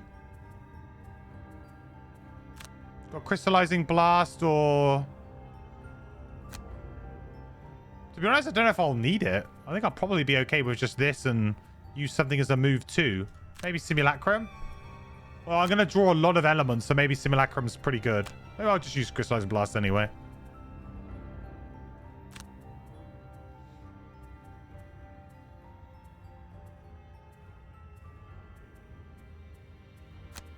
How many curses do they have in? Well, they're about to have a bunch more. So, I guess that's okay.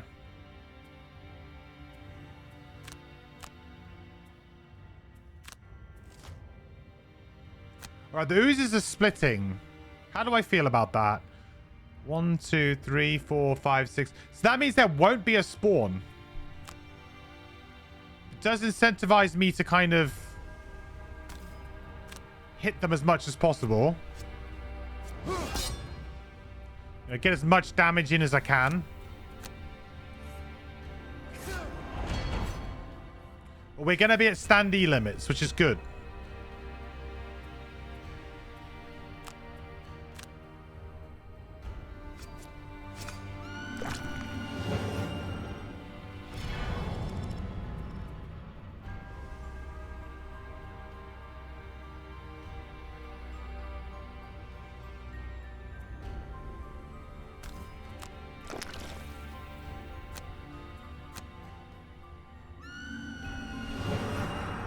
There's you. Try and get some blessings on these guys to help out a little bit.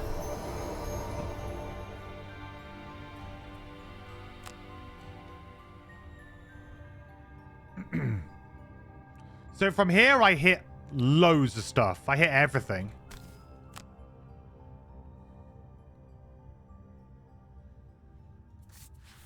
I hit so much stuff.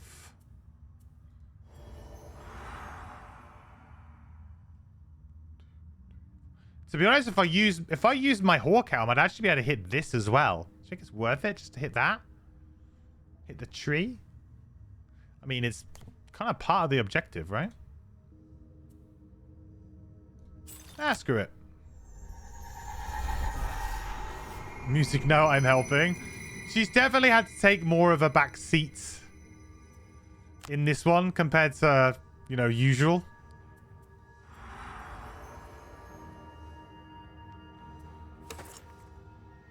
Oh, no, yeah, there you go.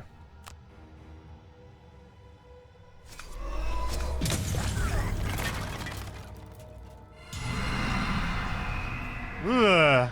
I was kind of hoping that a few more things would be dead. Oh, I guess these guys are going to die. They're splitting.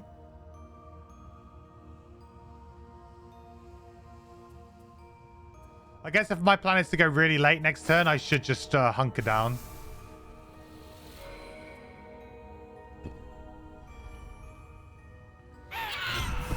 Forest imps are dead. That's big news.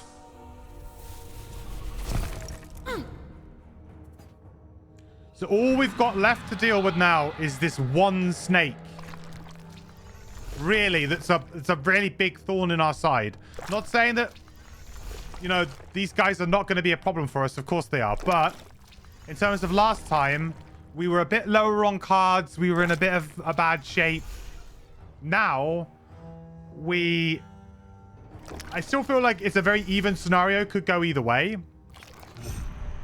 But last time, we were like way behind at this point, right?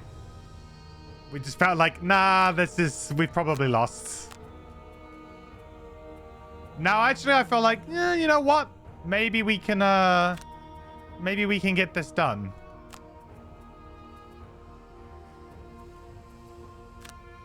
Maybe we can get this done.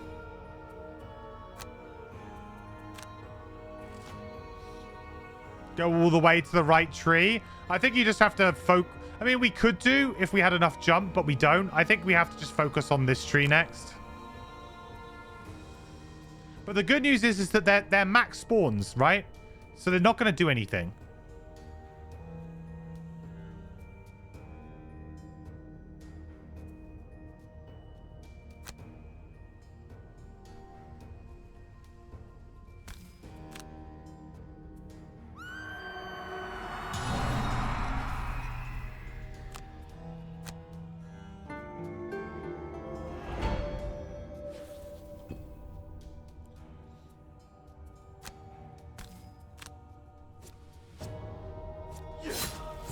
Nice. There you go.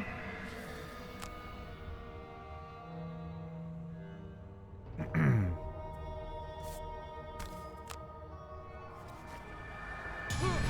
we kill this snake? Maybe use Simulacrum to finish him off?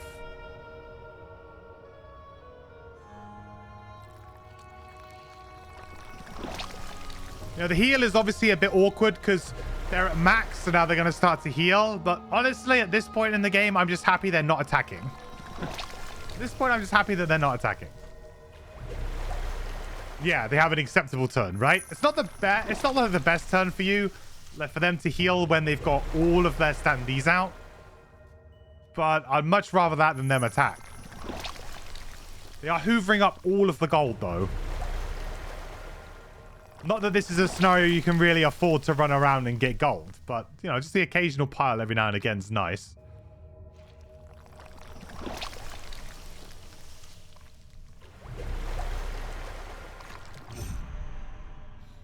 As long as it's not the ranged attack plus poison, you're fine. Yeah. Pretty much. Okay, so we're going to definitely make this a target 2, I think. You want to make it a target 2, or do I just want to make it an attack 6?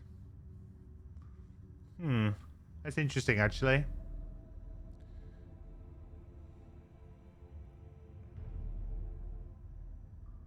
Yeah, my deck is not particularly great, is it?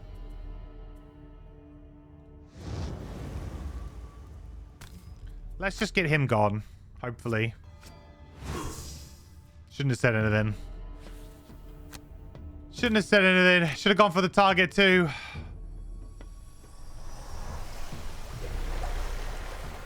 Not even the actual curses as well. That's always the rough part. Alright, so what do we got? We've got light. We've got fire.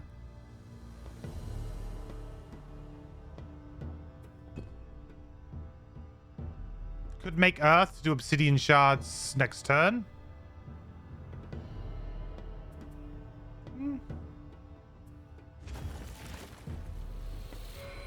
Don't mind that.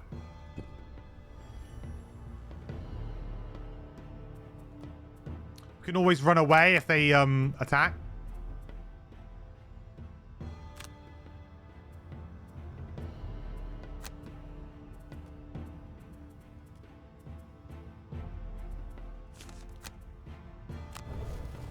Need scoundrel here. What, for long con?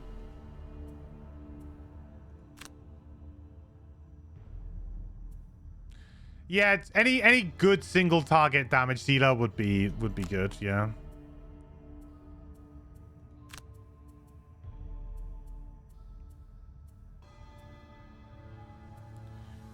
It's quite true. Well, they're full of curses now. I'm thinking about just bonking this guy.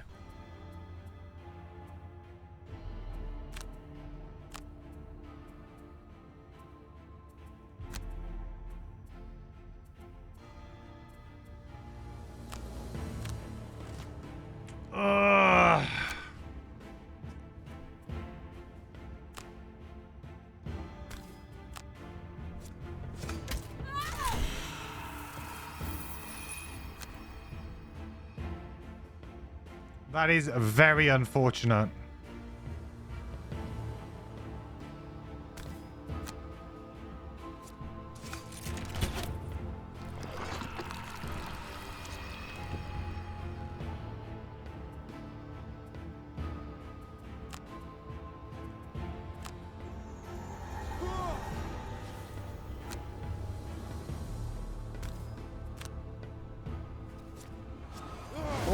nice.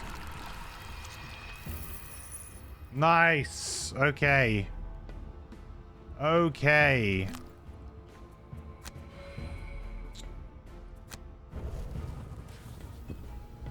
That does make things a little bit different.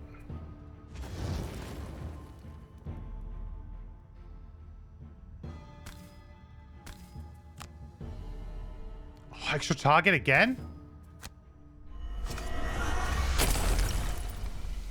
Oh, some good flips here.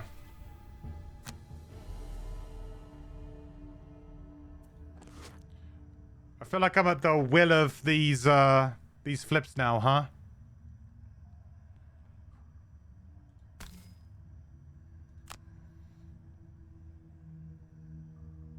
I really need some good luck with my flips, huh, chat? Give me something.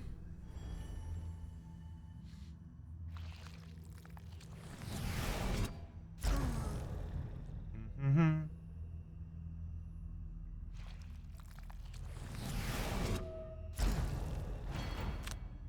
Come on, survive. Survive. Come on. I just need a little bit more luck. Like, I'm not asking for the world here, you know? I'm just asking for, like, just a curse here or there would be great.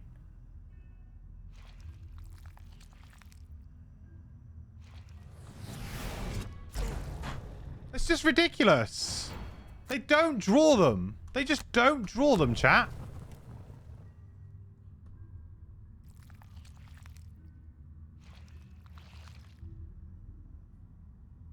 I don't know if my memory of when I played physical is like wonky. Because when I play physical, maybe like very like sticky cards, sticky hands. I swear that they missed all the time. Like when I had 10 curses in there, it felt like they could never hit. You know? I don't trust this game.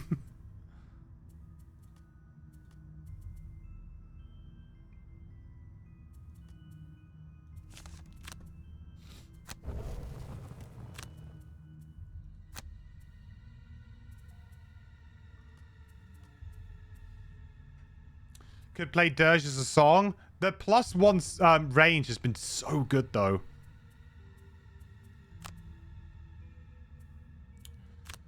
I could maybe do it this round.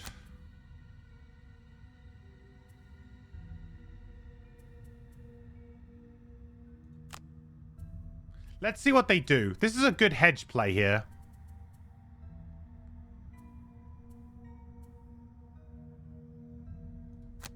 I think I've got a bank that they're going to do nothing or nothing great. There it is. Just had to have that feeling, you know? Now is our time.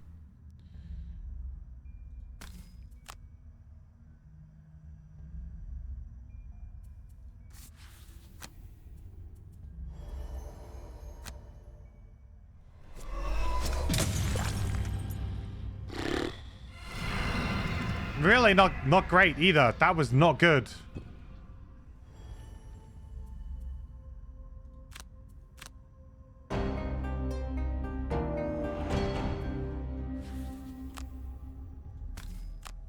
Quick, get the loot. Scarper. Call Mary Poppins to get the umbrella from her. Just fly over here.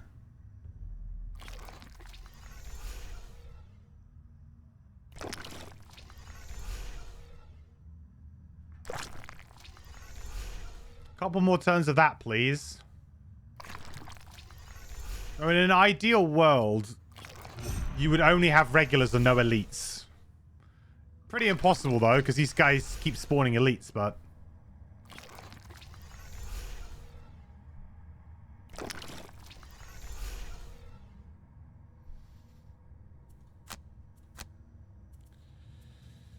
Okay.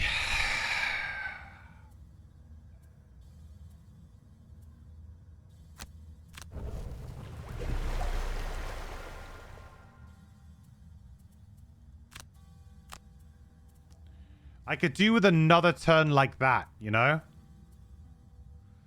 Another turn where they just don't quite do anything. That would be lovely right now. I need to get myself over towards this tree, though. Try and kill it. It's going to be hard. They're blocking everything, and I don't have any jump. The only character I have jump on is here. And she's not really the best person to go kill that tree.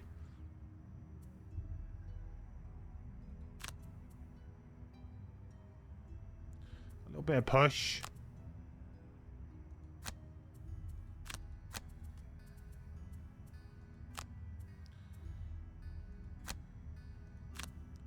Shards.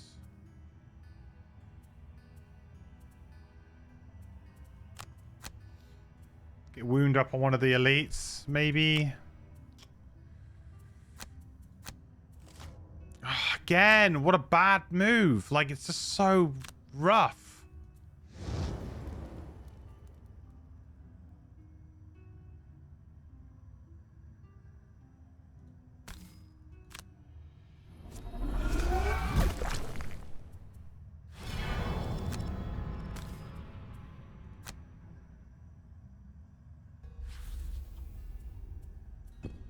I've really got to hope now.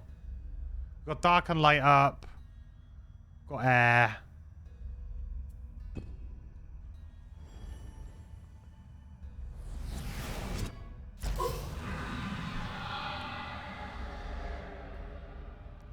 Well, there's the start.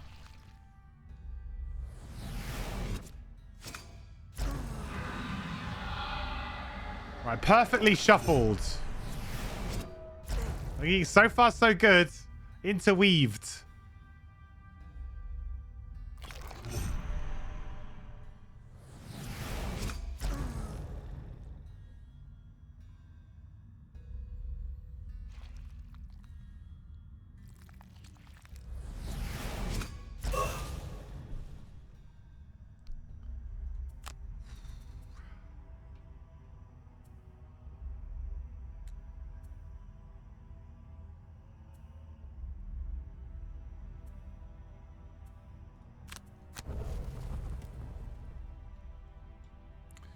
I don't know if we can do it. Getting really tired of trying this scenario, guys, now as well, you know?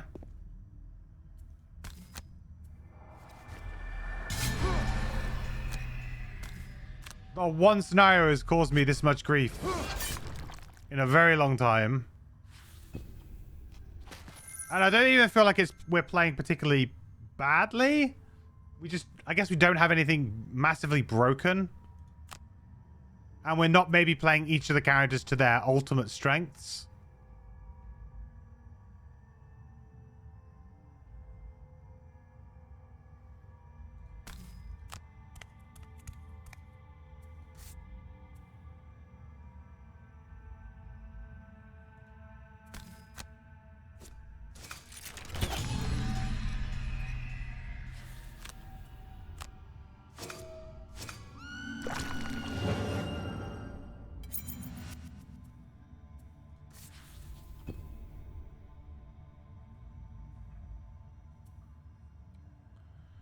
Alright, stun's done.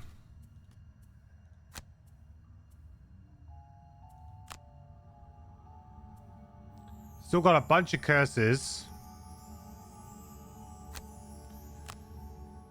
Wow, that goes that fun. That's over now too.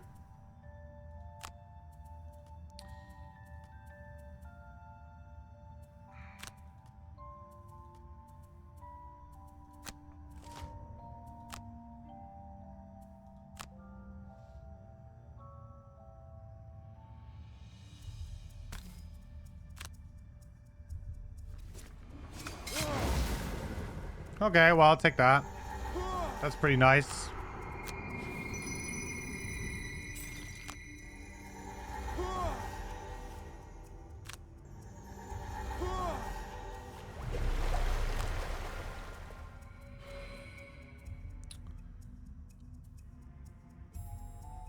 Giant club. We're just so low on cards now. The thing is, we're not even getting halfway through the scenario, really. You know, halfway through would be having this tree down to a decent amount of health, I would say. Maybe we're slightly over halfway because we've removed the enemies that were at the beginning of the scenario. So maybe a little bit around halfway. You could maybe say that.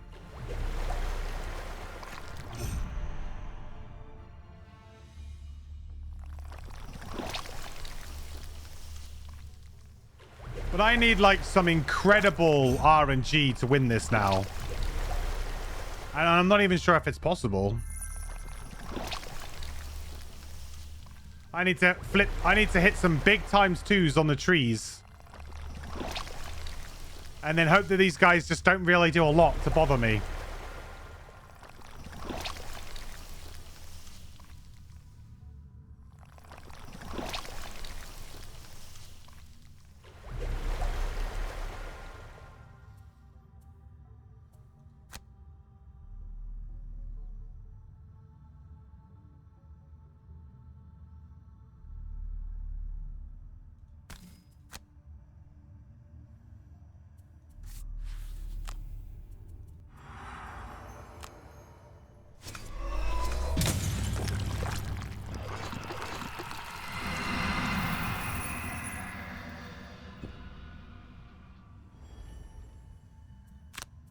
Okay, let's get rid of...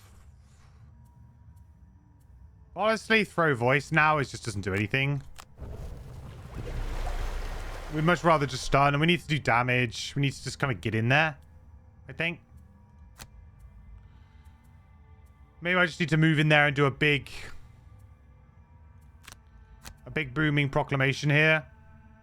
Just go here and attack all of this stuff. I hope that kind of comes good. Then we move through. Hit a nice big one of those.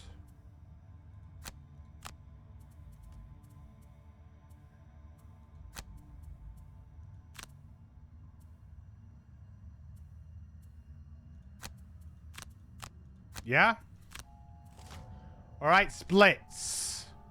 Splits is interesting here. We have 1, 2, 3, 4, 5, 6, 7, 8, 9. So currently there'll only be one created. It'll be created by one of the elites. So this is Elite 8, Elite 1. So this would be the one to spawn. So it's going to spawn there. So any damage that I do, I want to lump onto number 1 here. I don't think it's a good idea to try and attack everything. I mean, I will kill this. That means that there could be technically 2 spawned.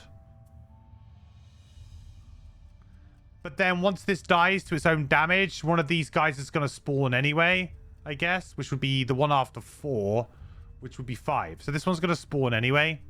Maybe I should just do it. I mean, I'm going to get a lot of damage onto these guys.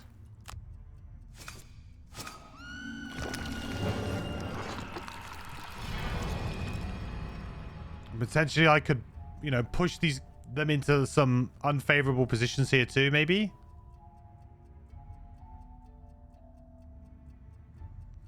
Prevent some splitting.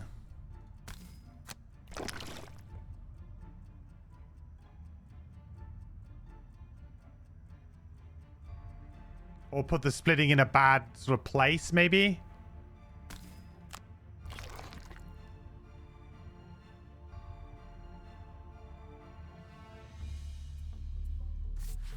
Give that push.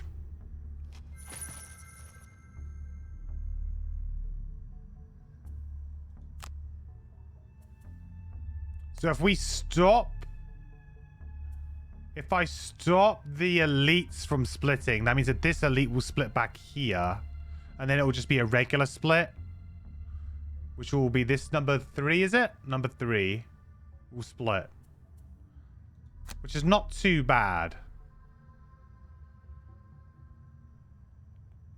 Actually, I don't have the range. I guess I could get the 3, but then I'm going for the... I'm just doing damage, aren't I, really? Maybe it's better to go obsidian shards then. Just do as much damage as possible here.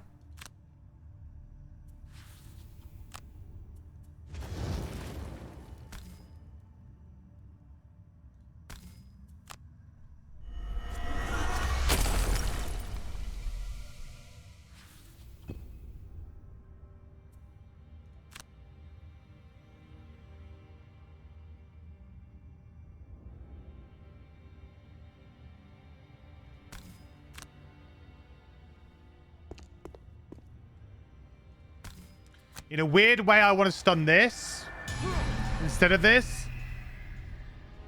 Because this is actually going to spawn a fairly low health enemy right now.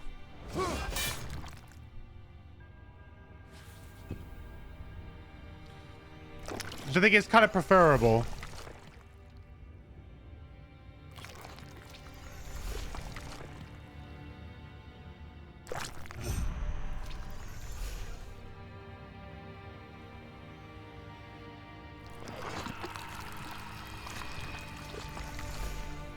It's really annoying that they're going to replan in the round, you know? Really annoying. And they blocked the way to the tree again. Yeah, ambiguity there. I could have had him there instead of there. Kind of annoying, for sure.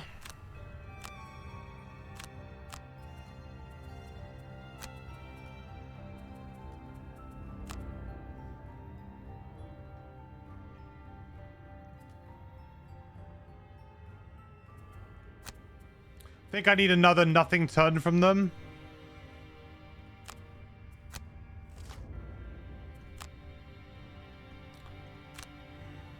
That might be it.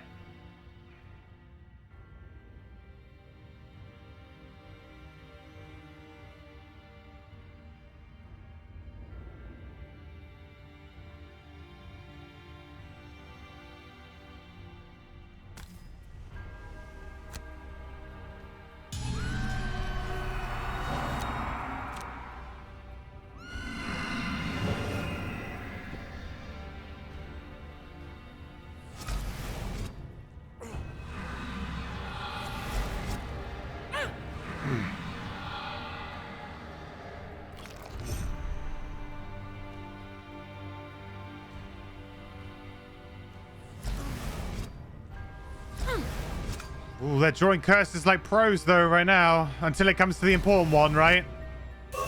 Until it comes to the important one.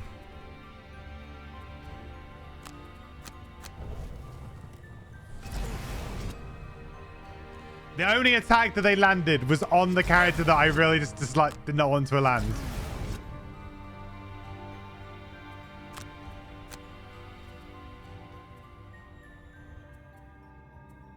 To be honest, I don't think I can really do much of this now anyway. I think the dream is over, chat. I think the dream is over. We had a good run. We came closer again.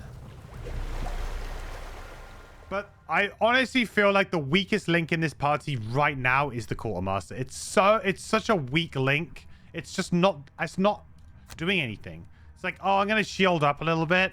I'm going to hit something for 5 or for 4. It's really not doing anything. I'd actually rather have circles. I think I would rather have circles at this point. Because at least with circles, I was stunning multiple things. I had Pierce. I had a couple of really good attacks. I had some summons I could throw out that would just do some damage, you know, while we were going along. The only thing that this has done, though, is it's bought me time to move my triangles into a more damage-focused build. It has done that. So, although it does feel really underwhelming, it has bought me that bit of time. But if I was running a Sunkeeper here, I would be like, wow, I'd be so much better off, I feel. I'm just playing a bad tank right now. That's what I'm playing. I'm playing a bad tank.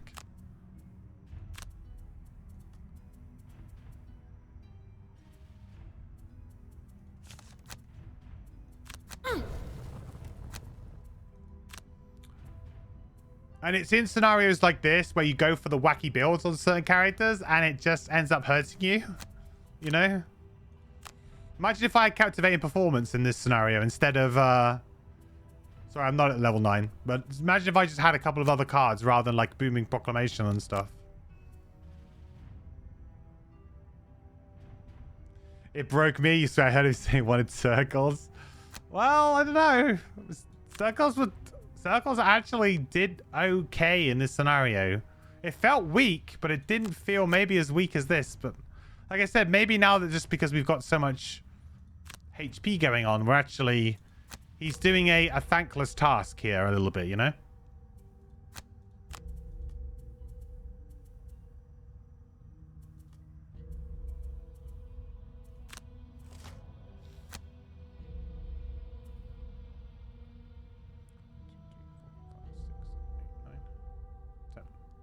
Well, that is 10.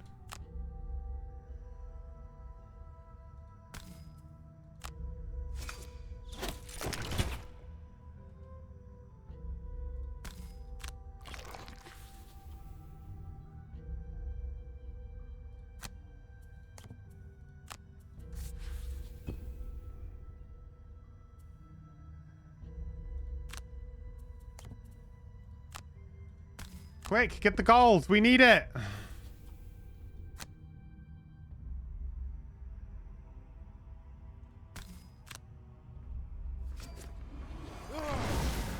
Plus all of these curses. It just feels really rough. No advantage. Just maybe the wrong item set too. Quite possibly just the wrong item set as well. Seems pretty fair, reasonable to say.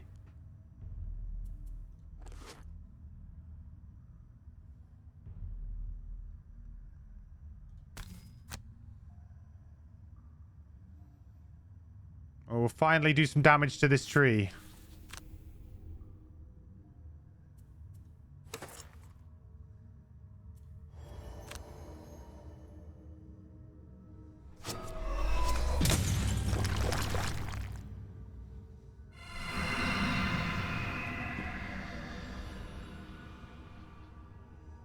Yeah, I think it's over.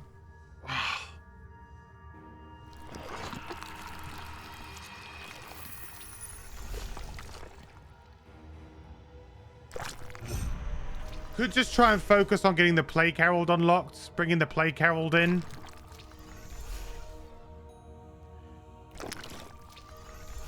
We could go for Music Note, Plague Herald, and Sunkeeper or something, and try and do the drain strategy in this scenario.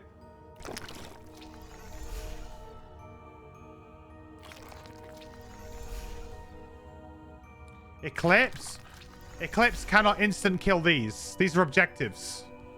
Eclipse is actually really bad at this scenario because they're too single target focused. I guess with the invisibility stuff, they can attack for like 5, which is pretty decent. So they can actually attack for, you know, an okay amount.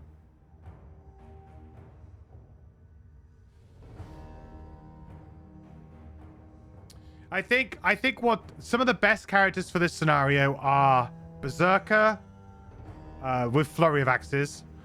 Inferno on Spellweaver is like probably the best, single-handedly the best card.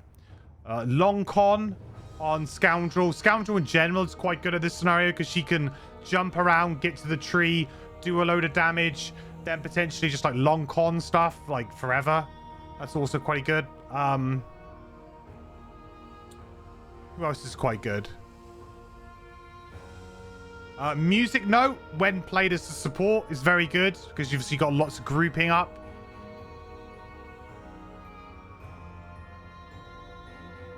Honestly, Triangles is probably one of the stronger characters for this too. I mean, Eternal Equilibrium is one hell of a card. That's one hell of a card. I just don't have quite the right items to really make it pop off. I've been too conservative with my build. I really need to go all in on Eternal Equilibrium, I think.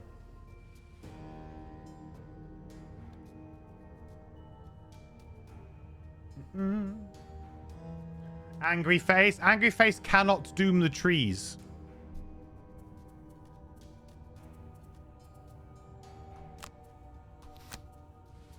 But saying that, he's still okay. But, you know.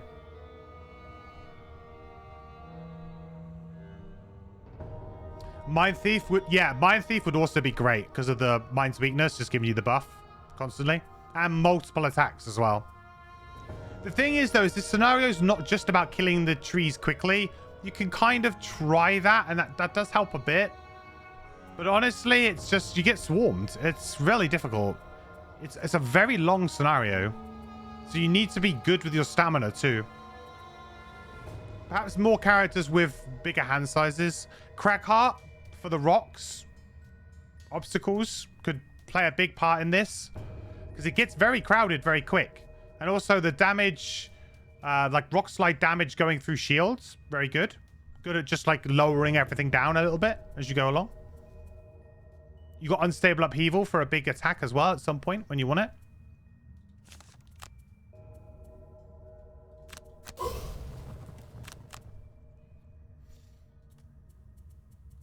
Yeah, just a really difficult scenario.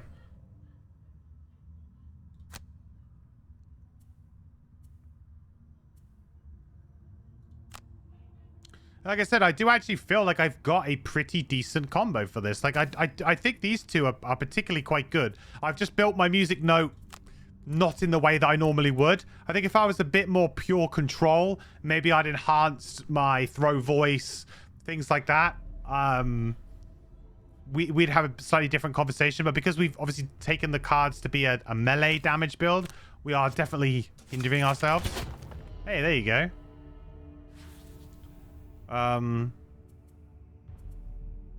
Yeah, just give him +1 range, I guess, on this big attack.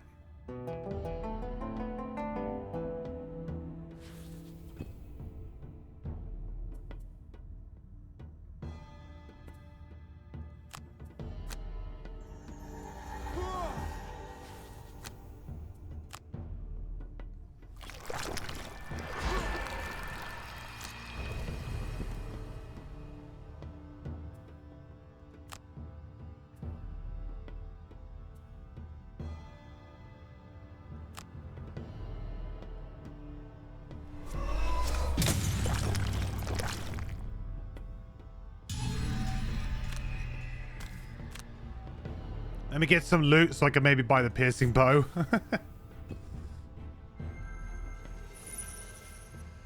Yeah, this says... I mean, I've tried this scenario now so many times.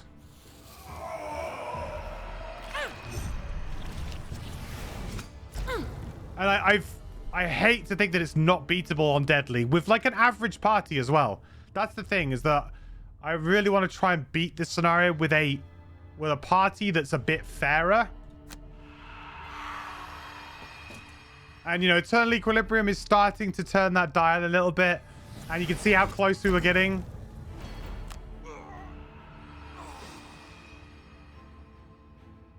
Maybe we need to whack the dial up even more. Maybe we need to start getting those kind of like more broken things in.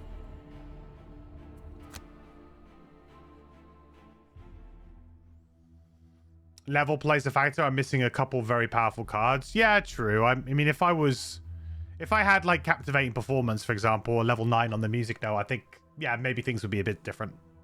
It's true.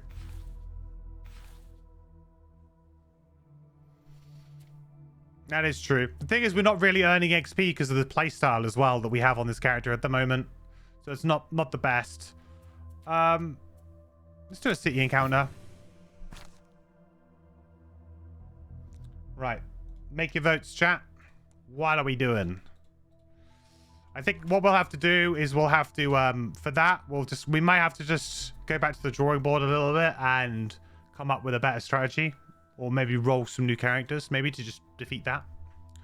You are walking along the river's edge in the mixed district late at night when something in your pack begins to vibrate. The sensation is odd and you quickly fish out the small metal sphere you found out on the road. All right, are you guys going to remember the right one to do this time? Or are you just going to troll me again? The number of times that this has screwed me over. Oh, God. Oh, someone's trying. 2 people are trying. Come on, we got to let the sphere go, people. I know we feel very attached to this sphere, you know? You guys really love this sphere. But please. Please. Oh. Yes. Finally. This is probably the 3rd time this has come up. The sphere leaps from your hand, hovers over the water, and then emits an intense beam of light straight down into the river, illuminating something below. You shrug and jump into the river, following the beam of light down to the bottom. There you find a wooden chest half buried under the rocks. You bring it back to shore and open it to find a small metal rod covered in strange carvings. When you pick it up, the sphere immediately flies back over to you and attaches itself to the rod's end. Ta-da! Where is it? Did we get it?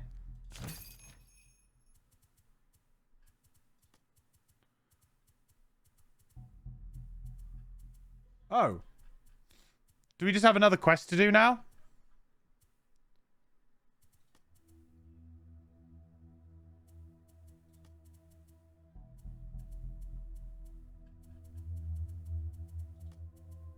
Do we just have a quest or something now? Another event?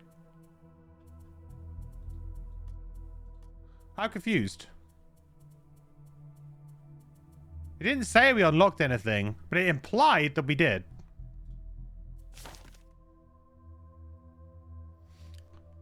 There's another city. Oh, okay. All right. Well, at least we got another city event then to look forward to. At least we got that. Oof. Right. Rough going today, chat. I mean, well, I say rough going. We beat the main story boss, which was really, really good, actually, the first time of trying. So I'm happy with that. And we beat it with circles. So, you know, doubters. We actually got it done. The scenario, the worst character for that scenario, and we got it done, and she landed the killing blow. She ended up being the one who got the win for us right at the end. So that was good. But Oozing Grove is just causing me no ends of problems at the moment.